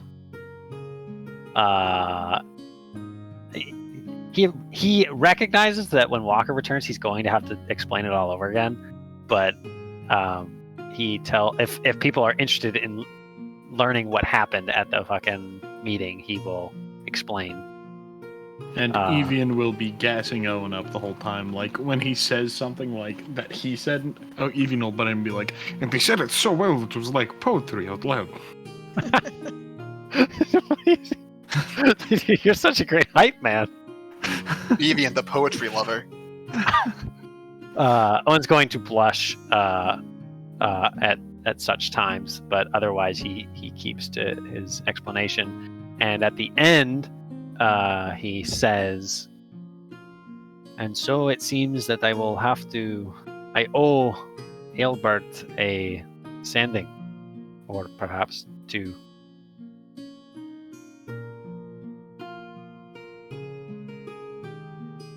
I didn't mean to expose them in front of the whole of the kins, but It I seemed felt- necessary at the time. no other choice. I don't think anything else would have been able to sway them, to be completely honest.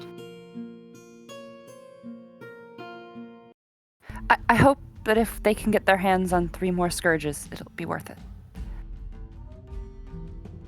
The summit, getting their hand on 3 more scourges. It occurred to me when they were asking questions that we have put all of our faith in people that we are only vaguely familiar with. You know, I didn't really think about that. I mean, looking back on it, I spoke the truth. Lokar and all of them have had ample chance to betray us or leave us to the wolves. I think I ha- past us made a poor choice in trusting so quickly, but I also think in the way which we met Lokar, we did not have much of a choice. I mean, from my interactions with them, they seemed incredibly genuine. Like they really, truly did just want to make this world better. And to be honest, I don't think we have much of a choice. Let's say we do get our hands on three bindings. Are we going to hold on to those? I would hope not. We have to trust someone. Would not want such responsibility. And I do not regret putting our faith in Lokar and the Summit. Absolutely not, no, but in retrospect, it may not have been the best choice. My heart tells me that what Ishri says is true. And even though we have not met many of them, like us, they are trying to make the world a better place. Even the person cleaning the floors felt like they were doing good. So, and granted, I've only ever met 2 more people than you, but I don't know. It seemed real. Do you mean to tell me, Ishri, that this is an organization of powerful mages and they have someone cleaning the floors? When they could do it themselves with magic. I suppose. Maybe I just made a really big mess. Maybe that was it. Someone just busts out laughing. I mean, it could also be that that is one of their big, powerful mages. He's just in a janitorial position. Maybe he only has utility magic and cannot help them.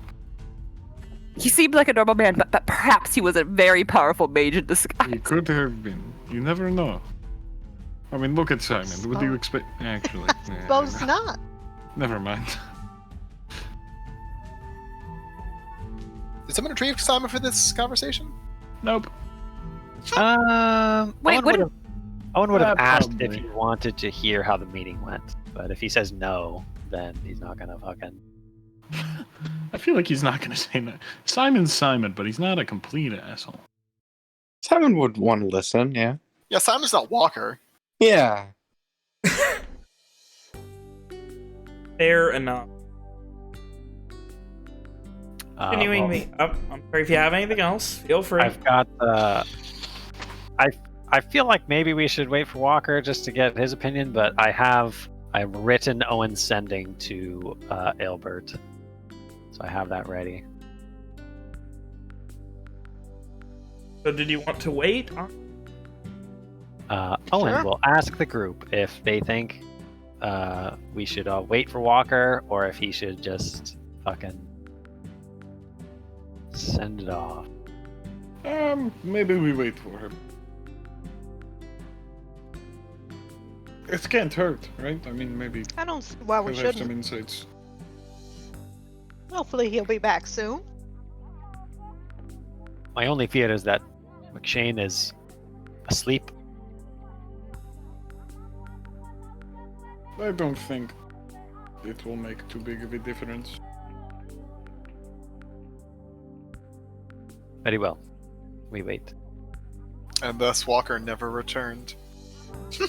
After like, I don't know, another hour, because like it's getting late, right?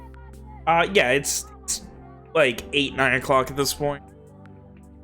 After another hour, Owen's going to turn to Rom if she's still around, and he's going to say, "Would you mind asking Walker when he's going to be back?" Of course. Walker intended to be gone for 2 hours. So I just see she's like putting it together that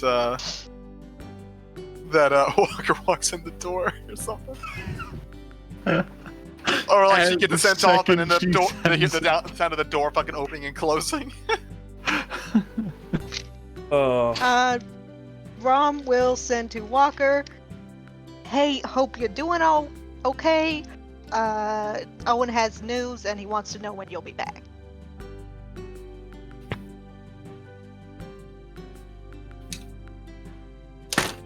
Did that come across? Did that come across the It mic? did. Oh! And then Walker steps inside the door. Is that cool then? Okay. Yeah, that's fine. Ugh. Well, speak of the devil. You've got. Wow, you fortuitous responded timing. to that very quickly. That was impressive.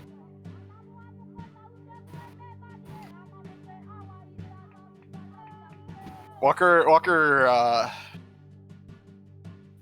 looks like he's trying to think of a response, but just fucking shakes his head. What's this about news? Owen relates what happened at the meeting of the Kins to Walker. And to summarize, the thing is, Owen's dad gets fucking raffle stomped by the other leaders.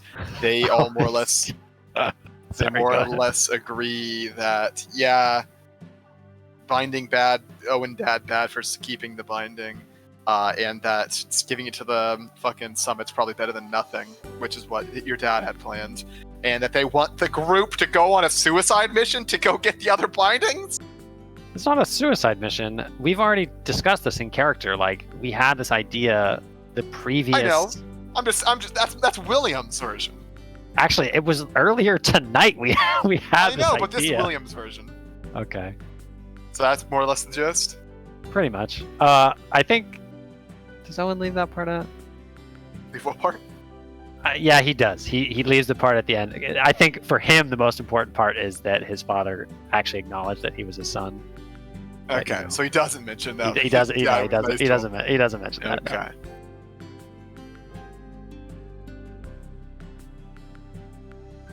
Avian will mention that Angus is a little bit less of an asshole towards Owen.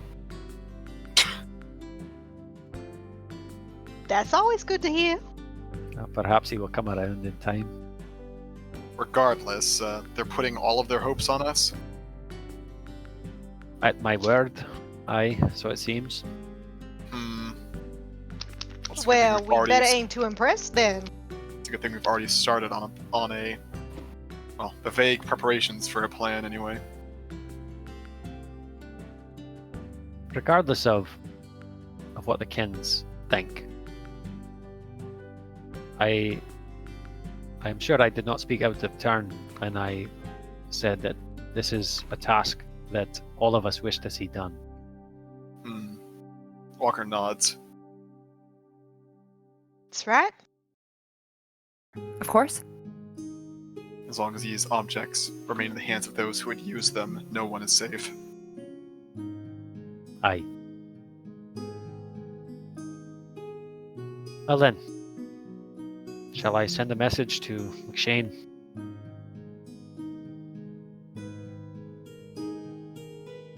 What are you going to send him?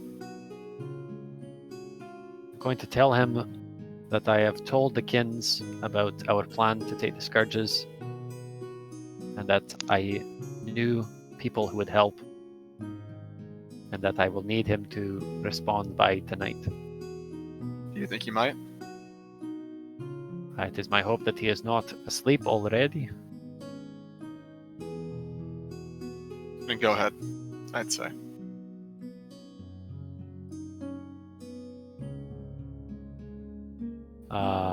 Okay, hold on. Let me. Is Rick present? I mean, Rick's here. In his conversation? I mean, he's in the room. He doesn't, he's listening. He keeps himself apprised. I try not to steal every scene from you guys, so...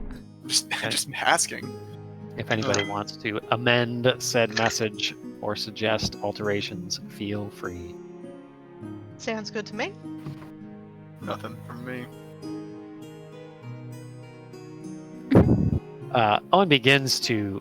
He goes and he opens the window and he kind of settles down into his usual casting position, and then he kind of stops and he looks back and he says, he bites his lip a little bit. Do you think he's going to be upset that I told the Kins about them? Possibly. They're not exactly a public organization. I don't think he will be happy, but I think he will understand why you needed to. Well, there's no helping it now. And Owen will take a deep breath, focus on Aelbert McShane, and then he will breathe the words out onto the wind. Told the Kins about plan take Scourges from the Red Band, and that I knew people who would help. Need confirmation tonight. And as then he your waits expectantly. as your words leave the wind to a place far unknown, somewhere out in the ether, coming back are the words of Albert McShane. You fucking what?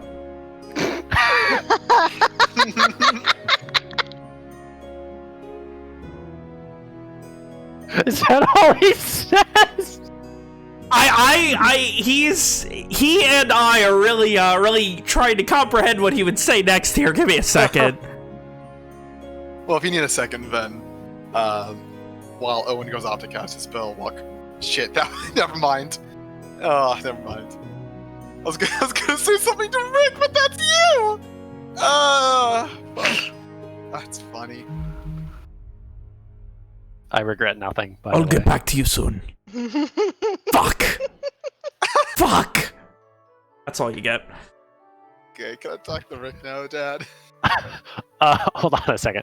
Owen visibly winces, and he relays precisely what McShane sent back to him to the rest of the crew. Well, that is not great. Not unexpected, though. Not unexpected. We'll see if that goes anywhere. We'll see if it Could does. be worse, I suppose. I suppose he could have said, stay where you are, and said nothing more.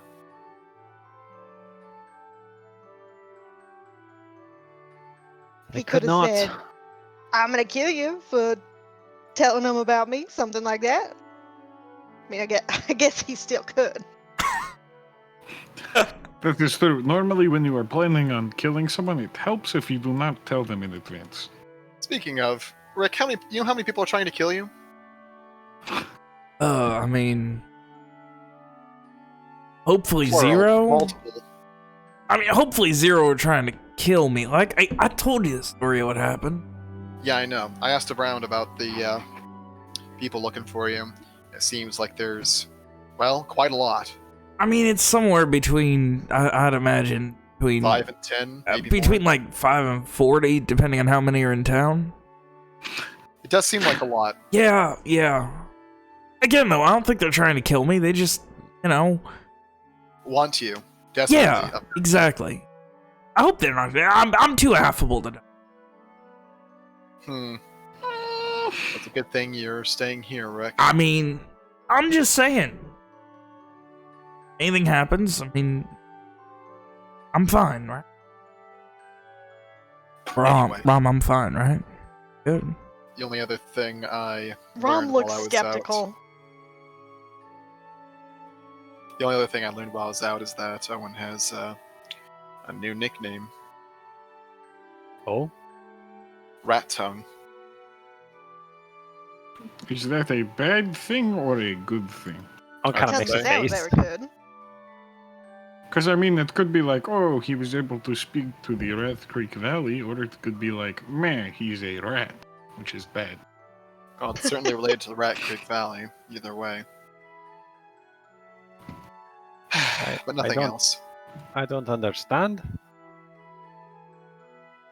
You're trying to tell me that there are people who are going to naysay me for accomplishing yet another impossible task. They I better think you'll not. find that you'll always have naysayers, Owen. It comes with the nature of being known. Or that is the nature of being known. Well, let's see these people who whisper behind closed doors, ride at the head of the army. Let's see them accomplish impossible tasks. Kind of shakes his head. We need to accomplish the impossible.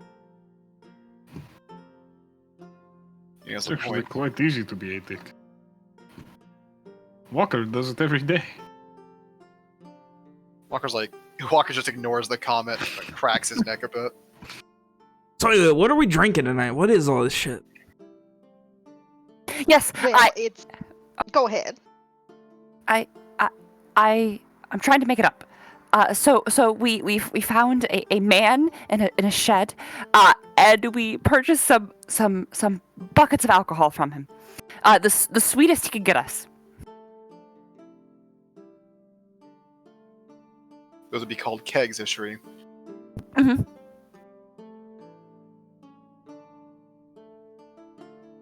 Simon and I spent 19 gold pieces. And she'll just kind of like she'll just kind of gesture towards it, and she's like, I can leave Walker if you want, if you're still mad at me. But yes. I really am sorry. When Ishri tells Simon about how much she spent, he'll pull out a little book and write it down.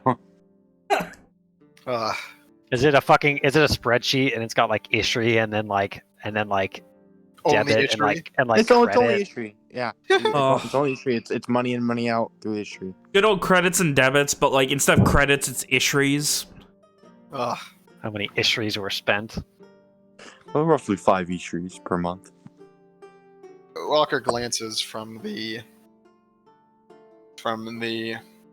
kegs to Ishri and back. You didn't have to do that, Ishri. But you were mad at me. I've been mad at many people in my life, Ishri. You're always happier when you drink. So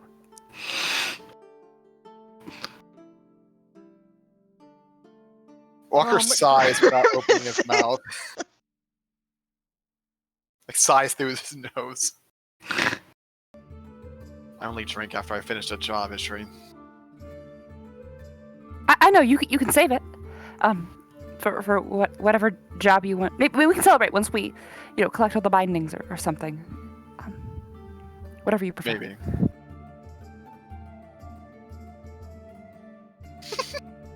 Look at Logan.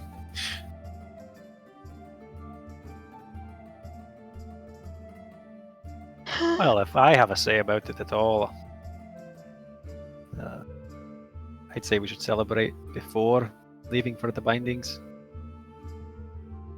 It will be probably a long and dangerous mission.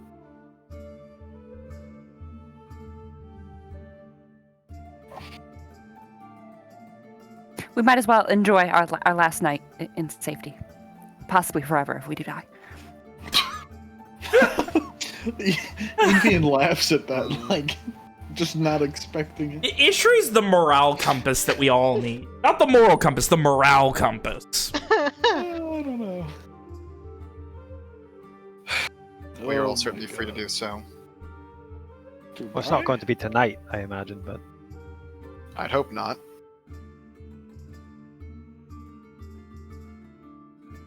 So quite a bit of preparations to be done. Plans to be made. there is much to do.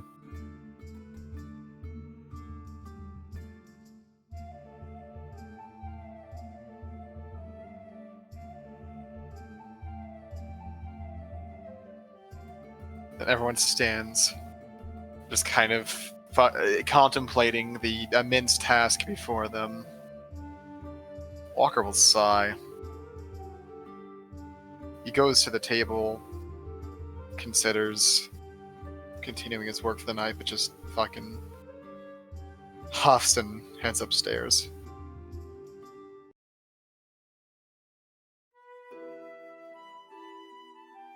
How dark is it right now, then? It's like 10 o'clock at night. So, like, very. Yeah, only the only light you've got's the light from various, candelabras, candles, torches. Not torches. Lamps. Walker's gonna grab his big boy crossbow, leaving most of his other, day-to-day stuff behind, and small box of bolts, and head outside. Not really. Still not saying anything to anyone. Walker would know if there's any fucking guards around outside, right? Yeah. He would let them know that he is going to be using his crossbow in the back of the property, and warn them not to. So by the garden. Yeah, by the garden. Make sure they're not going to be like heading that way and accidentally getting, No problem. Just make sure you don't hit the gardener. No worries. Sometimes his schedule changes, and He acts a bit different around at night. Oh. He's an alcoholic. Figured those people were here. Half of it.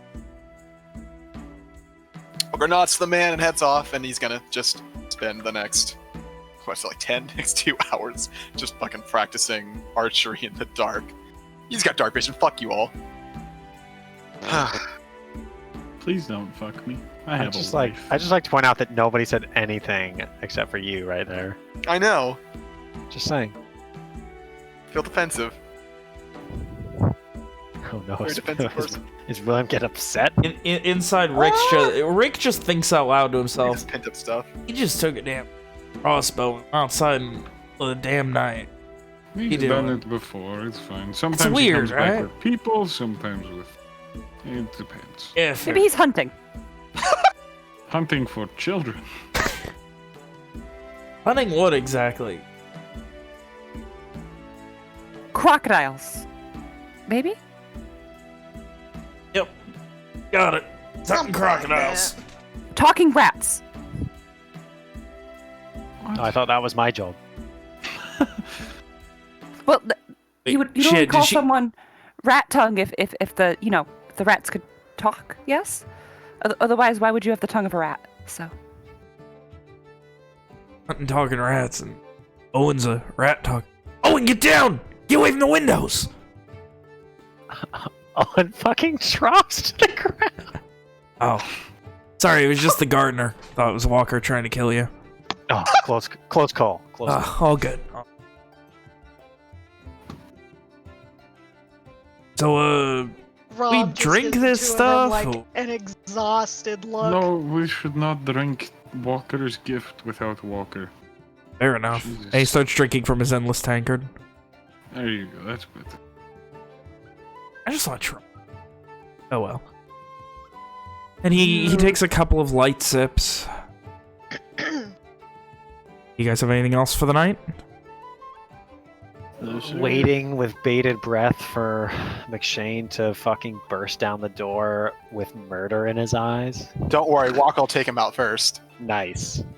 Yeah, he's got. How many attacks do you have in your dread ambush? 5. Like at this point, 4. You Well, will. 3 with the big crossbow, 1 with the small one. You'll beat him on initiative, I'm sure. Yeah. Listen, And then the rest is, that. he's a wizard. How much AC could he have? Huh. Shut up, Ven. So anyway, I just heard a dice from. I don't like that. I do that all the time. How the hell did you hear that one? I I heard don't it. know. Yeah, we hear like a lot of them. Like, sometimes you guys seem to hear sometimes, like, the dice rolls make noise, sometimes they don't. Sometimes you guys hear them, sometimes they don't. I don't know what the rules of Foundry are for that. It's the same in my group.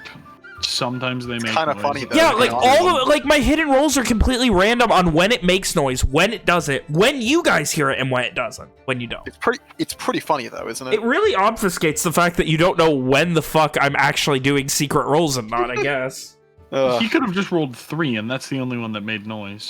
To share with the group, Walker wants to be working right now because he doesn't want to fucking go to bed, but he's still in a fucking mood, and he knows if he fucking starts working on like serious crafts, he's gonna fuck up because he's mad. So he's just gonna do some martial exercises to, get out some of that aggression.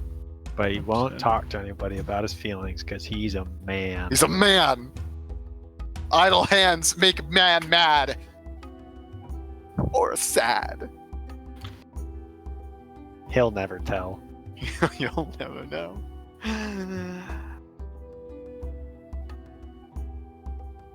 About another hour goes by. Nothing's really happened. What's everyone doing? Yeah, what's everyone doing for the night? People go to bed at that point? Like, it was 10. Just kind of hanging out, waiting for word back from our friend. Does he even, like, go for fucking Rick's mug ever? Not tonight, no. Has he before? Yeah. Rick offers it to you guys whenever you want it. It's endless. I don't remember any specific instances. Doesn't run out. But I guess that's me, really. Owen's going to spend the time sketching up some ideas for his significant bowl. Bowl of significance. Sketches. Gotta love it. Significant bowl sketches. And it is that, as you guys are, like, you know, starting to... Those of you who are going to bed, start heading to bed, it's like... Walker, how late were you staying up? Like, at least midnight? At least 2 more hours. Okay. He might do more depending on just, you know... how You he's- would have noticed a person on horseback heading towards the front door of the McDurk household. That's enough to give Walker pause. He would have shouldered the cross. Is that shouldered the crossbow? I imagine there's a strap. He's fucking like throws it on. Yeah. He like a fucking. Never mind. And then he would have fucking like headed to the front to see what the fuck's up. This person either doesn't notice you or isn't paying you any mind as they walk up to the front door, getting off their horse, edge of the wearing a long brown cloak. You can't really make out anything else about him immediately. Hail! Walker will say, you know, approaching. And apologies. Are you? I need to speak with the owner of this residence. The owner of this residence. Yes. And what it for exactly? I'm interested in buying nearby property. Buying nearby property at the middle of the night. He kind of like walks about 2 steps and just starts knocking on the door. Hold. Yes, Step sir. back. Step back. Steps Walker back begins. a step. Pulling his crossbow. Pulling his crossbow out. Not like aiming at him, but like obviously ready to fucking go. Why are you really here? And don't lie. Need to speak with McDurk about something. With A. McDurk about something. It would be nice if you would please leave me to my devices, and please give me a wisdom save, Walker. Oh no. Uh-oh. Why can't we be 1 level more so I have fucking advantage? Berg! Fuck you, man! Sorry, I got mad. Yeah, yeah, that would be nice. You should just leave him alone to his devices. Oh. Oh, Fuck. oh I no. fuck. Oh, DC Yeah. 18. Wait, Ben, does this guy happen to be like angelic? I mean, can't make out his What? face under a cloak, under like a ratty grayish brown cloak. Not ratty, Oh, but average. No. And continues to knock on the door. Yeah, I guess that would be nice. Walker will put his crossbow on his back again and then make for the door. Pardon. Oh, no problem. Just walks in. Could you, if there is a McDurk home, could I speak with them? I'll let him know you want. Thank you, no problem. And he steps back a couple feet, puts his hands behind his back and waits patiently. Walker will step inside and close the door behind him, I guess?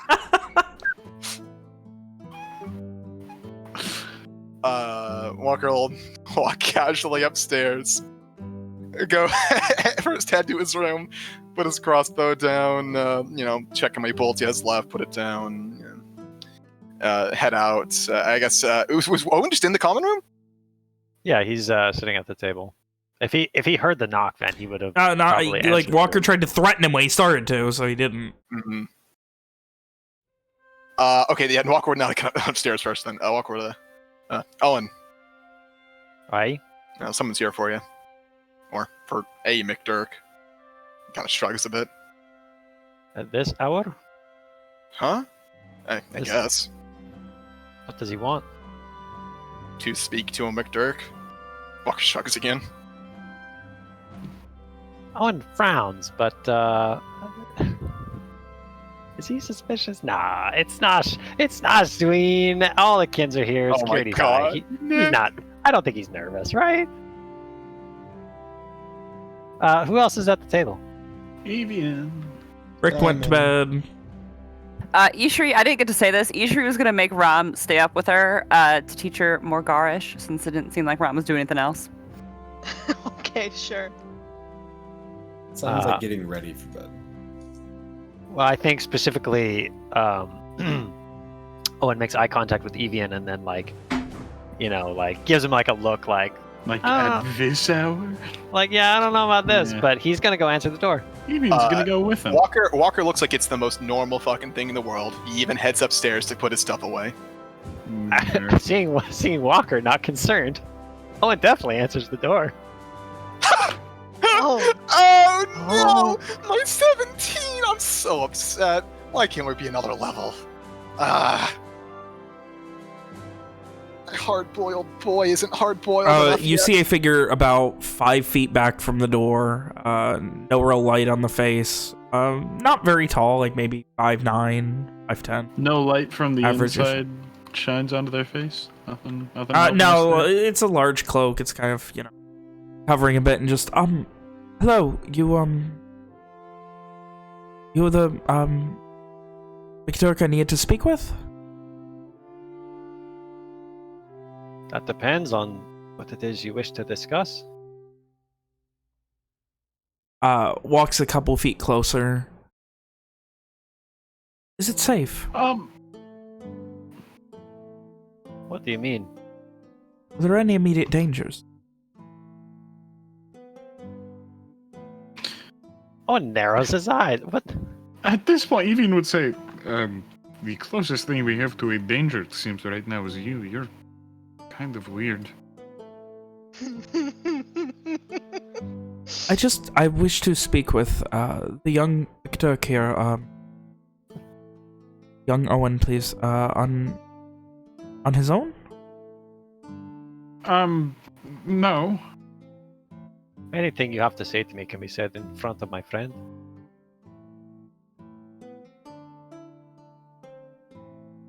Come now, I mean, there are times that it's worth, we could just take a walk and have this conversation. Perfectly safe. Please give me a wisdom save, Owen. Oh boy! Come on, Nick! You have to fucking get them. Tell him no. Do I notice How anything? dare you. Do I notice any fucking, is there a... yeah. No, well, this is fucking incredibly snap his fucking subtle. fingers? Oh, man, fucking... Well, you know what? It's Oh. fine. It's fine because Big I am Nick. the biggest Succeed where I fail. man. The Yo, listen. biggest. Okay, that's not big. I hate you. That's not big at all. That's the Wonderful. opposite of big. I'm so upset. You got a fucking 3! What do you want from me, man? Roll bigger. E20 plus 5 plus 3! I rolled a 3. So That's upset. that's very disappointing. So upset. Oh. How can you roll a 14 No, like and me? you know what, it's fine. Guy seems... You've got Karad with you to protect you if anything goes wrong. You'll be fine. Hey, Ben. Does Walker suddenly feeling different? Walker feel any different right now? Yeah. How so? Like, is he suddenly, once again, concerned that there was a man at the door and does not feel like leaving them to his devices? You could say that, yeah. You could say that. I think there'd be a yell from upstairs. What the fuck? There's gonna be some fucking running as Walker grabs his fucking crossbow again and fucking... Hang on, is there like a window I can like aim down on them from? I mean, yeah, there's a window. It would be from one of the end bedrooms, which would be Simon's. Is that a place where Walker can like look down in the sky? Yeah. Oh. As that's happening, his request was come and take a walk with me. Yeah. Right? That's what he said. Yeah. He's gonna like he's gonna look up at the sky and he's gonna say, Oh, it is a lovely evening out. Absolutely not. You are not leaving. What? Tell me when I get to the window, Ben. Have you lost your mind? I'm waiting for Nick. Are you waiting for me to? Okay. I have a very important question. Do I understand the nuances of magic and being like, hey, Owen's You've not being seen himself right now? The group mindfuck people in alleys. Yeah. Hold on. Let me get Give my. me, Let me get you my can give me an response. insight. No, hold on. You can give me an insight check to see if you notice anything. That's pretty big, dude. That's pretty fucking There's something weird going on around these parts. I'm not even gonna say anything or hesitate. I'm going for this guy's neck. And at this point, Walker has popped out with his, kicking open the fucking window where Simon's getting ready for bed. Simon is a mage, and quickly goes over to the fucking window and slams it open, looks around. Does he see the fucking guys? Yeah, and you see Evian charging at him. Evian, he's a mage! Can I no hand shit. right now? Can I hand his mark right now? Can Simon run over? As you after say this? that, he just holds his hands up. Good Well, for him. I'm going for his neck. What's Oh all my this? God! I just want to go on a walk with him. Owen says his hands up. Please, an ally. Am I not making myself clear? I'm going for his neck. Yeah, you grab him, and he just, please, I'm an ally. And I am putting him on the ground. Oh boy. Oh, Evian, come on. That's not necessary. Ben, can I mark it? Neither is him As- using I magic mean- on us. You, do Yeah. Ishri and Ron Yeah. hear you all would this have heard commotion? Walker screaming and running to a window.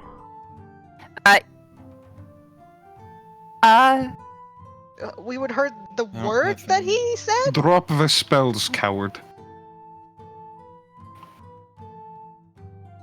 I think in that case, Ishri's barreling at the front door. Yeah, Yeah, yeah, look, okay. Owen's I just think standing. you can fucking mage. Just show me Everyone's the just- fucking around. Everyone's over now. Owen's just standing nonchalantly in the door. Please, I don't want to hurt any. Then stop An using ally. magic, you fucking cunt. Stop outing people. Imbecile. Maybe you could be a little more forward, asshole. Go with me. Drop the spell and I will. Oh, come on, Evian. Let the man out. No. He's done no harm. He just wants to go on a walk. That sounds like a grand idea to me. Evian's just ignoring Owen. Oh my god. He drops it. Right, then I Show let of good go. faith. Do I know when he drops the spell that I've been affected Yes. in such a way? Yeah. Owen's like nonchalant, calm demeanor vanishes, and his face drops into a deep, heavy scowl. And he just says, shortly, he says, Evian, forget everything I just said. You don't want to go for a walk anymore. No, I don't think I do. Owen, I think we need... Ben, repeat. Owen, I think we need to go for a walk. Away from all of this and have a conversation. I do not think he's going anywhere without us. As I have said before, Owen says through his scowl. When do we get there? You guys now burst out with Evian on top of it, like, headlocking this guy. No, I've let go. You didn't let go of... Okay. Yeah, Walker still has a fucking a hunter's mark on his Gotta crossbow. beat on him. Yeah. as he should. Yeah. Fuck this guy. Anything you have to say to me, you And can say in front of my friends. finally, seeing him... What's the matter? What's going on? Seeing him in the light, now that, like, you know, you've knocked his fucking hood off, you're only a few feet away, this is the, one of the supposed leaders of the Luminae Summit that you met a long time ago, Ugh. Jeremiah. Is it little baby Jerry? Tough shit. Fuck you. Man, imagine the difference that this conversation the different direction this conversation could have taken if he didn't come up and just fucking start slinging magic at us. That would have been crazy, man. He's a powerful mage. So, I think we need to have a Rom conversation. definitely remembers this guy, right? Oh yeah. Yes. We all saw him. Except They for all, Ishri. you guys interacted with him for a brief minute, whereas Rom interacted with him for a little while longer than that. Rom gets very pale.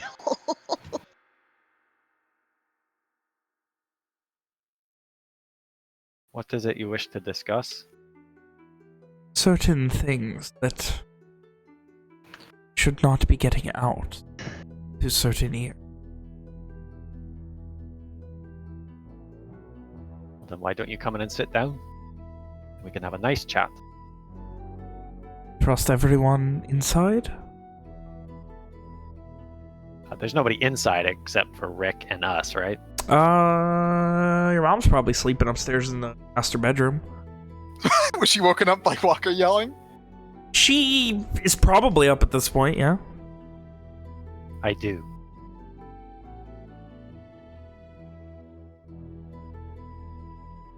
And do you know that they can trust themselves, that they're not going to have anyone affecting Poking them? Poking around in their heads with magic, you mean? Did you see how easily? I could have easily asked you for information on your deepest, darkest secrets you would have never known. And yet you wish to entrust all of this information with everyone you know.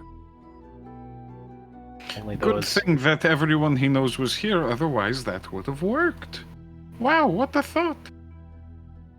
He stands Everyone. up and he, without moving his hands, is brushing himself off using arcane means and starts to stride very quickly inside. Does Walker, like, hear the gist of the conversation? Yeah. What has Simon been doing? Sorry, I mean, Sam's just been fucking standing, watching all this go down. I imagine, was he Like, trying to, like, get, behind- like, a view out the window? I imagine, like, Walker was doing the thing where, like, he sat on the windowsill with his, like, back leaning out so he could, like, get a really good fucking view of things. And, like, Simon was just looking past, like, one of his sides. Yeah. Basically. Seems Simon. that, I'm sorry, yeah, Simon, prepare anything and everything you have and head downstairs. Walker's gonna go grab his other crossbow and make his way downstairs. Simon heads down the stairs before him. The inside crossbow. I mean, yeah, pretty much. as he walks, oh, please tell me, why did you think it pertinent to mention the things that you're not supposed to mention? My message to McShane was brief, but all I told the Kins was that I knew people who could help, who would help, and that I would ask them what aid they could lend us. Now you have put us in a very, very dangerous predicament. Do not think through the consequences of your action. I do. Yes? And so I if I think- say no, then what do you do? Allow a war to happen for these bindings? Is that it? If you say no, then my faith in the summit was misplaced. That is a mistake that I am willing to live with. And if we say yes, then how many more people have to be brought into this circle of trust? A large enough circle of trust is going to be broken. I don't think they need to be in. I don't think they wanted to. They didn't ask more. Please, They were Come and happy sit with down. that answer. let me make you some tea. I intend for this to be very brief. There is much to do at this. Very well. I said what I said because my people are out of options. We have a chance here to get not one, not even two, but 3 bindings out of the hands of those who would use them for wanton destruction. So forgive me if I did not pass up such a chance. Are Walker and Simon not seen at this point, or is this happening inside? Yeah, this is inside. About the other question? Are they on the scene? Yeah, I would imagine, yeah. Then Walker is off to the side, maybe leaning against a wall, glaring daggers at this man who cast a spell on him earlier. Fucking hand crossbows on the side. He's definitely ready to fucking go if it's needed. And I think the Hunter's Mark was already used earlier. Please. No need for... It just ended in wanted blood. Looks to you. I don't want more blood spilled on Then I didn't path. catch the beginning of that whatsoever. There's no need for all of this wanton bloodshed. Does it truly make you feel safe to have a weapon in your hand? Mention that it's on his belt. Like, he's ready to fucking draw it. Yeah, but, I'm imagining. I felt there was no need to use magic on us. We all feel things. We don't know who we can trust. Clearly. Magic can confirm that. We've met But what before. you can understand. I've helped Yes, you in your organization along with my allies here. You felt you could not trust me. It is not that I can't trust you, just that I need to know who knows what and who doesn't. But apparently that has become secondary to throwing us in with Garland as members of a war. That's not Volunteering my us. intention. No one is talking about fighting wars. We're talking about getting bindings out of the hands of those who would use them to kill. Or worse. The only hope that we have at the summit is that they might help us recover those bindings, get them into your hands, away from all this. There is no intention of you being involved in the war. Is that not what you're about? Are they in agreement then? You get them and give them to us? Yeah, from what we understood, yes, there's another meeting tomorrow morning. But from the gist of it, I believe we have permission. They are willing to entertain the idea of giving up without a fight, without anything. They are willing to give up the binding that they have in exchange for your people helping us. And Owen motions to himself and the others. Get the two bindings out of the Red Band's hands. That We is are all. not. Apart from Owen and Evian, we are not soldiers. And most of us do not hold allegiance to Garland. We are here for one reason, and it is to prevent the destruction caused by the What Lions. assistance do you want? What is it that you want? Owen spreads his hands and shrugs in a grand gesture of I don't fucking know and says, motioning to the man, "You are a powerful mage. Even more powerful than Lokar and McShane, if I am to believe my eyes. How could I possibly know what the extent of the aid that you or your people could lend us?"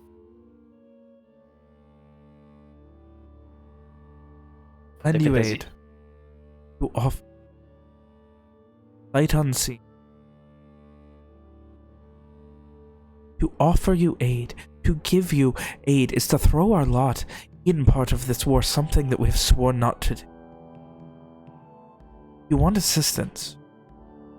You make the first gesture. You said there's already binding.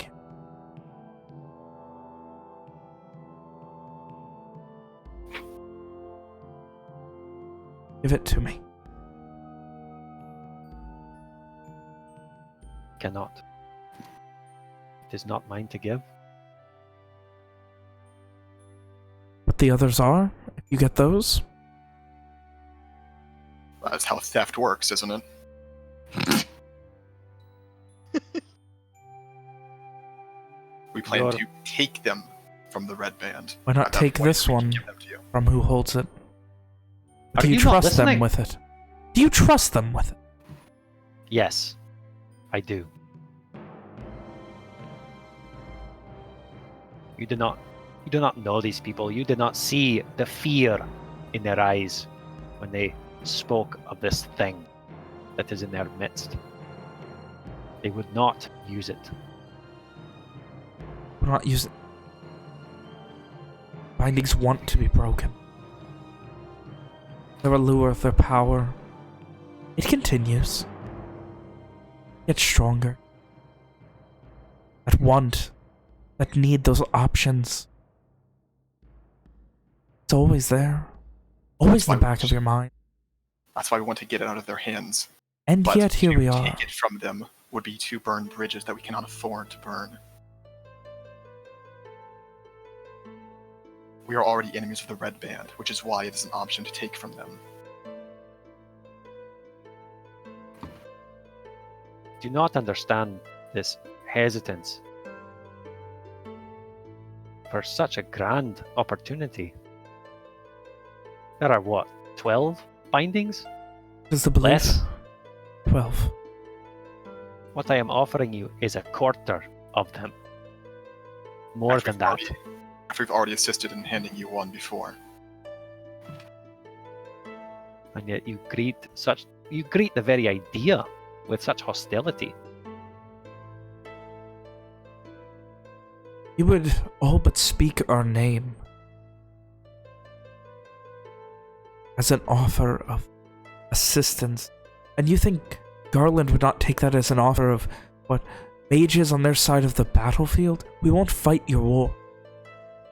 Let me make that very clear. No, I'm making this very clear so that there is no, absolutely zero chance of this being misconstrued in any way. Normally, when we find a binding, we take it. Immediately. As soon as it's possible. You helped us with one that we did not have the capability. That we did not even have the assurance that it existed. But you helped us get it, and for that we are grateful. And at this point he turns to Rom. We saved your life. We've saved all of your lives. It was Albert who found an answer to getting you out of the Shadowfell. To treat this as anything other than a mutually beneficial business agreement, to expect that there is friendship here, I do not believe that to be true. The expectation that we are friends because we've assisted each other, when our goals are so very different. You offer these bindings as if they are something worth collecting. We are at greater risk holding them than we are without. We are making the sacrifice by holding them. By offering to take one now, that is more of an offer than to let you hold on to it. I could say, sure, keep it until you have them all. We'll take them all. We'll put them someplace safe. But I won't do that. I'm offering to take it from you now so there is no risk. You say you cannot give it. But if you know where, then just tell me. I will take it. I will Owen do the looks at dirty this man in something akin to disgust. You know little in the ways of business, do you? This is not how Owen. you conduct business. Old. I don't like what he's saying, but there is a point there. If you're willing to assist us in finding the other two, if we tell you where that one is now, how would they know we told them? It wouldn't burn our bridge, and it would still remove the binding. It would put suspicion on us. Only so many people know. What do you think the Kins will do when they wake up to the meeting tomorrow, only to find that this binding that has caused so much contention is suddenly gone? What will they do? They will blame it on Angus or myself is who they will blame. And then we are lost. I will not give this man what he wants when he is so, and he looks up and down Jeremiah, so blind. Were I able to send someone else, I would not be. But the others are busy. I'm doing this myself as a favor.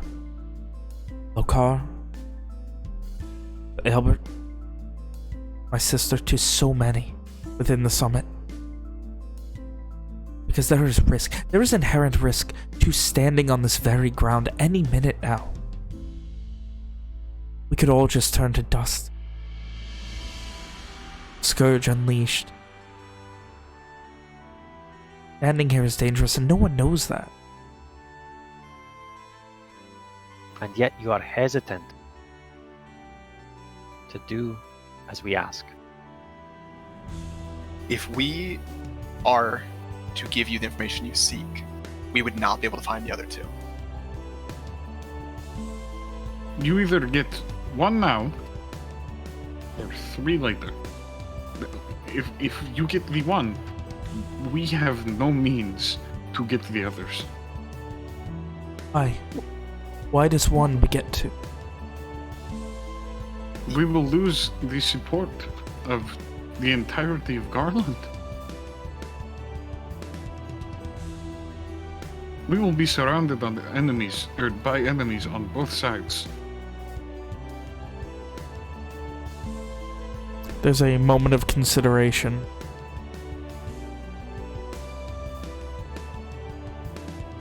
A long moment. You need to respect the power bindings have.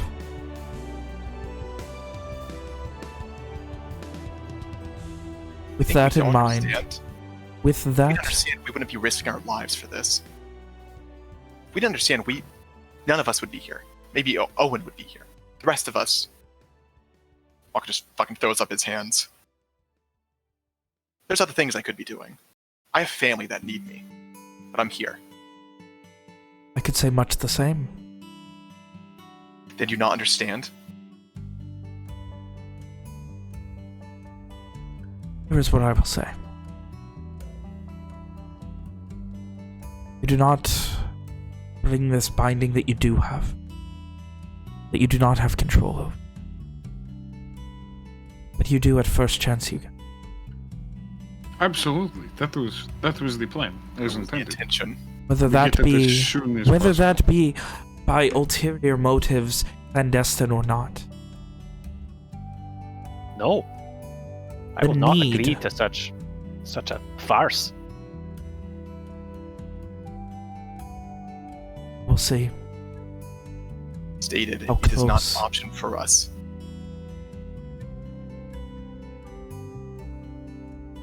Discontent among the ranks of men, worse than the risk of a dead city. Is another 2 dead cities in addition worth not taking this risk?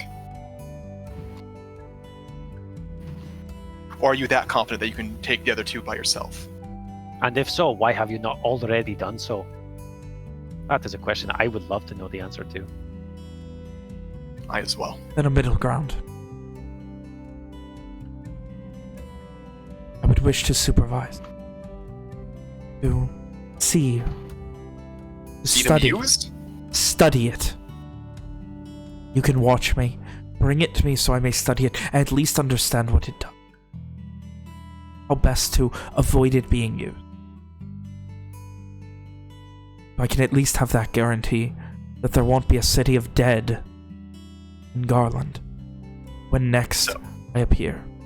You want us to negotiate the usage or your study of this object without you being present, without them ever finding out who you are or what you look like.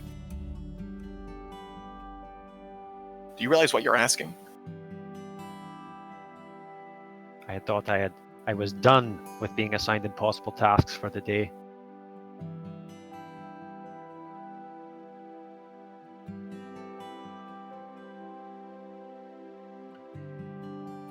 How about this?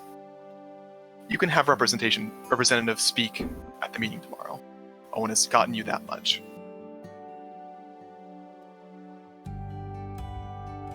Perhaps those you send will be able to convince the kins of the danger. Who knows? They may give it up. That is not for me to say.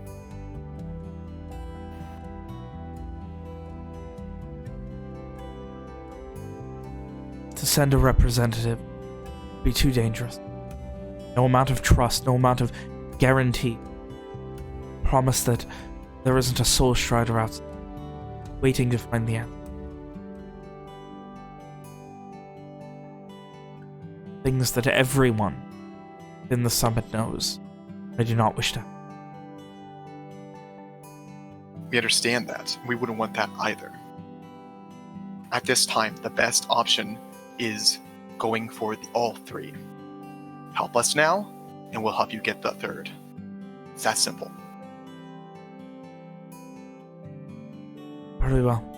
Argue on my behalf as my representative. Pauses. Looks around. Simon, you are the most learned in the arcane ways. Simon nods.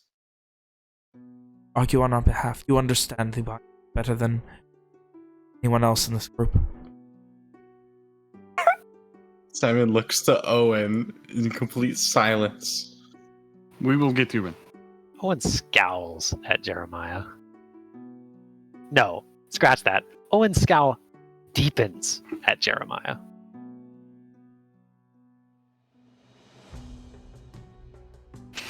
Not intent.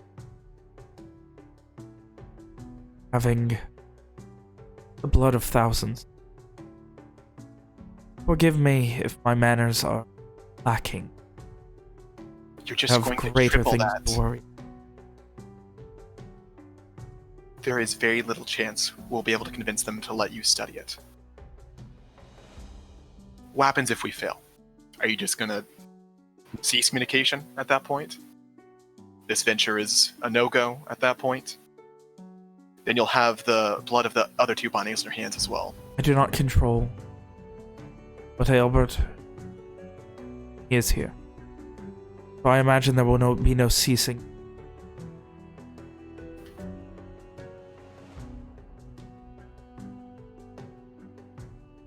It's been beneficial so far. I hope it continues. Let me just pause this for a moment. He closes his eyes. Cancer. Bell. Recognize it. Sending. We all tense. But no, for half of you, you recognize it as sending immediately. I think there was probably like a millisecond where Walker's ready to fucking go to town, but he... You see Evian's legs twitch like a fucking dog ready to sick someone. Like, While you his heard eyes are someone closed, Evian close the walks door up and pisses outside. on him. What? Yeah, I agree.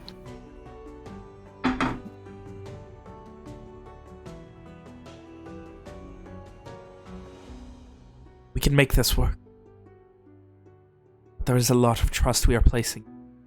That you can have bindings so close. Expect it not to be used. Trust goes both ways.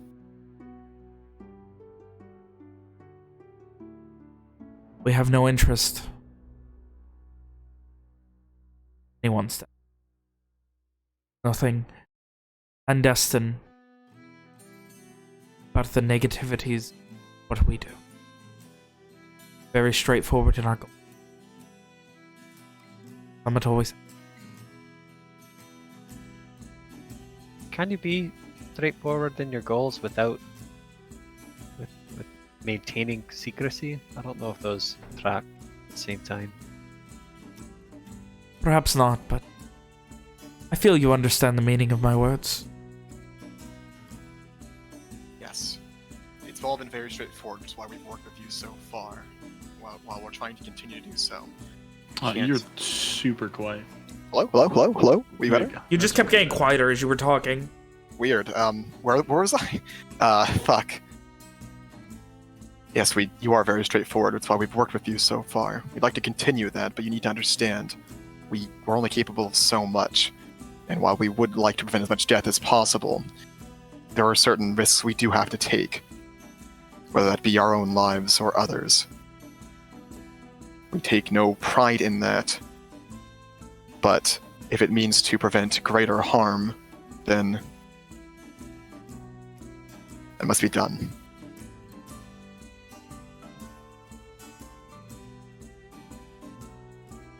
will you need from us, Summon? Well, we've been working on a way to try to find the bindings. Walker says with a glance towards Owen. If you have any ways of assisting us with that, it would be a start. He gives this very, like, not condescending, but very... Do it. Oh, Fucking if, condescending, like, bitch. It's, Do it. it's very, if fucking only type of log. Were we You able have to the find notable bowl, bindings, not be in this predicament?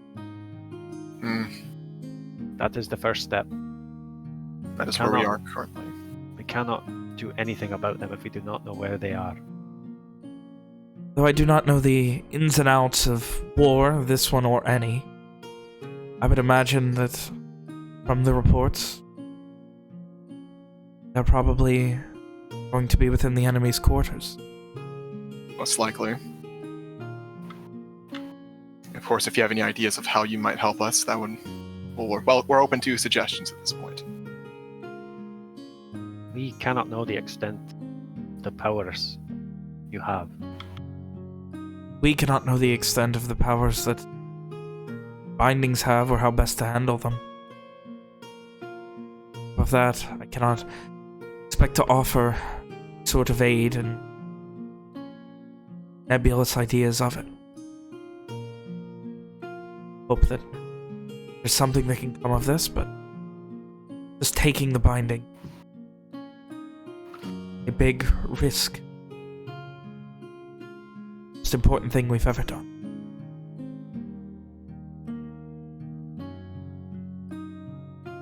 There's more we can offer. I think you'll find that all here know a thing or two about risk.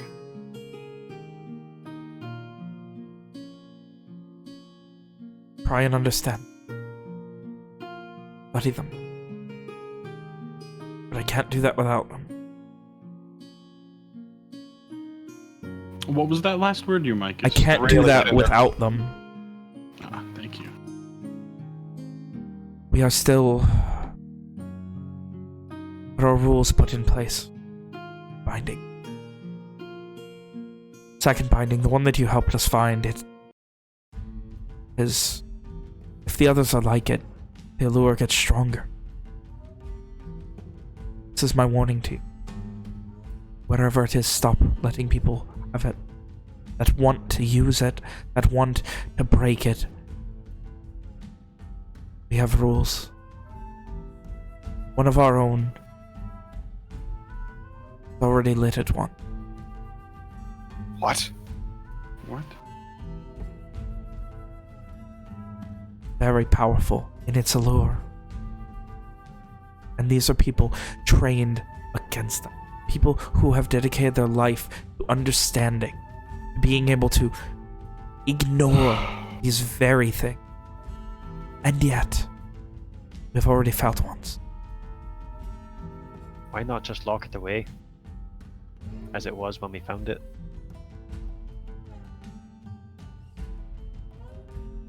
Because if we locked it away, we could not warn you. It's a lure. Understanding it is understanding how to get rid of it. To lock it away is to risk that one day it is found.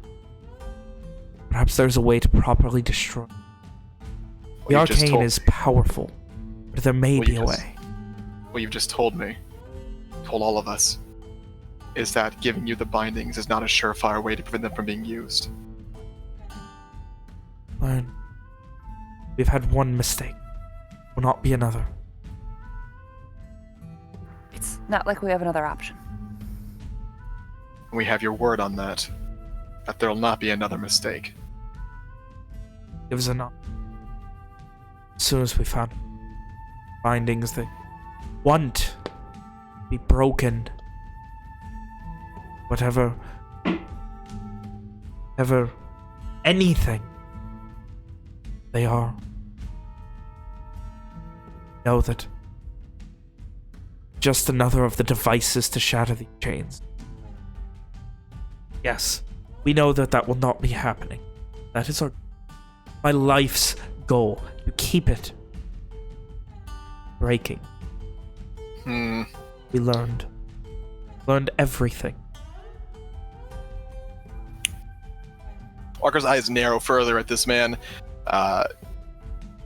He certainly seems full of himself. Certainly seems to, at least to Walker, that it seems like he thinks he's telling the truth. But we've dealt with these types before.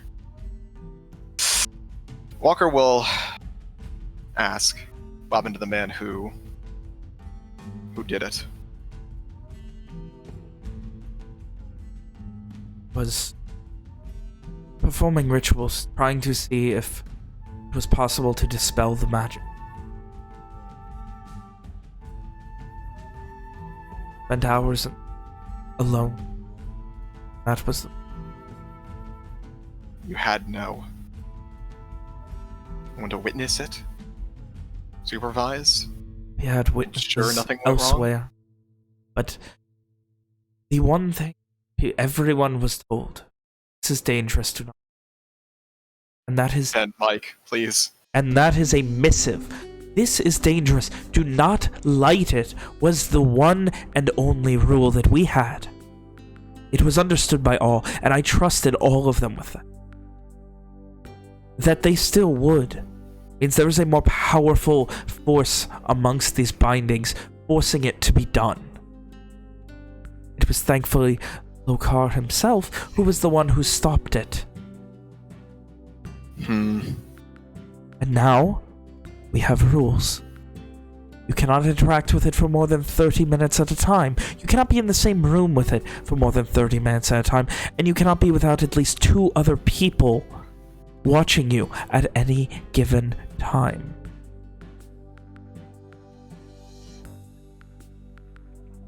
We place them under strict arcane mind control powers, telling them, do not listen to your ideas. We keep everything very careful. Know that we treat this danger with the utmost respect. And to say less would be diminutive to the summit and everything that all of us have sacrificed to get it this far. Then why? Why bulk for the chance? Help me understand.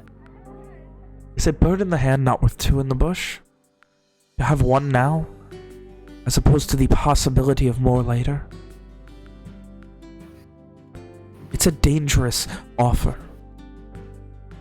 But perhaps it is more than that. Who am I to say that this is not my mind being affected by a binding? It could be, and he just motioned the nearby couch. It could be under there for all I know. It could be one of those cushions for all I know. It could be messing with my head right now. It could be all of us. When the time comes, who's to say that they're willing to give?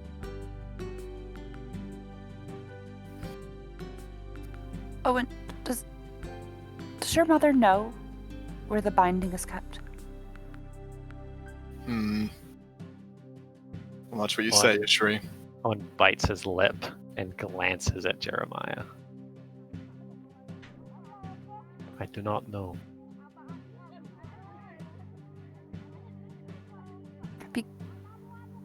Ben, she's not like standing at the stairway or something, is she? She is not currently. Okay. You haven't seen her leave. Like, when you guys were freaking out, she, like, stuck her head out, but, like, she seemed to disappear back to her room shortly after. Because she may have the sway to give it up. She's not someone who is a series of foreigners. She's not someone who was banished. Perhaps if she gives it up willingly, which she knows she wants to, maybe that would be better. And will she be the one to tell the Kins what she has done? Bear the brunt of their wrath? She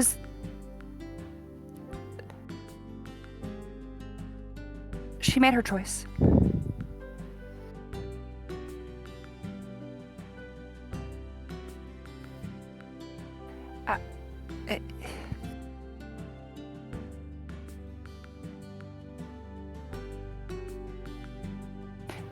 She said herself that it was tempting. We all know it is. Is it not worth the risk? What does it do if it's so tempting? It has the power to bring the dead back to life. That is a lot to offer anyone, even without wanting to be used, even without supernatural arcane powers to force you to want to. You know I think that everything fester. that McShane knows, don't you? I've not been completely debriefed on his entire reports from when he returned less than 12 hours ago, but I try to keep myself apprised of what's going on. I'm sure you'll find out anyway. It has been used already. At this point, he stands straight. I'm sorry? It was months ago. It has already been used. Is it broken? No.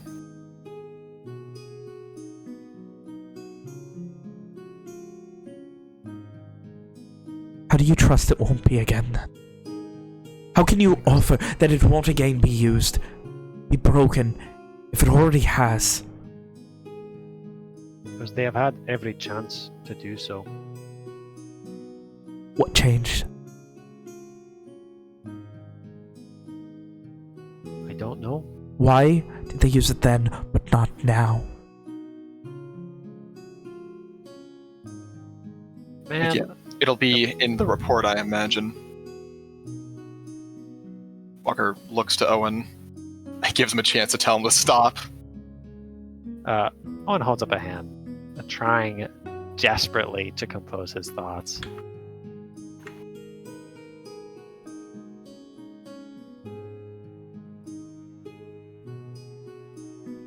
She used it because she had nothing left. Because she had no hope. Your mother? Aye. She had it. Do not touch a hair on her head. Not with magic. Not with your hands. I realize my threats mean nothing to you. But they will. I understand them. I understand them all the same. And I would not blame anyone for wanting to bring back someone close to them. Especially not with the power to do so. So she did. She has had ample time to understand her mistake. She has had ample time to repeat it. And she has not done so. You're leaving something out, Owen. What's that? Clive. Aye. There was another. Not someone who used it, but someone who wished to. The man who found it. He believed it could be used to win the war. And the very people who are keeping it convinced him the error of his ways. Convinced doesn't exactly paint them the right picture. They killed him when he challenged them for the binding.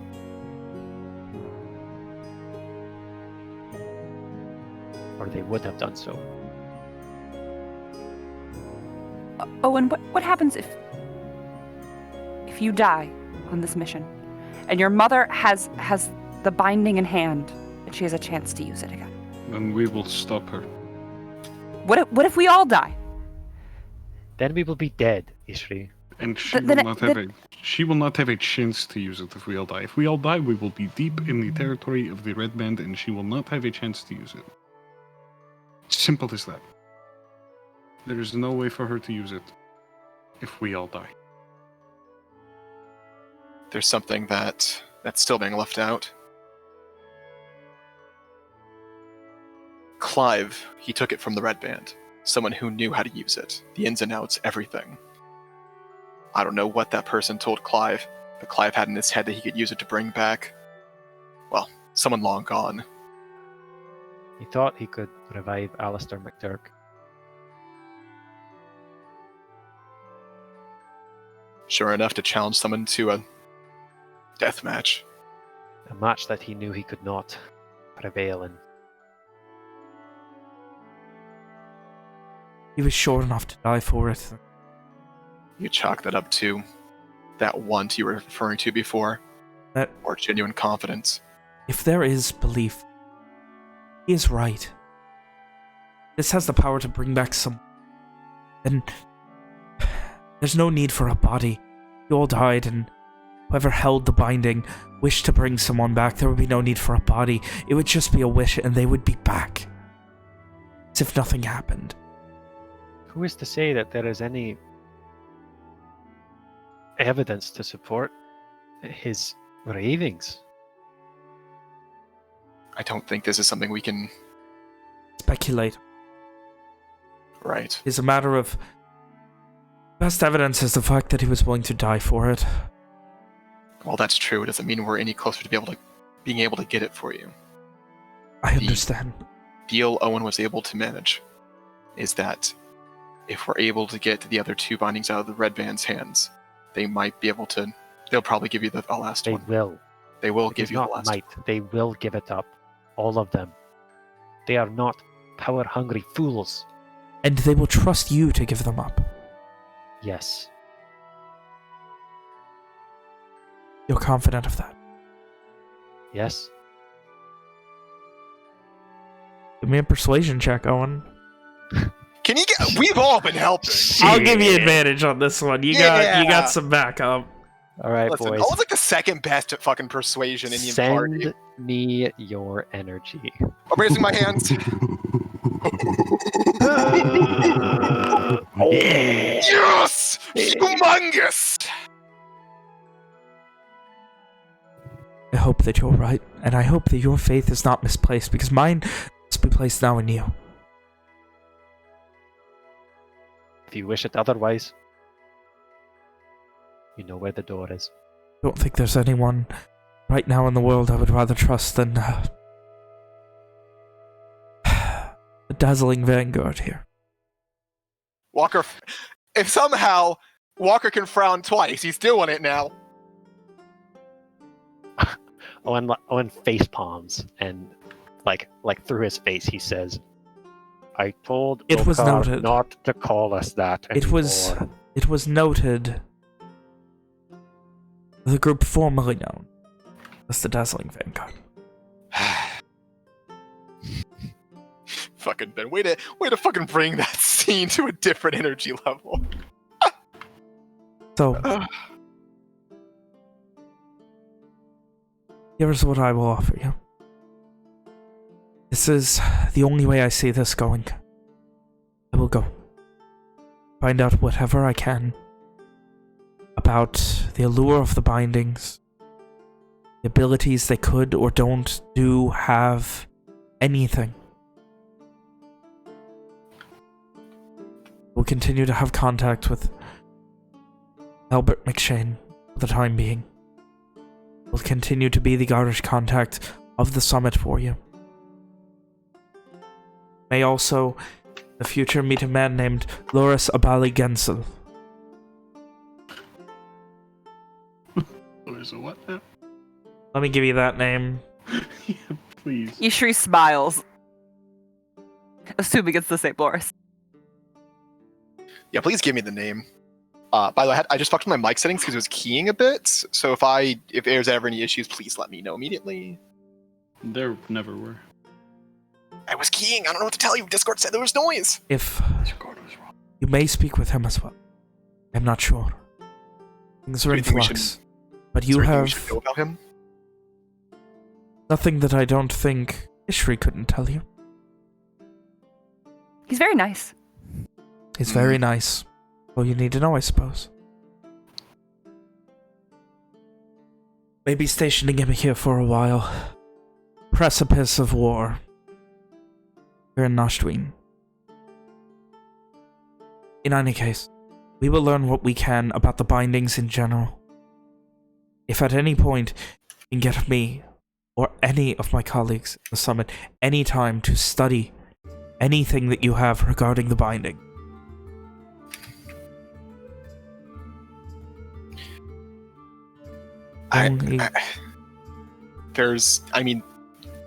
Again, the report, there is more information that you're most likely not aware of. I understand. Yeah. Being directly, though, studying it, understanding it at a more arcane. Walker gestures to Simon? Yes, that does bring up something else, your tome. Would you like me to try and take it again? I think we have already both come to the same conclusion that much has happened with Albert. It will fall to the ground when I leave.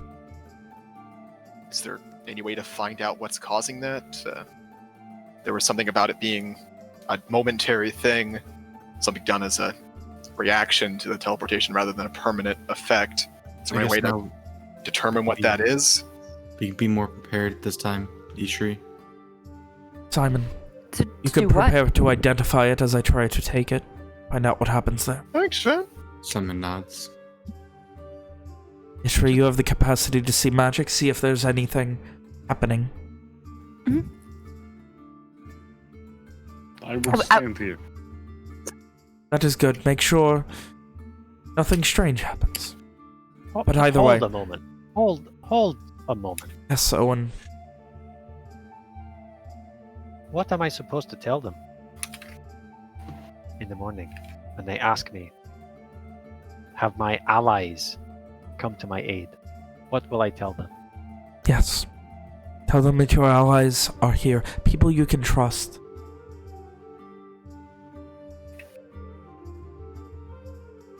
Beyond that, we have no names. You are free to make... Excuse me. You're free to make up your own for us. Call us by whatever name you want, just not our real one. Do not use any of our real names. No Lokar, no Jeremiah, no Albert, no Lumine Summit. And if they wish for proof,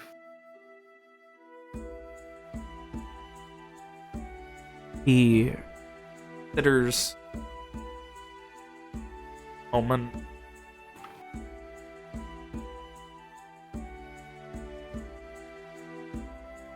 Not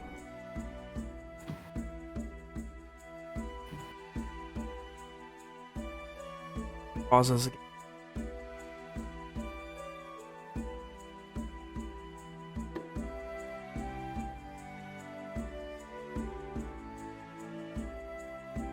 Here. And he unclasps an inner cloak under his brown one.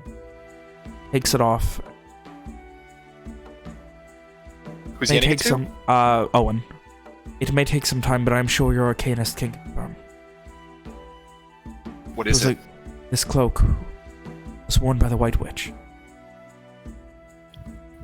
I think we've established walkers know what that is. what the fuck, dude? Bro. I think William knows what this is, and it's really funny. This Bro. fucking Mitchell's character. Yeah, fucking dude.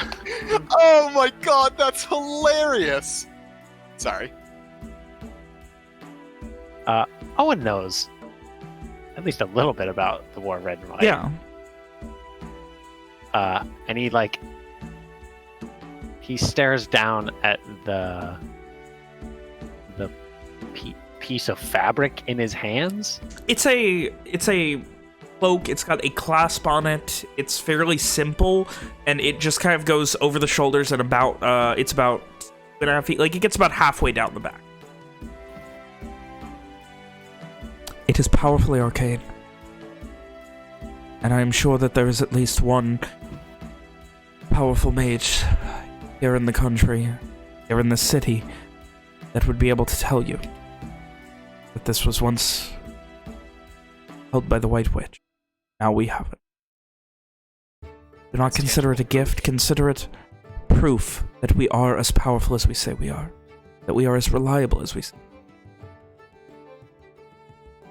I will see it return.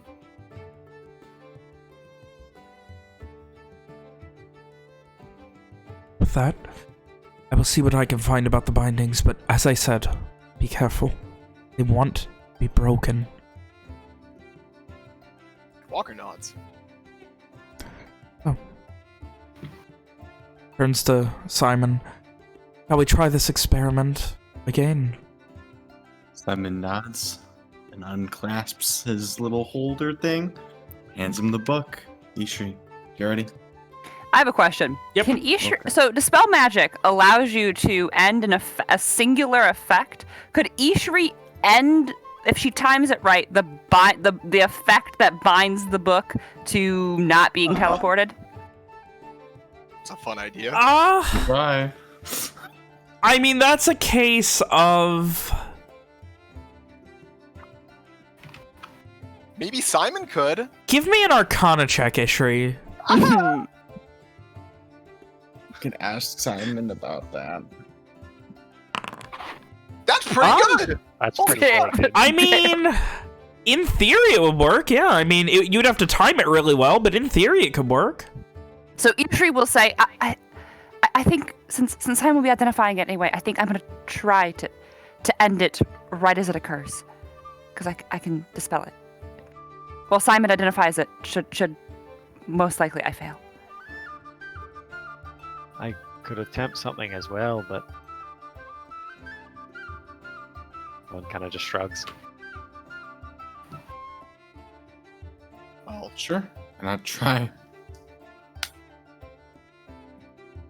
A few moments as you guys prepare the rituals, Jeremiah prepares a teleportation circle.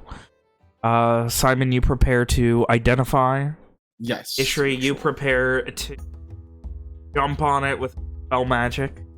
Mhm. Evian, you prepare to stand there. Yeah, real good looking. Precision. Walker supervises, looking I- very uptight. If I prepare to dispel magic, whether I succeed or not, the spell is cast. Yes. Pretty much.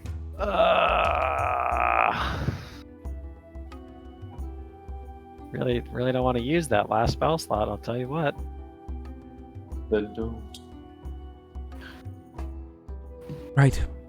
Owen will try. Owen will do it as well. What a Okay. guy. Good luck. He gives a quiet nod and light begins to set. All right.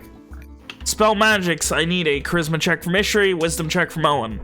Oh, love it. Roll An- bigly, an- my An boys. ability check? Think big.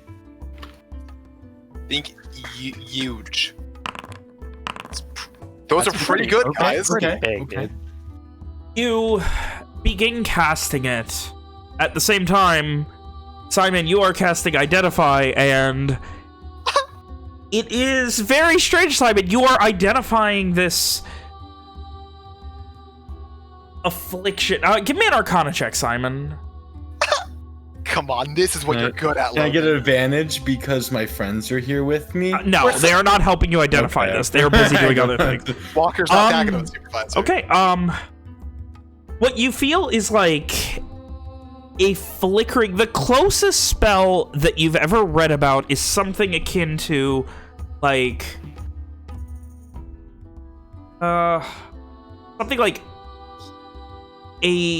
something like Forbiddance, which normally is used to ward against arcane travel. But normally it's used in an opposite way. It will block an area from being accessible. It's the closest, and it's like coming and going, and you notice at first you're like, oh, and then it fades and dies, and you're like, oh, and then it's back up, and then you feel it getting dispelled again, and it's... The best way I can describe it is it's like it's just constantly being cast. They dispel it, it's back. They dispel it, it's back. Ishri, are you also using your magic eyes? Can I do both? If I Dispel, can, then dispel yeah. magic's not concentration, is it? Fuck yeah. No, I can just use it once. So yeah, as soon as the dispel magic doesn't or goes through and then doesn't go through again, she's gonna magic eyes. Oh, you can just have that up. Yeah, you can just have it up. Yeah, like have it up before you Yeah. dispel magic. So I see. what you see, Ishri, is this faded, silverish green, almost hands. You can feel them, like, grabbing at it, like, binding it. And you see the dispel magic, it falls away and comes back, falls away and comes back, and just keeps holding on. And as soon as he's gone, it disappears and fades. Then repeat that last bit. As soon as he disappears, it starts to fade once more. So the book's still here. The book is still here. There is something between Ishri and Simon. You guys can tell there is something very powerful keeping this thing here. Something really wants it. I bet I know who it is. So I'm gonna guess that didn't work. Wild No. shot in the dark. Well, I- it worked, and then it didn't. There were, I- like, there were hands. I could see, like, greenish silver hands grabbing it, and they faded with our. It's silver. Yes, it faded with our magic, but then it instantly came back.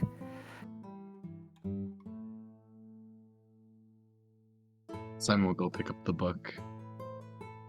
Well, whatever it is, it's not gonna let it leave. So he puts it back on his waist.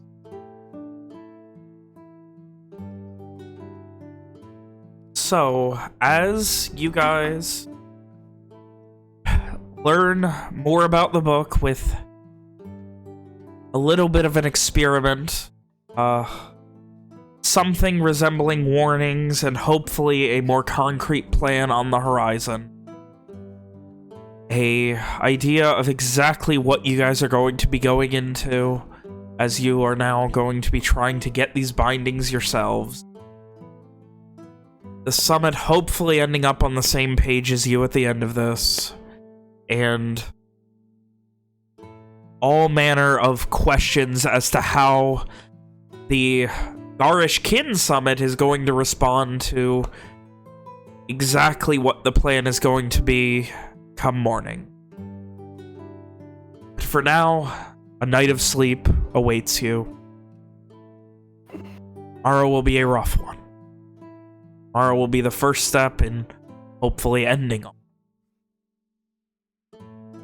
Till then, we go ahead and end tonight's session. Fucking Christ. Fuck. Dude, that guy made me so mad. Dude, he was kind of a fuckhead, I'll tell you what. Yeah, I love Jeremiah, but this new one sucks. I agree with most of his I don't- arguments. I don't understand why he was Yeah, so to be fair, hostile. like, he did have a very good point, especially based on things that he didn't know. But he had no reason to be so hostile. Oh, yeah, he was a total dickhead about it. Oh, it's Fun, though. there's things you'll be finding out about that. That'll be fun. I had fun holding a gun to the head of the White Witch's son. That's something. Yeah. I had him by the neck. What a Bill- At least dick. a fucking undersmark on him. Next week, so real quick, I just want to go ahead. Last week ended with a member of the Lumine Summit teleporting away, leaving a book, and then you guys going to a Kids Summit meeting. This week ended with a member of the Lumine Summit teleporting away, leaving a book, and you guys planning to go to a Kids Summit meeting.